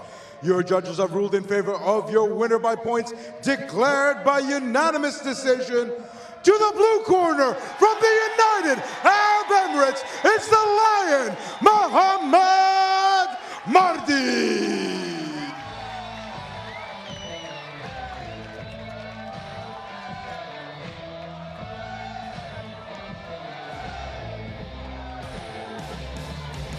And now Mr. Stephen Fox will be anointing your winner of the men's Super 4 welterweight matchup, Mohammed the Lion Mardi.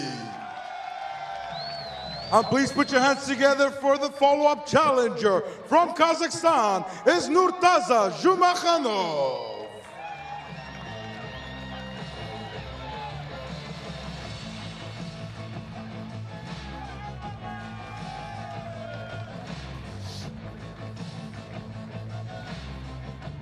Well done to Mohammed Mardi as he heads off to Birmingham. He is your winner this evening after successfully defeating JUMAKHANOV in a very close fight. But I just think that Mohammed ended up doing a little bit more to take the win. And the judges saw that as well.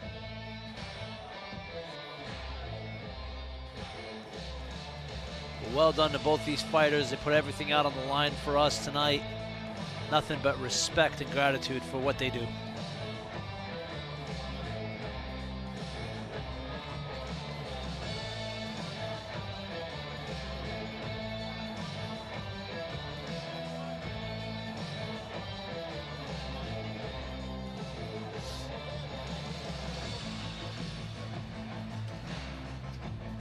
Ladies and gentlemen, I'm stood here with the winner of the men's welterweight Muay Thai matchup, Mohammed the Lion Mardi. Mohammed, you have a ton of fans in the crowd tonight, and you on the road to the World Games in Birmingham, Alabama in July 11, 2022. How do you feel? What would you like to say to everyone over here screaming your name?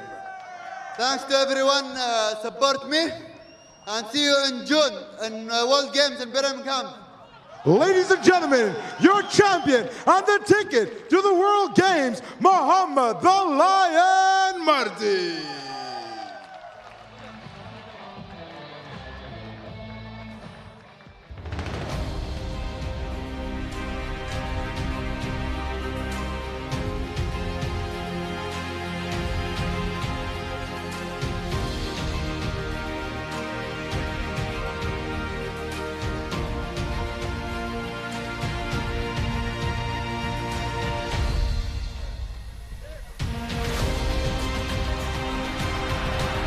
Mohammed Mardi and NOUREDDINE SAMIR are two UAE winners this evening who will represent the United Arab Emirates in Birmingham in June. And we are so happy and ecstatic for them. They really did their country proud this evening, and I'm sure they're going to do their country proud when they get to the United States of America to fight. What an absolutely stellar performance from both these young men. Ladies and gentlemen, stay with us. We got two more fights before we call it an evening. We'll move into the ring with RMC Rishi Panakar as he takes us through our last two fights. Big shout out and big thank you to UAM, the International Federation of Muay Thai Associations, as well as the United Arab Emirate Muay Thai Federation for putting on such a great and amazing show this evening. And we couldn't have done it without this beautiful, beautiful Dubai Expo at the Sports Arena. My man Ziggy here with you. I'm Ali Mokdad. And ladies and gentlemen, we're edging towards the end of the night, and I'm so ecstatic, man. It's been such a great night of fights, huh, Ziggy?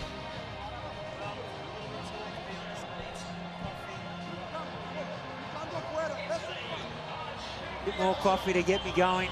And no, it's been a great day. It's been a great day because we've been here since 5 p.m. and last two fights, world titles.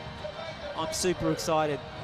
We've got some from Thailand, we've got some from UAE, America, Russia. I mean, these last two fights are going to be brilliant. It's been such a great evening. I mean, you know, just seeing such a high caliber performance from all these Muay Thai fighters, you know, putting it all out on the line in this ring. There's been some winners, there's been some losers, but I think everyone wins when it comes to these type of events because, you know, we get to see such a stellar performance from all these athletes, man. It's really a beautiful evening today in Dubai at the Dubai Expo. I'm really happy, man, to be sharing it with you, Ziggy. I'm just happy sitting here with my good buddy that I've known for about 15 years, Ali, the superstar. I'm not going to even call you superstar, that's being silly. Well, Ali, the rock star. I am a superstar. The rock star. And don't take that away from me, man. And I'm just, I'm happy. I get to do what I love with my mate, and we get to call some terrific fights from all over the world. Which fight has been your favorite so far? To be honest with you, it was the girls. It was the Australian Yolanda versus MELILLO, eh? Yeah. I love it. I mean, the Italian girl just came back. All right, let's take it into the main ring so we get our MC Rishi to get us started for the last two fights.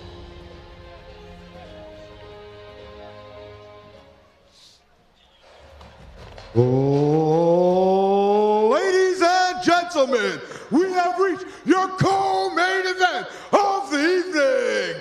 Your co-main event of the evening is sanctioned by the WMC, the World Muay Thai Council, for 5 3-minute rounds in a men's lightweight Muay Thai championship matchup. This belt will be taking place for the vacant WMC men's lightweight world title. Bringing on first, your referee in charge of the action, the man by the bell, all the way from Austria, it's referee Gunther Plant. Gunther Plant. Our Austrian referee this evening, Gunther Plank, makes his way into the ring. Thank you, Gunther, for all that you do this evening. Gunther, you're very Gunther.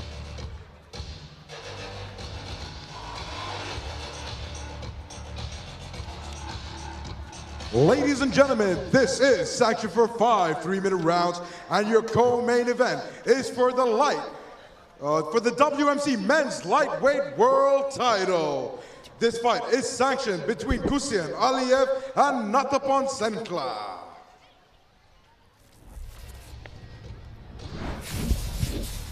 Our world title fight this evening is the co-main event. It's a lightweight division. Ruslan Aliyev against Natapon Senkla. A lot of experience between these fighters. All right, boys. Ladies and gentlemen, please help me welcome first into the ring, fighting out of the red corner, representing Russia, is Gusian Aliyev.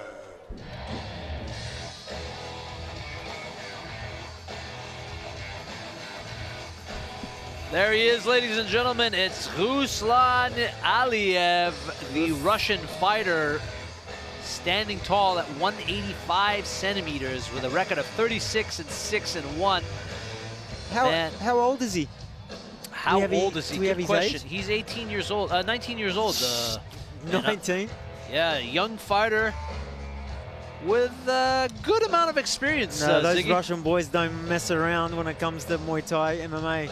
Absolutely. Plenty of experience. One thing I've experienced in my very limited fighting career, and it is very limited, I must add, is that the Russians are some of the most dominant when it comes to combat sports. Oh, no fear. No fear at all. The boys from Pakistan, Uzbekistan, all that region.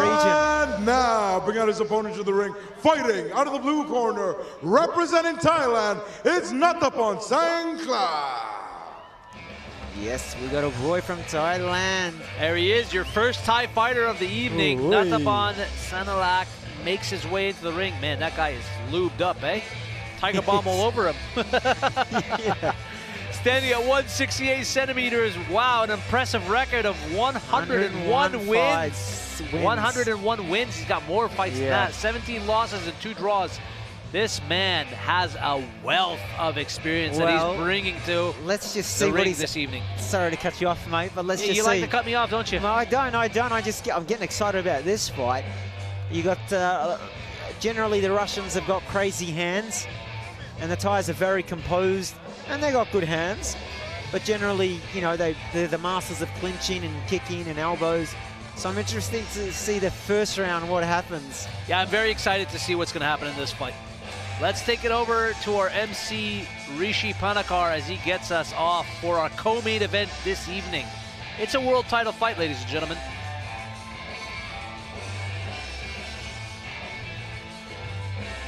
Ladies and gentlemen, this is your co-main event of the evening. Your co-main event of the evening is sanctioned for 5 3-minute rounds in a men's lightweight Muay Thai championship matchup. This will be for the vacant WMC men's lightweight world title. Bit too much Tiger Bomb there for the Thai. I told you he was way too lubed up. But anyway, we'll get to that. The tail of the tape this evening, ladies and gentlemen. The height advantage is with our Russian fighter. And the experience goes to our Thailand fighter. It's Russia versus Thailand in the co-main event. We've almost got a 20-centimeter advantage for the Russian. But hey, the ref immediately noticed that he was lubed up and asked him to get wiped down. Reintroducing first, fighting out of the red corner. He comes in a height of 6'1", weighing in officially at 134 pounds. Tonight he enters the ring wearing the red trunks with a pro record of 36 wins and only 6 losses. He is the current IFMA world champion. Ladies and gentlemen, дамы и господа, поприветствуем из Russia, Gusian Aliyev.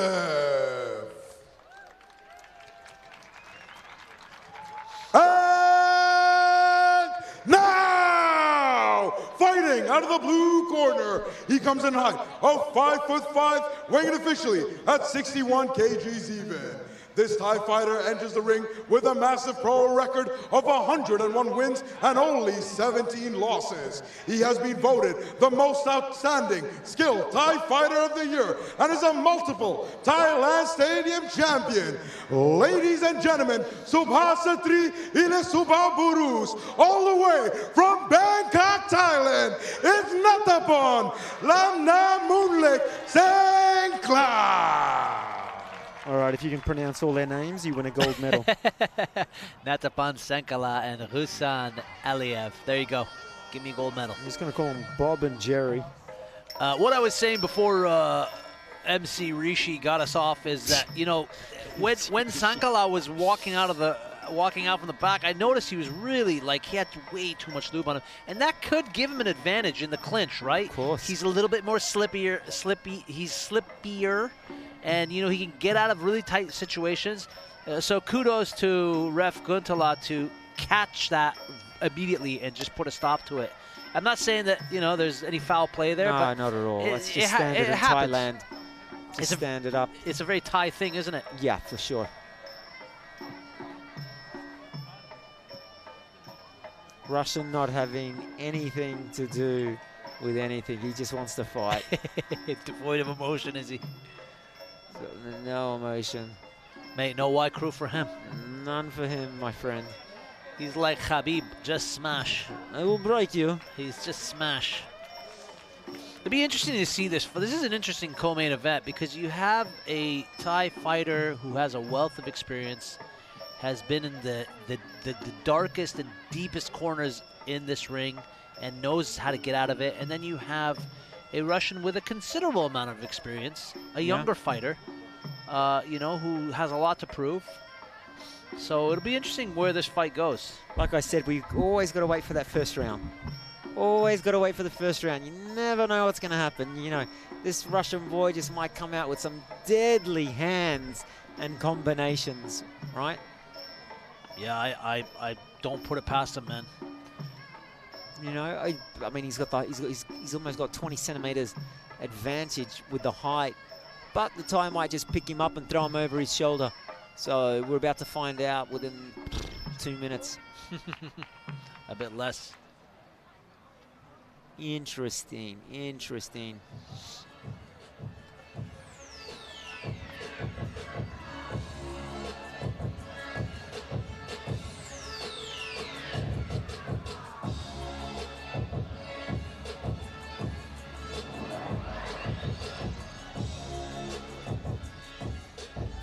Gustin looks like he's just, it just looks like he's just come out of his basement playing Fortnite. We got the Thai. Sanikla, he's all just 100% dedicated. You know, been there, done that.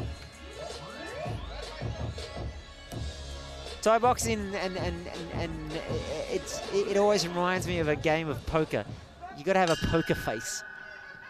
Here we are, ladies and gentlemen. It's your first round of the co-main event between Husan Aliyev. Oh, let's go. Ali, sorry, see now you put the pressure on me. It's Husan Aliyev in the red shorts, and Natapan Sankala, our Thai fighter, in the blue shorts. Told you that Russian, he's got those hands. It's very long, eh? Very long and limber. He has that advantage. You can just fight on the outside, pick Natapan apart, and go in for the kill when he needs. Very nice. I like that. Ooh, he's got those body hands. shot there. He's got those long elbows. Stepping in and out of the pocket. Ooh-wee.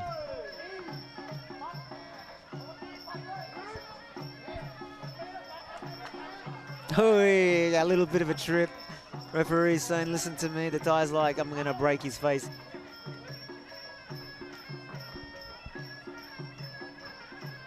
It's interesting to see how the Thai fighter Natapan Sankala will adjust to such a long and limber fighter. It's very dangerous to be like that close to that fighter. One knee, one elbow, and you're out. But he's got the experience, as you can tell. Absolutely. Like, he's just leaning back, missing, you know, those knees by millimeters, you know, which makes it really interesting to watch. Nice counter right kick there for ELIAS. He adjusts. He's hunting him down, man. Oh, yeah. I like how he's cutting the ring down. He's not letting him Netapon move.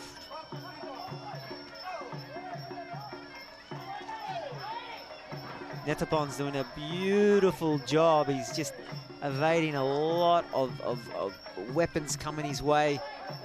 He's just calculating everything this first round. Getting his distance right, you know, body shot there, checking there. Just having a bit of a feel, see what he can and cannot do.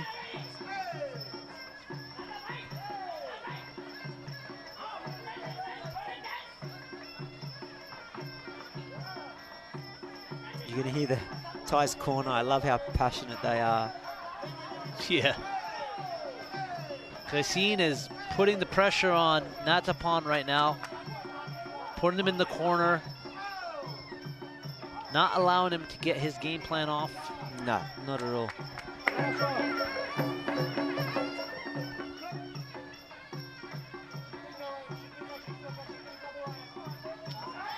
Ooh. I mean, I think that and there's the bell to the first round. Yeah. Just going off what I just saw. I mean, the Thai can just chop those legs again and again and again. Early days. Let's see what happens.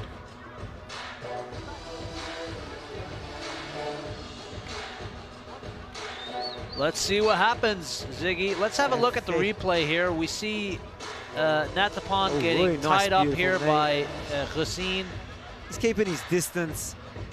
He's played this game 100 times. He's had 100 expats in Thailand training with him, taller people. Yeah. You know, so this is nothing new to him. But it's just that one shot. That's all it takes, right? One shot, one knee, one elbow, one anything, and can put you off your game. And to remind our folks at home, this is a 5-round fight for the title with 3-minute rounds. So we have a lot of time to see a lot of action. Got a lot of time, and I think this round is going to get heated. Gonna get heated.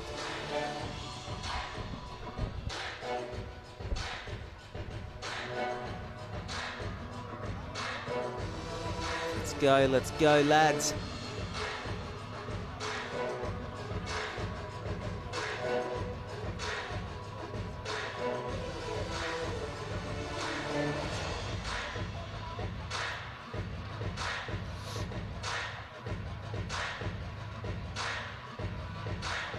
Plenty of recovery time between rounds. It's 2 minutes break, isn't it, between rounds now? Yeah, so they have a little bit more time to recover. Yeah, referee's like, okay, that's enough. Enough with the yoga, ladies and gentlemen. Let's get back into the fight. Oh, here we go, getting wiped down again. Wipe that man down. You got mouth guard, look, here we go. Now it starts. Yeah. Ooh-wee. You're not waiting. The minute that bell goes off, they're throwing. Nice little check kick there. It's tit for tat. Netapon seems to be a little bit more active early on in the second round. Kind of has adjusted to Kassin's very long and limber style. It's quite interesting. I mean, a 20 centimeter height advantage is always interesting.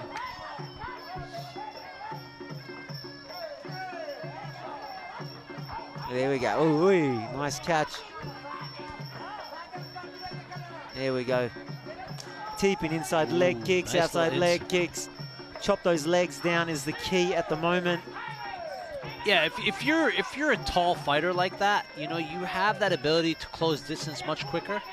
So it's natural of Netapon to just start chopping away at those legs. Yeah, you just take away that movement. You just keep chopping away. You just hear the corner of Natapon just screaming. I love it. You have no idea what they're saying, but they're screaming, man. Very nice inside leg kicks. I love that. You know, he's moving between the inside and outside. That's going to really wear and tear on Hussein later on as we move deeper into the rounds. We're going to see how much heart he's got, how much his legs can take. Much better round from Natapon Sankala in this round. I mean, but like I said, with the Russian, all it takes is just an overhand ride, big hook, elbow, and it's all over Red Rover. Very nice there. Dodged the combination. It's Sankala. Didn't get to dodge that one, though. Yep.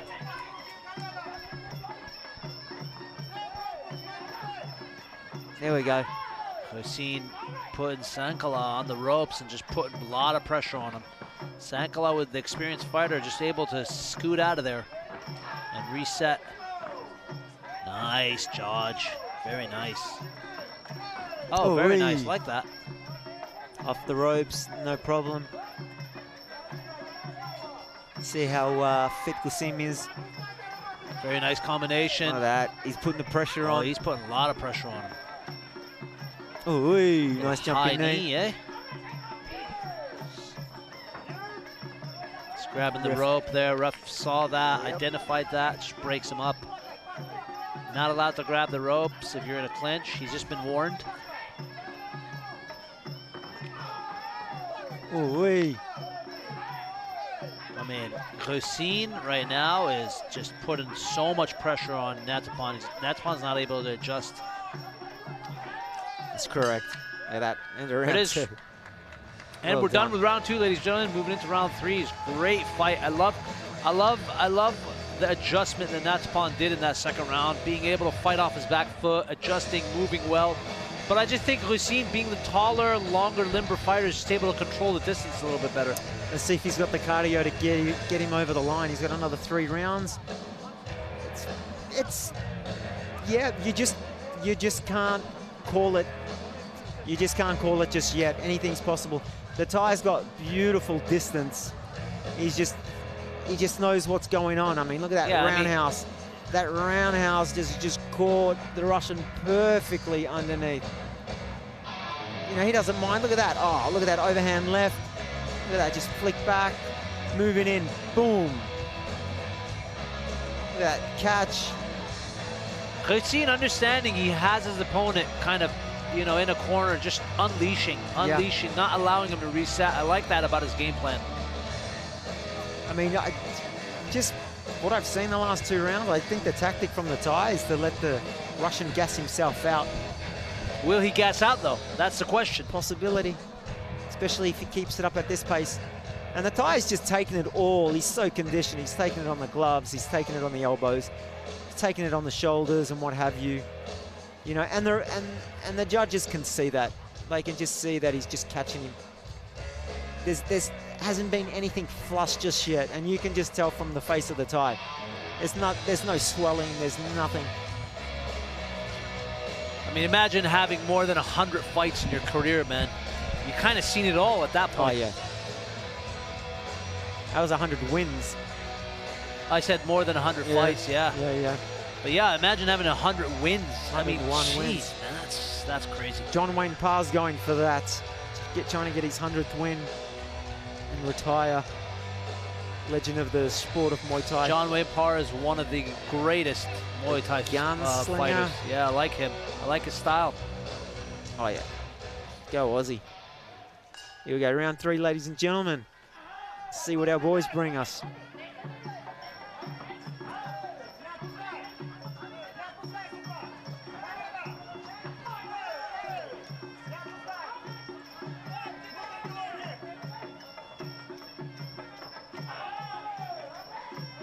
It's difficult to adjust to a fighter like Hussein Aliyev because he's just so tall.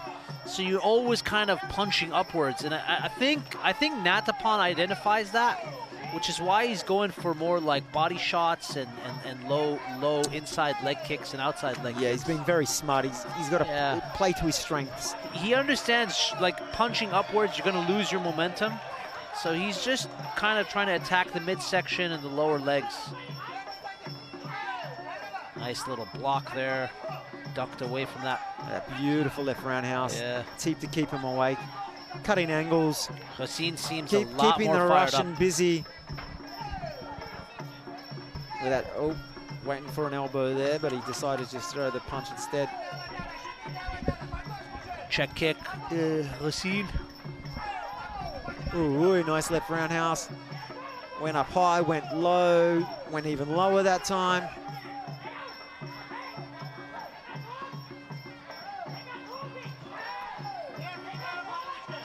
He can just stand there all day the time, throw that left roundhouse and just win on points.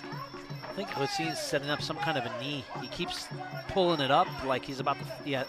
Okay, I thought he was gonna throw it there, but he went for the elbow. When you go to Thailand and you spar some of these Thais, and you can have all the fancy kicks in the world you want. If they got a good left roundhouse or right roundhouse, they just keep you back all day long.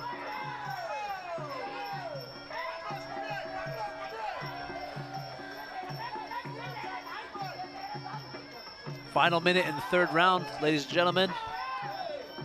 Yeah, between this, in this co-main event between Hossein Eliav in the red shorts and Natapan Sankala in the blue shorts. That Ali with the names, with perfect, the pronunciation of all these crazy names, man. And he's not even, I can tell, he's not even looking at the script. Hey, I got it memorized now. I got the script, and I'm going back to school after this. Yeah. It's always tricky in this job to get the names right. You know, you don't want to offend anyone. Especially so in this part of the world. Yeah. In Australia, it's Bobby Darrell versus Gavin Smith. And John Bob. Final seconds here in round 3. And it's been pretty much of the same story. Hossein just, you know, putting the pressure on Natapan, being able to control the fight and take it where he wants to. Round 3 done. I mean, I've got the tie up on this. I've got the tie 3 rounds. You think the tie won the last 3? Yeah. Okay, interesting. Now, once again, if you can call this from a kickboxing point of view or a Muay Thai traditional. Yeah. Going from traditional Muay Thai, the Thai is just doing enough in terms of he's controlling the fight. Everything is flush. I mean, you just look left roundhouse. He's missing those punches coming from the Russians. Nothing. You know, they're just skimming. You know, everything's more calculated from the Thai. Everything is being covered, right? Everything's being blocked. As you can just, if you just watch the footage again and again, you'll just see, okay, tick for tack, here, there. Yeah. Nothing's perfect, but the Thai is covering up a whole lot more, and he's getting more clean, flush punches, kicks, knees, elbows in. And that's up to the referees to have a really good eye. That's interesting. That's interesting you see it like that. See, I had it Hossein the first round, and I had it Natapan the second round. I think the third round is pretty even, but I kind of edged it toward Hossein because he seemed to be controlling the ring a little bit much better. See, and this is where MMA kickboxing comes into it. Absolutely, and yeah. It gets a little bit confusing. And once again, it depends on the part of the world that you're in. I mean, in France, they might score it a little bit different. In certain parts of Europe and Australia. But just being around a lot in Thailand and a lot in Australia where they really follow the, you know, Muay Thai rules, I'm giving it to the Thai.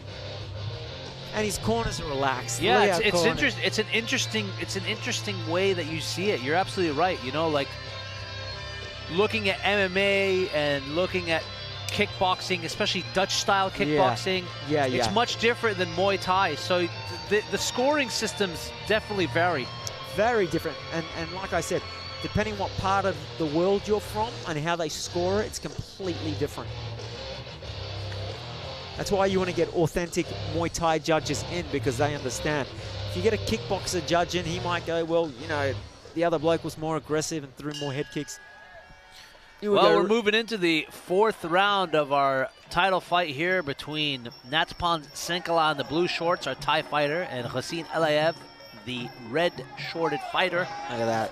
And the Thai's just picking him off. They're wasting no time, man. With those left roundhouses, just again, just pushing him back again and again and again. I know maybe some of you folks at home don't understand this, but if you get there and you're copying those left roundhouses again and again and again, your forearms are in pain. Yeah. You're in pain. Everything just sucks. Excuse my language, but it's just not fun. It's not, man. It's not. I mean, it doesn't look like a significant strike on the TV, but let me tell you, every single one of these shots hurts. Oh yeah. Whether you're blocking it or you're absorbing it, it's just not a good feeling, man. No, and that Thai knows what he's doing. Every time he's throwing that left roundhouse, he knows where it's landing 90% of the time, right across the forearm, across the bottom of the glove. He knows he's wearing down his opponent. I mean, I was just gonna say, like, the worst shots are the ones you don't hear. You know? Yeah. Like the ones you hear, okay, yeah, you hear them at home. It's like slap, tick, tap, bam, boom. Okay, those hurt, but the ones that you don't hear, that's when it hits the muscle or it hits the nerve, and it's just an ugly feeling, It's not man. nice. Yeah. Just sends a shockwave down your spine. That was just a slip from the Thai. Look at that. He's just front kick tipping, keeping his distance, throwing the Russian off. Russian can't get off. He's trying to get off. He's got everything in the bag, but he's just can't get off.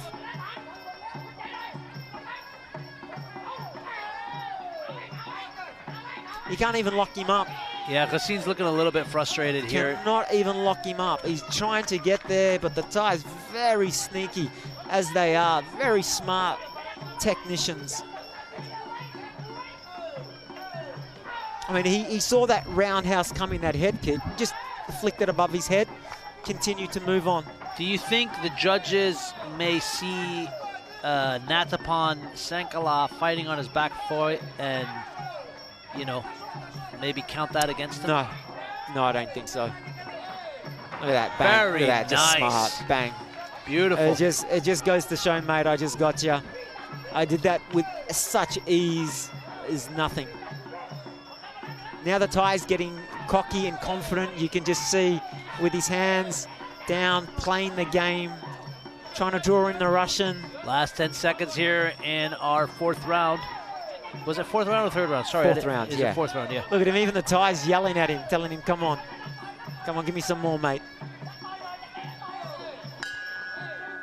So the Thai knows, if we were in Thailand, the Thai knows that he's got 4 rounds in the bank. He's won it, but he's got to push through for the 5th round. You'll go to Thailand sometimes and you'll just watch him. You know, if the fighter knows that he's won the 5th round, he'll just walk around with his hands up, doing a little bit of a boogaloo, dancing. Us Westerners are like, go smash him. But, you know, the Thais are like, nah, he's won it. There's no point. That was a nice sneaky leg kick there that hit the side or the kidneys of Ghassin. That was just a slip Little there. slip there. Weight transfer off that front foot. Look, you can look, catch it. Look at this. Yeah, later, this was mate. beautiful. Bang, This bang. was a beautiful sweep. Nice, simple dump. Judges saw it. He did it with just such ease. Like, yeah, like whatever, mate. And, Hey, there's NOUREDDINE hanging out in the crowds. Well deserved, my friend. Well deserved. Let's see what the 5th and final round has for us between these two fighters. It's been a really technical matchup. Poor Russian young lad, he is frustrated. You can just see he's frustrated. He's good. He is really good. He just can't get off. He's just being played at the moment. Little games, and that's what the Thais are so good at. I mean, you look at someone like Sanchai. You know, he just go watch videos upon videos on Sanchai. He's just the master of just making you look like I love that guy. idiot. Yeah, he's brilliant. You just look like an idiot in front of him.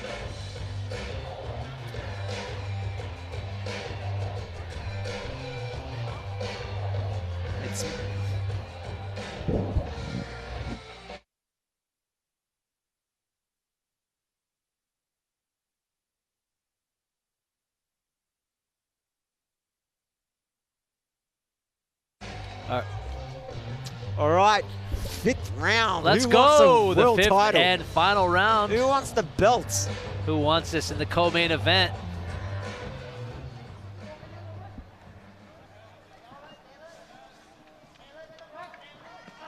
Thai starts off strong.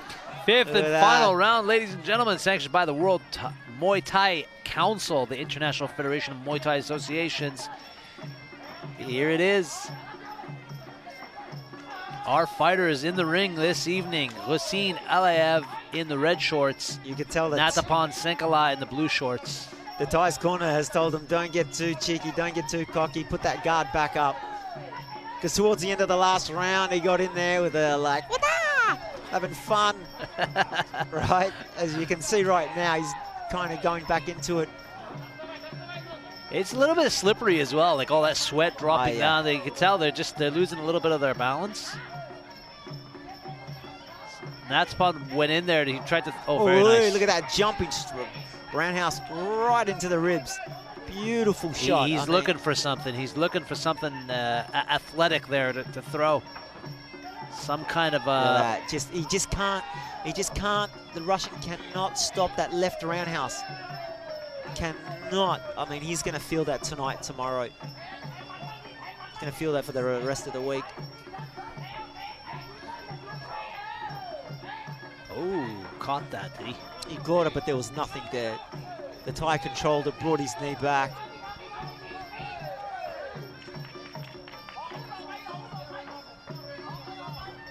Here we go, 90 seconds left.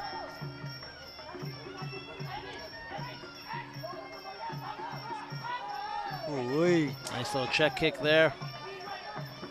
Catches that and counters with his very own.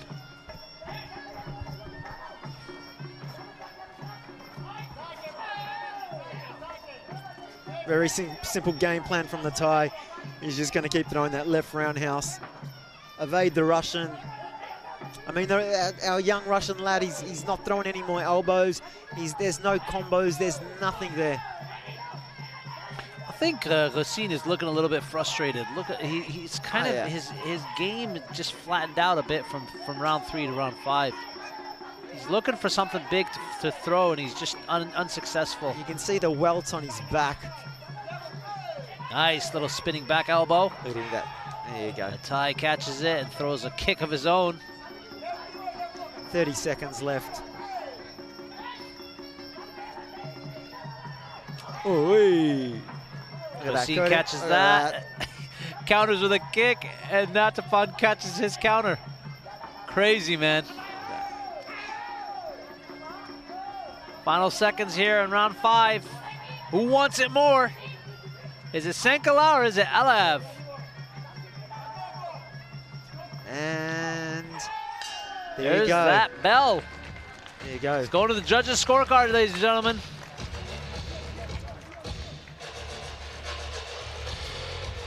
Very good fight, very good fight. I had it a little bit more closer than you, Ziggy, but I think you're seeing it from a different light. Let's see how the judges score it. Absolutely, it'll be interesting to see. There was some really great highlight moments from both fighters. Here we see Aliyev looking a little bit frustrated, trying to close that distance with those long kicks. Natapan has an answer of his own with his kicks. He got him with two. Nice, caught him with that right. Yeah.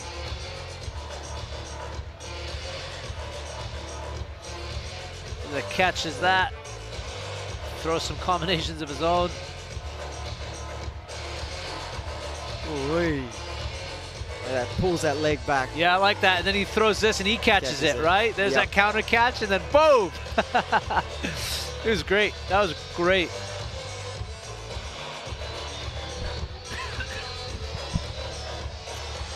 Turned a little bit chilly here tonight. Hey, got cold? Yeah? Yeah, got cold. I knew it would though. Thai knows he's won it. Well, let's see what the judges think. Yeah, it's not what you think happened, it's what the judges put on the scorecard. So let's see what happens here. Be interesting to see. I had it very close, to be honest with you. I don't really know where it went. They'll give it a split decision, I'd say. And to the blue corner. Ladies and gentlemen, after completing 5 3-minute rounds in a men's lightweight Muay Thai championship matchup for the vacant WMC men's lightweight world title, we go to the scorecards. Your judges have ruled in favor of your winner by points, declared by unanimous decision. To the blue corner from Bangkok, Thailand, it's Natapan Lamnamunlik Sen. Well done, mate. Well done to Natapon Senkla for taking that. Put on a nice tactical show with his and now, experience. ladies and gentlemen, we'd like to call forward our esteemed guest, Mr. Stephen Fox, the Vice President of Global Association of International Sports Federations.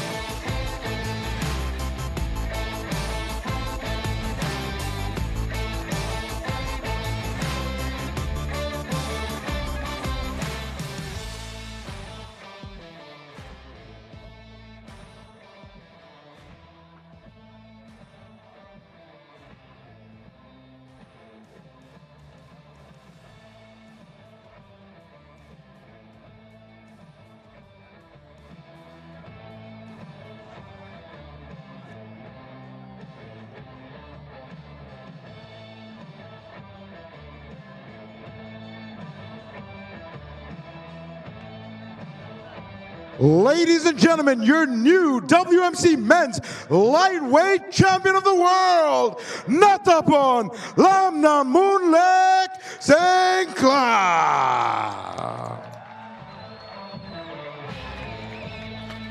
There he is, ladies and gentlemen, your new WMC champion, Natapon Senkla, as he... And now, ladies and gentlemen, put your hands together for the runner-up, Gusien Aliyev. And Gusien Aliyev is the runner-up this evening. Great show of sportsmanship for both these fighters. They put on quite a performance, quite a tactical performance. But the experience of the Thai fighter trumps the long, limber style of the Russian this evening.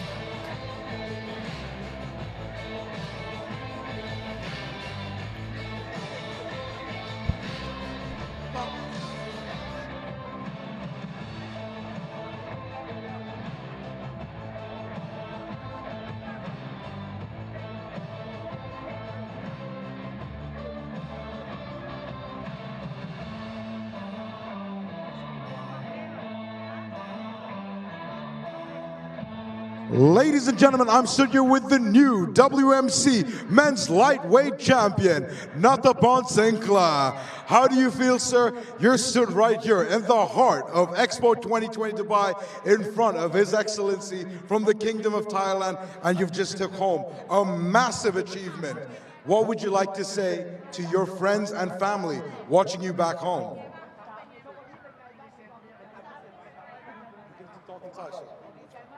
วันนี้ผมก็ได้มาชกรายการนี้ผมก็ภูมิใจมากครับวันนี้ผมก็ได้แชมป์เปี้ยนแล้วครับถ้ามีโอกาสหน้าปีหน้าผมขอมาชกที่นี่อีกครับ Ladies and gentlemen, your new WMC Men's Lightweight Champion of the World, Natapon Lamnamunlek Senkla.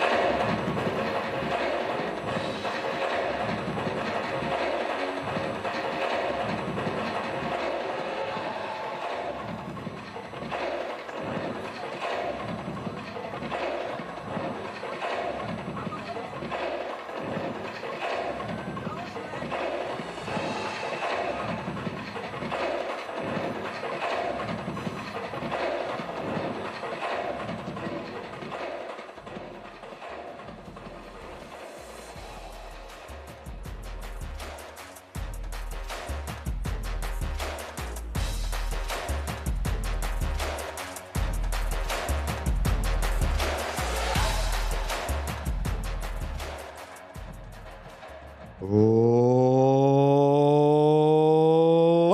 and gentlemen, we have reached your main event of the evening. Your main event of the evening is sanctioned by the WMC, the World Muay Thai Council, for 5 3-minute rounds in a men's light heavyweight Muay Thai championship matchup. This fight for the main event is for the vacant WMC men's light heavyweight world title. Ladies and gentlemen, please help me welcome and bring our first into the ring, as always, your referee in charge of the action, the man by the bell. It's referee Ledachai from Thailand.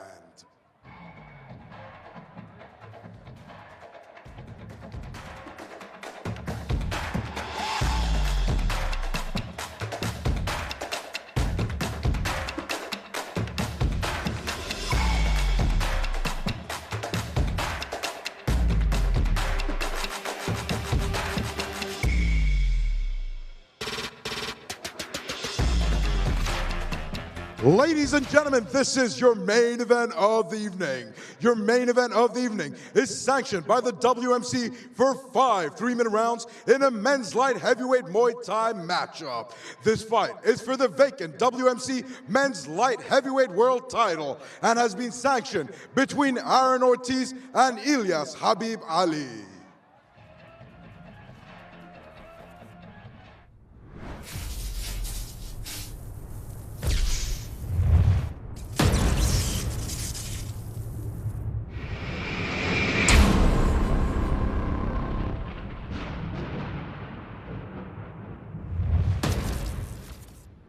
Fight of the night. Another world title. Ladies and gentlemen, please help me welcome our first, fighting out of the red corner from the United States of America, it's Aaron Ortiz. Here we are, ladies and gentlemen. It's the main event of the evening between Aaron Ortiz, the American, and ELIAS Habib. And what a night of fights it's been. We've come a long way. Long way. Aaron Ortiz makes his way into the ring. The American is quite the tactician when it comes to Muay Thai. He's 23 years old, towering at 192. Sorry, 192. I read that wrong. 192, quite a tall fellow. 27 wins and 8 losses. They call him the Plague. The Plague. Well, that's not good. Not in this day and age. I'll tell you what, he looks the part. Got a pretty boy here. He's got the hair down. He's got all the tats. Let's see if he can deliver. Mr. Aaron Ortiz from America. And he's going to be fighting a local boy that I've been following for years. He is a very interesting Muay Thai Emirati fighter. Tough boy, strong boy.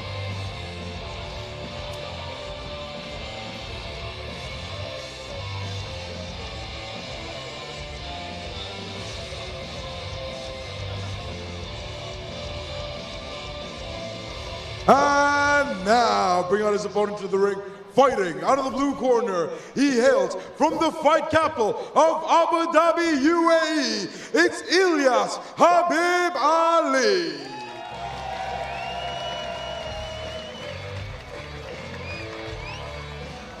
There he is, ladies and gentlemen. ELIAS Habib Ali, the 31-year-old fighter, stands at 183 centimeters.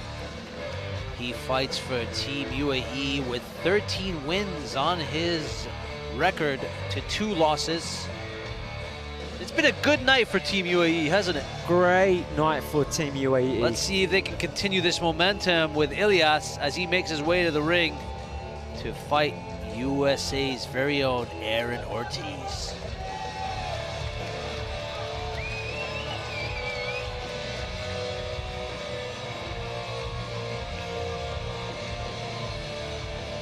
I'll tell you what, if we're chilly, these fighters must be absolutely freezing. I had to get my wife's jacket, as you can see, just to keep myself cool. You look cute in it. Thanks, buddy. A warm welcome does ELIAS get from the crowd as he represents the country. Team UAE.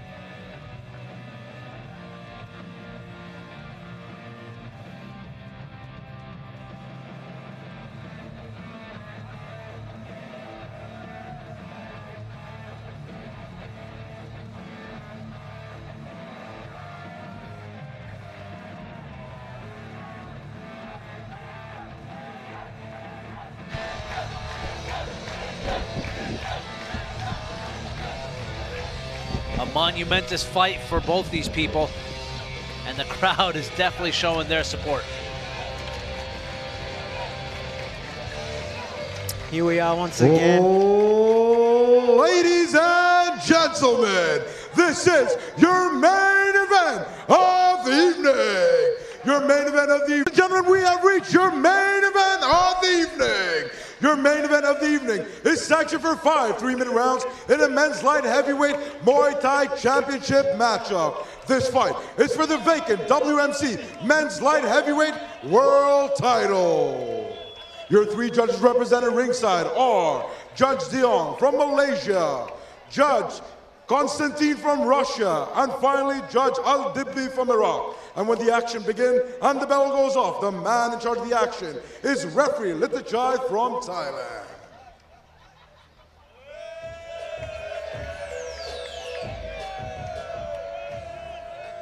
And now, reintroducing first, fighting out of the red corner.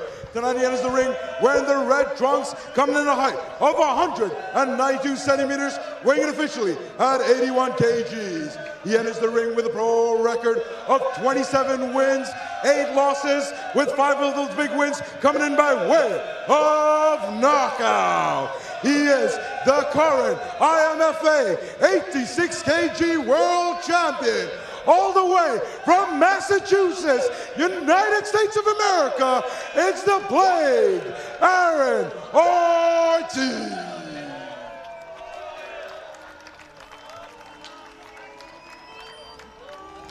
And now, fighting out of the blue corner. Tonight he has the ring wearing the blue trunks, coming in a height of 183 centimeters, weighing in officially at 81 kgs even.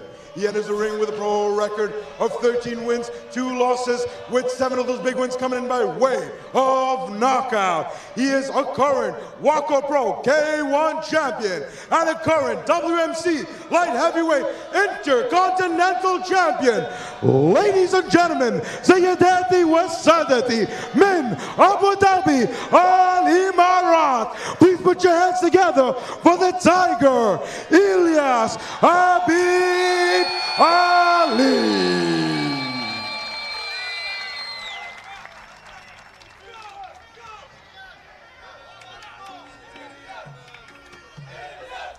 Well, we have ourselves a fight, ladies and gentlemen, in the main card.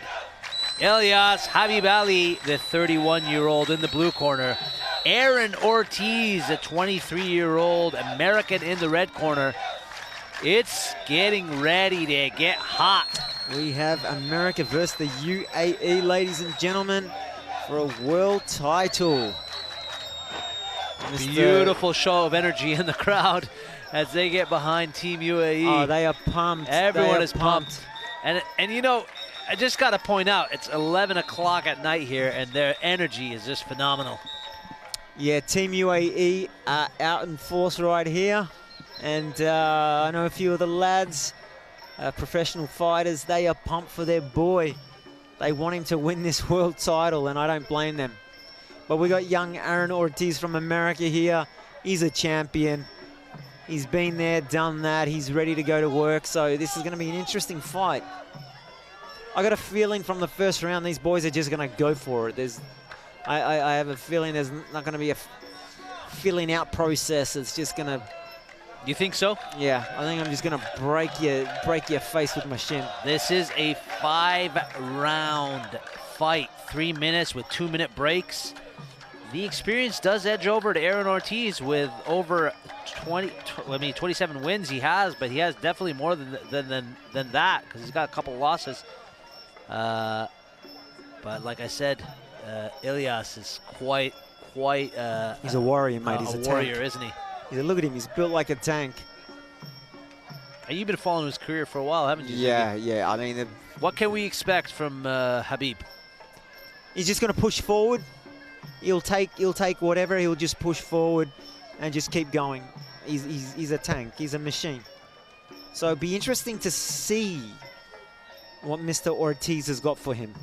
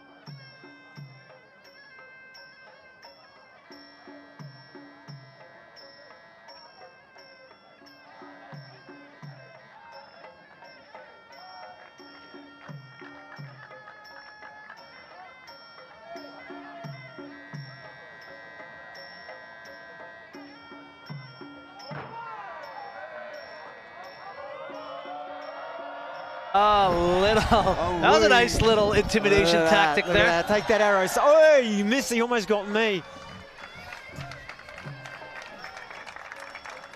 Here we go. Here we go. This is what I've been waiting for all night. This is what I've been waiting for all night. Look, man, at the end of the day, you can do all those things. You can talk the talk. You got to walk the walk. So it'll be interesting to see now what happens. Both these fighters have a wealth of experience. Both have been in the darkest corners of this ring. Both have been able to perform under pressure.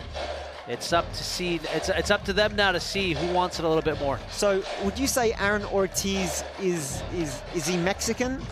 You being a Canadian, Ortiz, is that generally a Mexican surname? Ortiz is generally, yeah, it's a Mexican descendancy, but you know, I don't know if he is actually Mexican, but yeah, the name Ortiz is a Mexican descendancy. Mexican fighters, whether it's MMA, Muay Thai, kickboxing, they got hearts of gold. Absolutely, but you can have Americans that are called Ortiz and not be of Mexican descendancy. Okay. So we don't really know. You got to go ask them. I don't know. I will find out later. Oh, look at this. We're ready to go. Let's have a look here.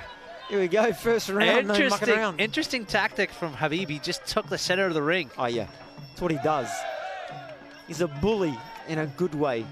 One thing I gotta point out immediately, Ziggy, is that Aaron is just towering over Khabib. Oh yeah. The height advantage is just, it's just so evident. Both boys have to tuck their chins in. Don't keep them out.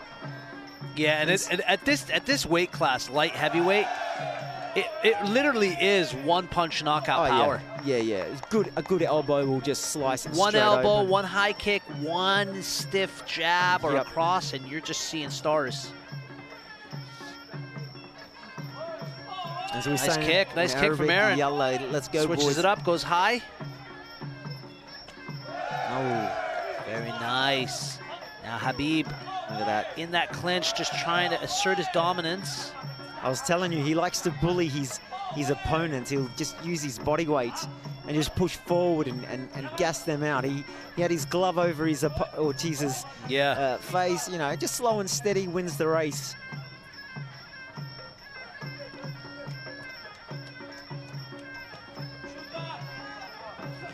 Ooh, nice roundhouse from Ortiz. Ooh, nice roundhouse once again, catching those floating ribs.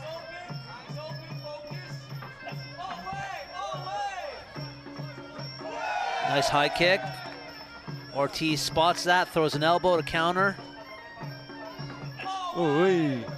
Leg kick of his own from Ortiz. Nice combination. Nice left right. Yeah, Habib closing the distance beautifully and then trying to bully his way into that clinch. Aaron's not having it. No, not at all. Yeah, not at all. He's doing really well in controlling that clinch game of Habib. Referee breaking him up. Aaron's like, what are you doing, mate?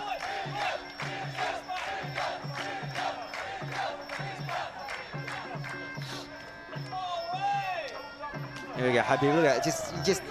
You can just hear his power. Yeah. Nice little quick elbow in there, a little dirty elbow. Just rubbing it in.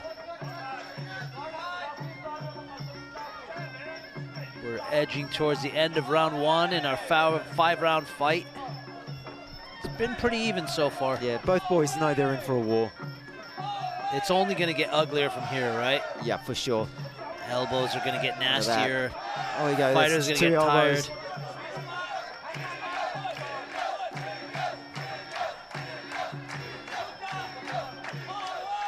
Nice left switch roundhouse. I like the way he throws that kick, Aaron. Oh, nice the way he throws those kicks is really, really nice, man. He's got beautiful technique. Good technique there with the leg kicks. Very smooth.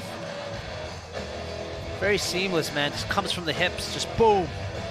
I think this fight, just calling it early, cardio is going to be a massive factor because they're bigger boys. Yeah. And every time they throw, especially Habib, when he throws with intention. He throws with everything, and we all know that you can't keep that level up. For 5 rounds? Well, you can, but you're going to slowly, you know. Gas the tank, man. Let's have a look here at the replay. See some nice leg kicks from Aaron. Habib bulling his way in. I like the glove in the face, kind of, you know, restricting the breathing of Aaron.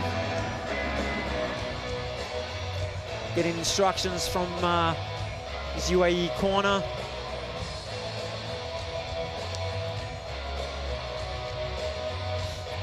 That was the first round. That was the filling out round. So the second round is going to be interesting. You can see both boys are just sucking it in a little bit. Habib sucking it in a little bit more. You know, maybe from his corner, maybe they're just telling him just have another feel out for the second round. Keep on top of things. You know, maybe not load things 100%, but hey, that's his style, right? That's what he does. That's why he's here. That's why he's fighting for a world title. Aaron looks cool, calm, and collective. Yeah, he's been here before. Yeah, even his coach even looks much calmer. It's the same coach from Rebecca Irwin's corner. Yeah. The Zen master, I'm going to call him. He's just chilled. 2-minute break between the rounds. Enough for the boys to get their energy back up. Here we go.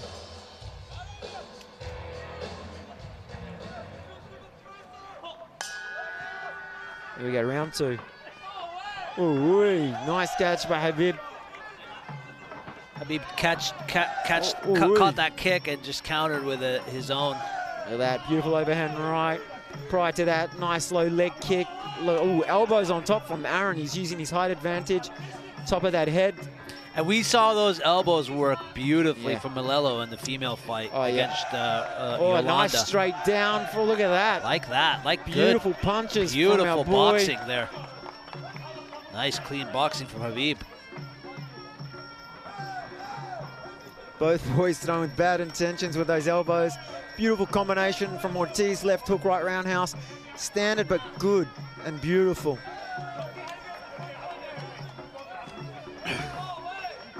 That's. Ooh, threw that elbow with bad intentions, Did you see that? man. That from Ortiz. That was. Oh, he got him. Did he cut him though? I don't know. He definitely caught him with that hook. Habib threw a nice right elbow. I'm not sure if he caught him. Anything can happen in this fight. I'm loving it.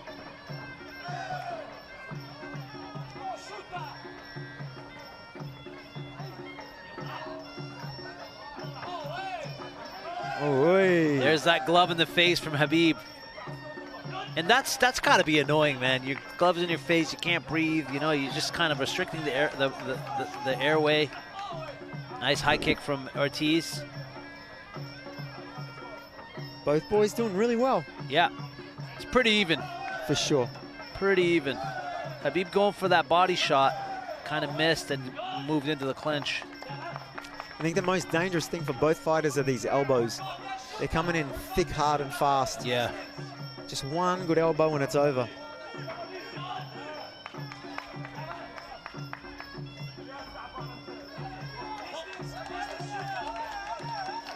Nice body shot. That's got to hurt. Nice head kick from Ortiz.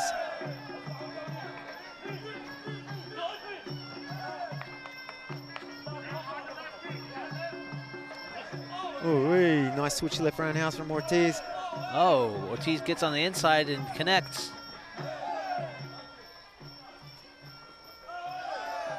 The Khabib throwing those solid punches to solid elbows.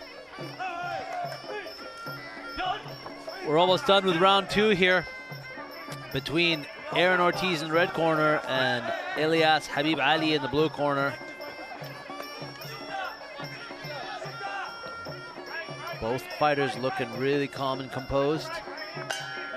Time, round 2. And having some successful moments in the early part of the round. I believe that Khabib from the UAE national team, for him to win, if I may, if he just boxes and stays on the outside, throws vicious leg kicks, roundhouses, and just keeps everything from the outside, forget the elbows for now. I think he can wear him down and hit him with a nice punch. Let's have a look at our replay here, Ziggy. We see that catch kick there. He throws a kick of his own. It's another catch kick. Is that, I think that's the same one. The same footage, yeah. There's a beautiful elbow there that connected.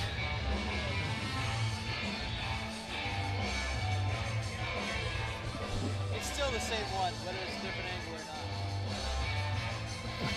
And angle or not. here's a really nice body shot from Khabib. Look at the seriousness on Khabib. He knows what's at stake. Both boys do. Aaron getting some final tips from his corner here as we head into round 3. Both boys seem like they're getting great advice. Let's see which one can implement it first. Pretty equal distribution of power between both these fighters. Yeah. I was expecting one to kind of triumph a little bit more than the other, but it seems like the power distribution between these two is about the same. You know, Aaron, taller fighter, thicker build, almost a similar build as Khabib, has just been able to control that inside clinch when he gets into those sticky situations with Khabib. Yeah, for sure. So it's been pretty equal up until now. Yeah, it gets into like these later rounds now where we see who kind of triumphs. Yeah, I can't score it at the moment. It's even down the middle. What I like that Aaron's, oh, very nice, very nice. Very nice of Khabib to spot that and catch it and just counter immediately. But what I was going to say is what I like that Aaron's doing is he's still staying very light on his feet. Being able to move and use the ring to his advantage. Of course. I mean, if you could vaguely hear from his corner just saying that, exactly what you were saying. Just keep that distance, keep that jab. He's really light on his feet. He's bouncing in and out. He understands that as soon as Khabib starts trying to bully him, he's able to sidestep out and reset the entire fight. Yeah, he's cutting his corners and reestablishing himself.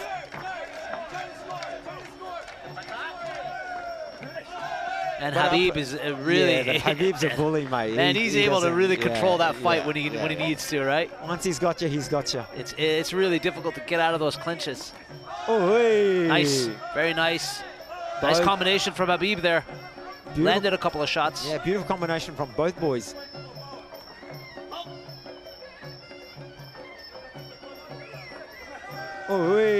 Catches the knee.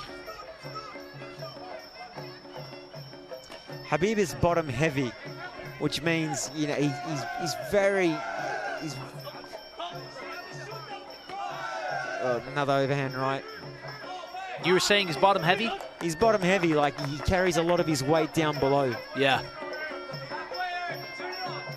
It's difficult. It's difficult for a fighter of Habib's build to be able to go 5 rounds. Like, you could just tell he's starting to gas out right now. Yeah. But Aaron also, you know, you could tell every time Aaron absorbs a shot from Habib, he takes a deep breath.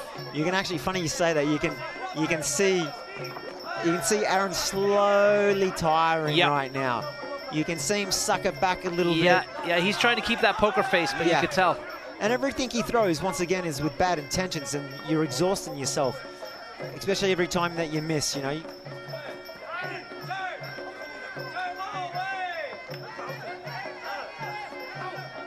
Yeah. Broke away really nice from that, but wasn't able to counter, which is really important when you break away from the clinch, to be able to counter, to get those judges to see that you're working, but you're getting points for your hard work. Yeah. Tell you what, Aaron Ortiz is doing a fantastic job. He's got beautiful combinations. Very nice, very nice. That was a beautiful sidestep there. Very nice combinations. Oh, really beautiful body shot there from Habib. And Aaron still being able to control the clinch. Yeah. This is really interesting to me. And that's it for round 3. Yeah. I give that round to Aaron. Yeah, I agree with you. I think Aaron, like, you know, it's interesting to see Aaron round after round adjust to Habib's game plan. Yeah. Habib's doing a good job in terms of like what he wants to do in terms of assert his dominance, throw his combinations, but he's not adjusting to Aaron, which I think is going to be like the game changer in round 4 and 5. I feel, and I'd have to obviously talk to Aaron or his corner, but he's got a kickboxing background. That's what it looks like. It's not that much of a tie in terms of if you just watch his counters. You know, he's got these beautiful counters, up high, low, low, high. Very, very K1 style from Aaron. Yeah. Well, you can see that. He's, what I was saying, like, he's light in his feet. That's a very Dutch style of fighting, you know, and being able to bounce in and out and you know, adjust to your fighter is very Dutch style. You know, go ahead. Perfectly said, Ali. You can just see, look at that, look at boom, like very. I mean, I come back from a kickboxing background, and it just watching this, it just reminds me, you know, of that old school. As soon as you get hit, bang. Yeah, counter. Just counter and make it worth it, you know. I feel that at the moment, right now, I just feel that Aaron is pipping out, just pipping out Habib. Hey, I'm not a judge. I don't know. We got 2 more rounds to figure this out.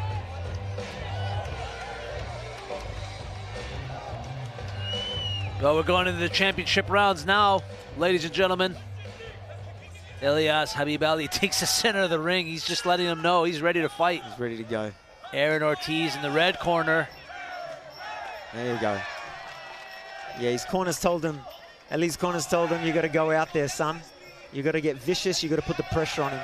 And this is where all that training, all that discipline. Oh, look at those vicious elbows. Everything comes into play now because you're in the championship rounds, baby.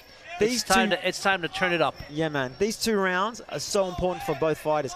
If they don't put them on, if one of the fighters doesn't put it on, he's losing. And you can see that. I believe both boys have got enough in the tank to push hard for 2 rounds.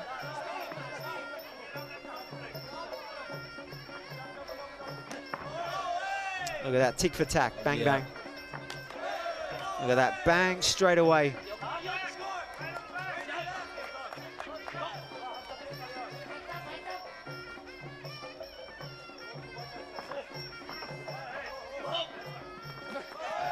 Aaron's just finding those little gaps that are landing. Aaron's putting it on him right now, He's just pushing forward now. He's throwing combinations. And we got a cut, I think, is that a cut underneath Habib's eye? Yep. It's a mouse. I think it's a mouth under his eye. I don't think it's cut. I think it's just a small little mouse. I haven't seen it, though, so I can't really... it looked like a mouse, though. It's not really bleeding heavily. As I was saying early on, this fight comes down to your cardio. Oh, no, Boys it is are a bit cut. heavier. Sorry. Go ahead, Ziggy. Sorry Yeah, no, I was just mentioning the fitness factor. You can just see Aaron's just got a little bit more in the tank at the moment. He's pushing a little bit harder, faster, and recovering a whole lot more. Yeah, you're right. I mean, when it comes to cardio, Aaron is definitely taking that trophy home. He's able to just remain more active. Yeah. And kind of, you know, stick to his game plan, throw his combinations, move in and out of the pocket, which I think is earning him the points that he needs in the judges' eyes. Being a little bit more creative. I mean, he's got that slight height advantage where those elbows can come down automatically, which must be really annoying for Khabib.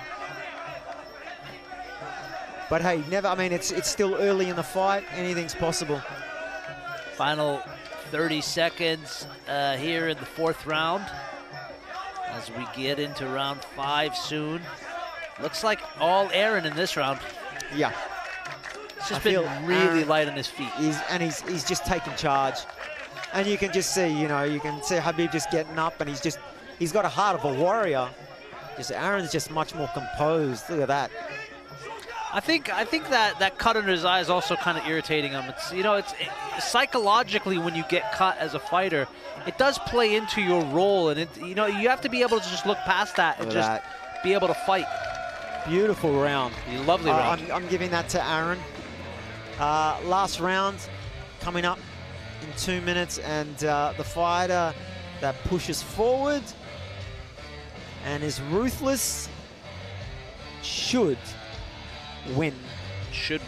The world title. I'm just trying to see here this cut and I don't think it's that bad. I mean, it's there. It's not that bad. The judges, sorry, the ref hasn't jumped in, but it's there. I think it's one of these elbows that were coming down that kind of just sliced open that eye. It's beautiful. I love that kick right there. Yeah, I was seeing that earlier. It's beautiful. Hey, Nice. Good job on Khabib to block that, because that was going to get ugly. Beautiful replay here, ladies and gentlemen. Getting some really nice footage. Those elbows are missing by inches at time. The boys know what they're doing.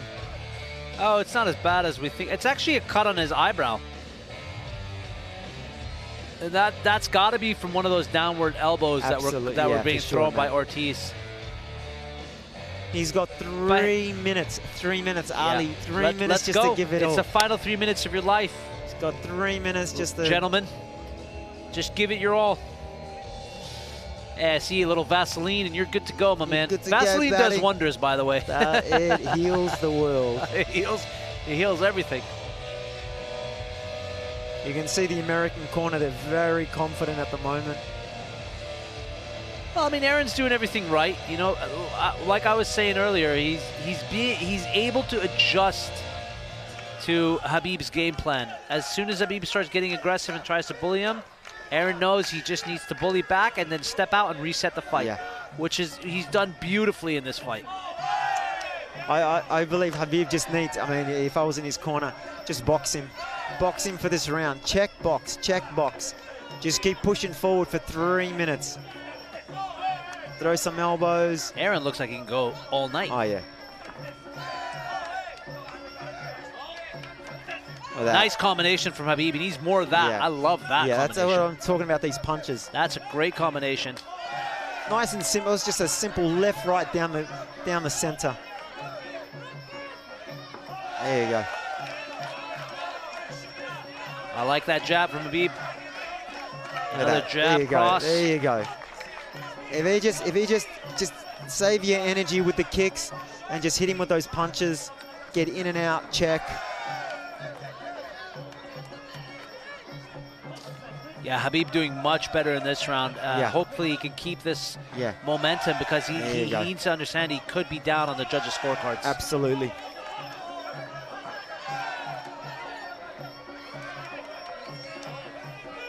Heart of a warrior, Khabib. He knows he's gassed out, but he's just pushing and he just doesn't give up. That's what I love. Very nice high kick from Aaron. And Habib with a nice combination of his own. Yep, in and out, in and out.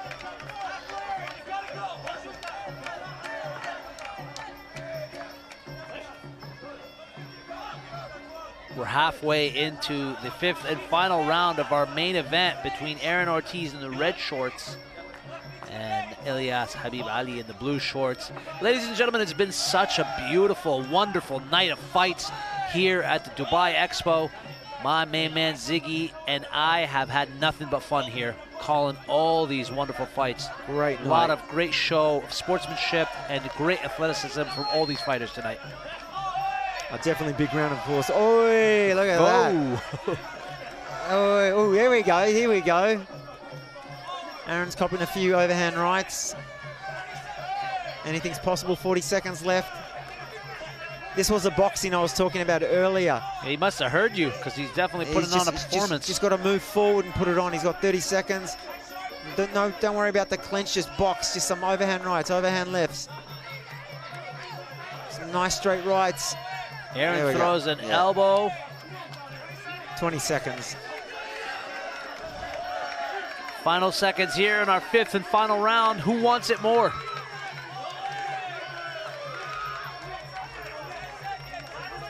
Here we go. 5 seconds left, ladies and gentlemen.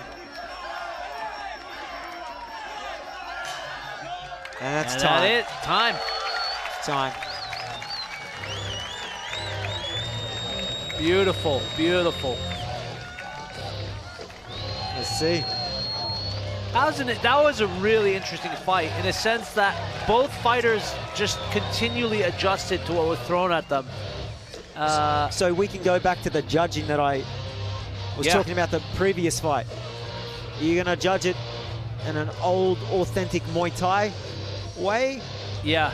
Or, but the problem with this is that Habib does fight like a kickboxer. He's got those hands like a kickboxer, like a Dutch boxer. You know what I mean? It's a tough one. It's a tough one to call. It's a really tough one to call.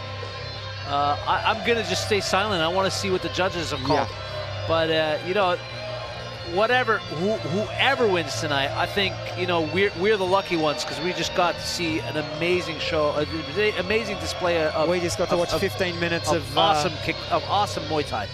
Yeah. The crowd's going crazy, man. They got their phones up. Look at this. This is awesome.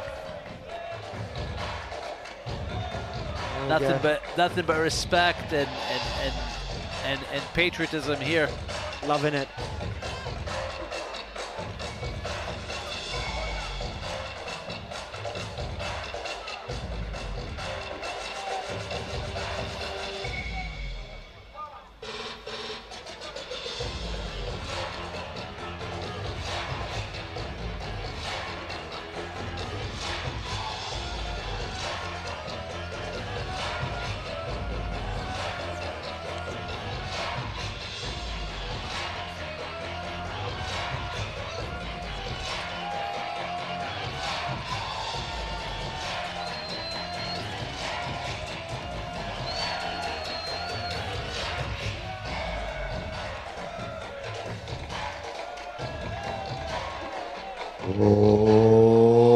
Ladies and gentlemen, we'd like to call forward our esteemed guest, His Excellency Abdullah Al-Layani, the President of the UAE Muay Thai and Kickboxing Federation.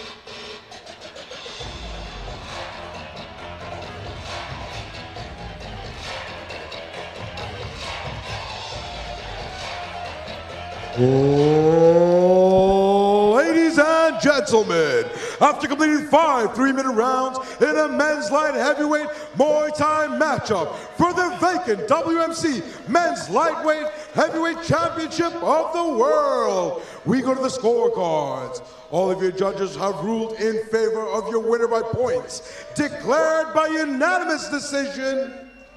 To the blue corner, from Abu Dhabi, it's the Tiger, ELIAS Habib Ali. And there you have it, ladies and gentlemen. That was a tough fight to call, I'm not going to lie to you. Yeah, that was a tough one. But that was a tough fight. ELIAS Habib Ali gets crowned the champion in our main event tonight. Mabruk, as we say in Arabic. Mabruk to him. Well done to Aaron Ortiz. Gave us a great fight, entertaining fight. Ladies and gentlemen, His Excellency will now be giving the belt to your new WMC Men's Light Heavyweight Champion of the World, the Tiger, ELIAS Habib Ali.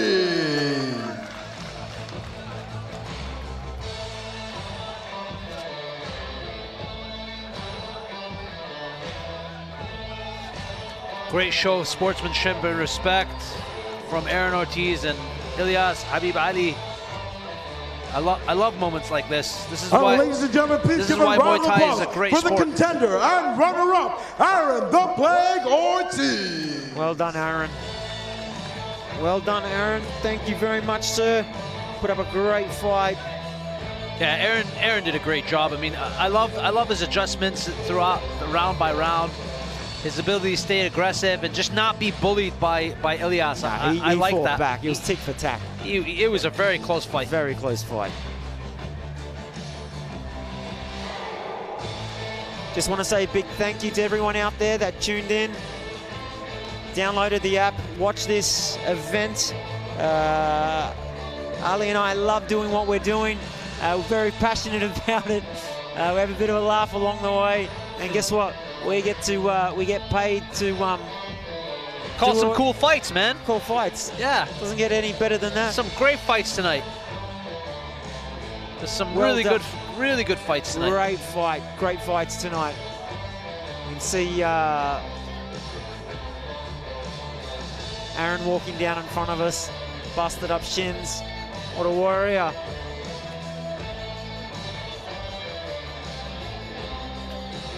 Everyone that walks into that ring gets nothing but respect. I mean, it takes a lot of heart, guts, and determination to do 100%. What these fighters do, and I have nothing but admiration and respect for them. It is a tough sport. It's not for the faint of heart, and you know, I think, like I said, we're the lucky ones. We just get to watch and commentate from the sidelines. These guys put their lives on the line. They put everything out on the line for us to be entertained. Yeah. So nothing but respect for all of them. Great show tonight, eh, Ziggy? Loved it. Can't wait to do it again. We know there's a few other events coming up this year. Ladies and gentlemen, I am stood here with your new WMC Men's Light Heavyweight Champion of the World, the Tiger, ELIAS Habib Ali. ELIAS, you now have 3 belts. You are the current Walker Pro K1 champion, the current WMC Light Heavyweight Intercontinental Champion, and the new WMC Men's Light Heavyweight Champion of the World. What would you like to say to your friends and fans watching you at home? السلام عليكم ورحمة الله. أحب أشكر الجمهور الكريم الكل شكرا سيدي سمو الشيخ منصور بن زايد النهيان على تنظيم الرائع على الدعم لهذه الرياضة. أشكر سعادة عبد الله النيادي، نشكر زكريا طارق، الجميع أشكر مدربيني، أشكر كل حضور. شكرا أشكر جبريل الغالي. Give us a bit of a ELIAS, translation. before you get out of here, do you have any final thoughts on your opponent? How did you feel going up against the Plague, Aaron Ortiz? He is a great fighter. I want to thank him for coming to fight me tonight. He is one of the best fighters I fought. Thank you so much. Ladies and gentlemen, your new WMC Men's Light Heavyweight Champion, the Tiger, ELIAS Habib Ali. And that's us out. Oh, there you go, ladies and gentlemen. 12 amazing fights tonight. A beautiful event at the Dubai Expo at the Sports Arena. A lot of amazing moments. Some champions walked out. Ladies It's and been nothing gentlemen, but great. Dubai has been chosen to host the first ever Royal World Cup. The winners will book their tickets to the Kingdom of Thailand in December.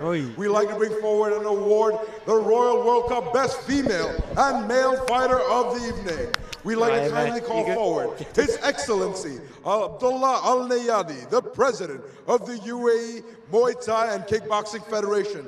Alongside His Excellency Al Nayadi, we'd like to call forward His Excellency Warawud Bu Apinya, the Ambassador to the Kingdom of Thailand to the United Arab Emirates. And alongside both of their excellencies, we'd like to call forward Mr. Stephen Fox, the Vice President of Global Association of International Sports Federation.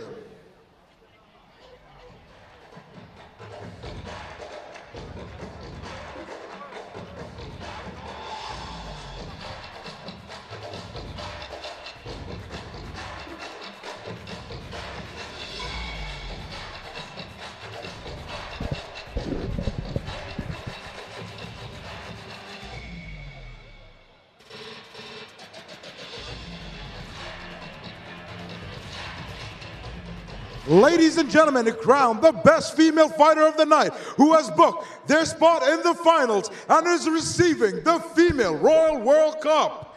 Ladies and gentlemen, please put your hands together. From Lyon, France, it's Anel Angave.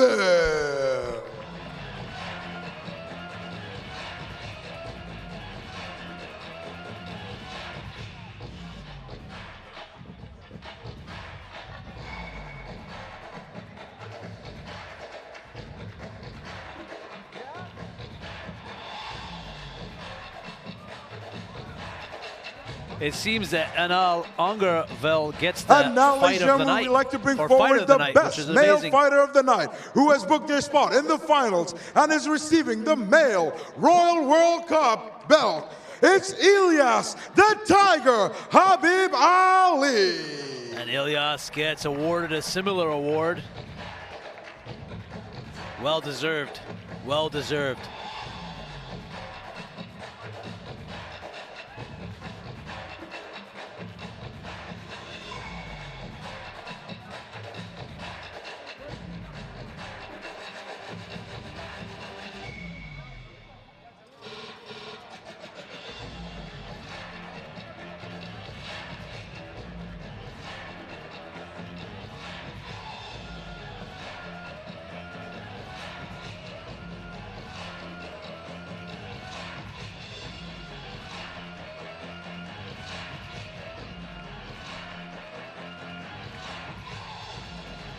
Ladies and gentlemen, may I present to you the best male and female fighter of the night, both of which will be joining themselves in the Kingdom of Thailand for the Royal World Cup in December.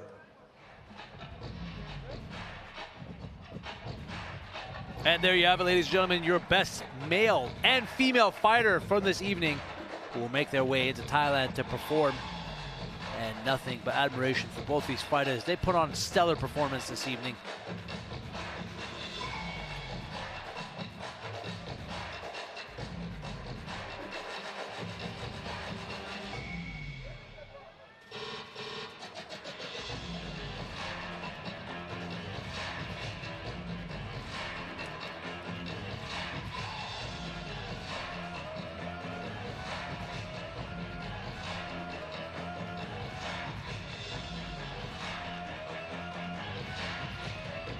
Ladies and gentlemen, thank you so much for joining us on UAM's Muay Thai Night Expo 2020 Dubai. It's been a fantastic evening. Thank you so much for joining us live. You've been a fantastic crowd. My name's been Rishi Paniker. Be safe and have a good night. Well, there you have it, ladies and gentlemen. My name is Ali Makdad and Ziggy Darwish here. We're signing out. It's been an epic night of fights. Have yourselves a good night. We'll see you at the next fight. Bye-bye now.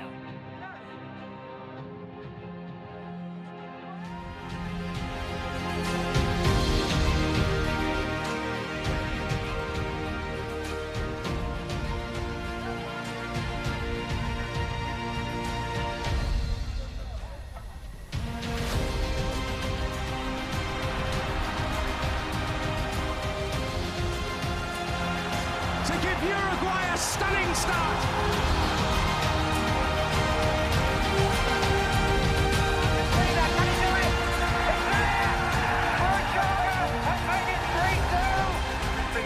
Diego Maradona of Argentina, the world's greatest player, receives the world's most important football prize. Saw an opening in the defence and achieved the hat. Turned up to the royal box to receive the Jules Rimet Cup and the winner's medals. Je vous avais dit, il y avait le corner qui venait, il y a eu 2 corners. Des Françaises, la Coupe du Monde est française pour 4 ans.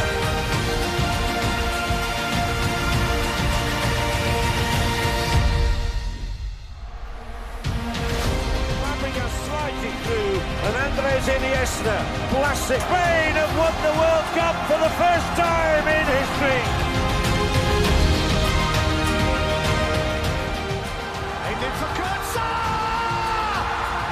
Germany are the champions of the world.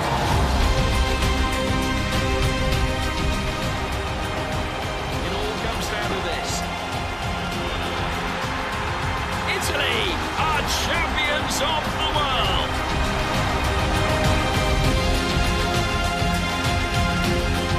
Ronaldo, Owen John spilled it. Ronaldo to make the breakthrough. World champions again.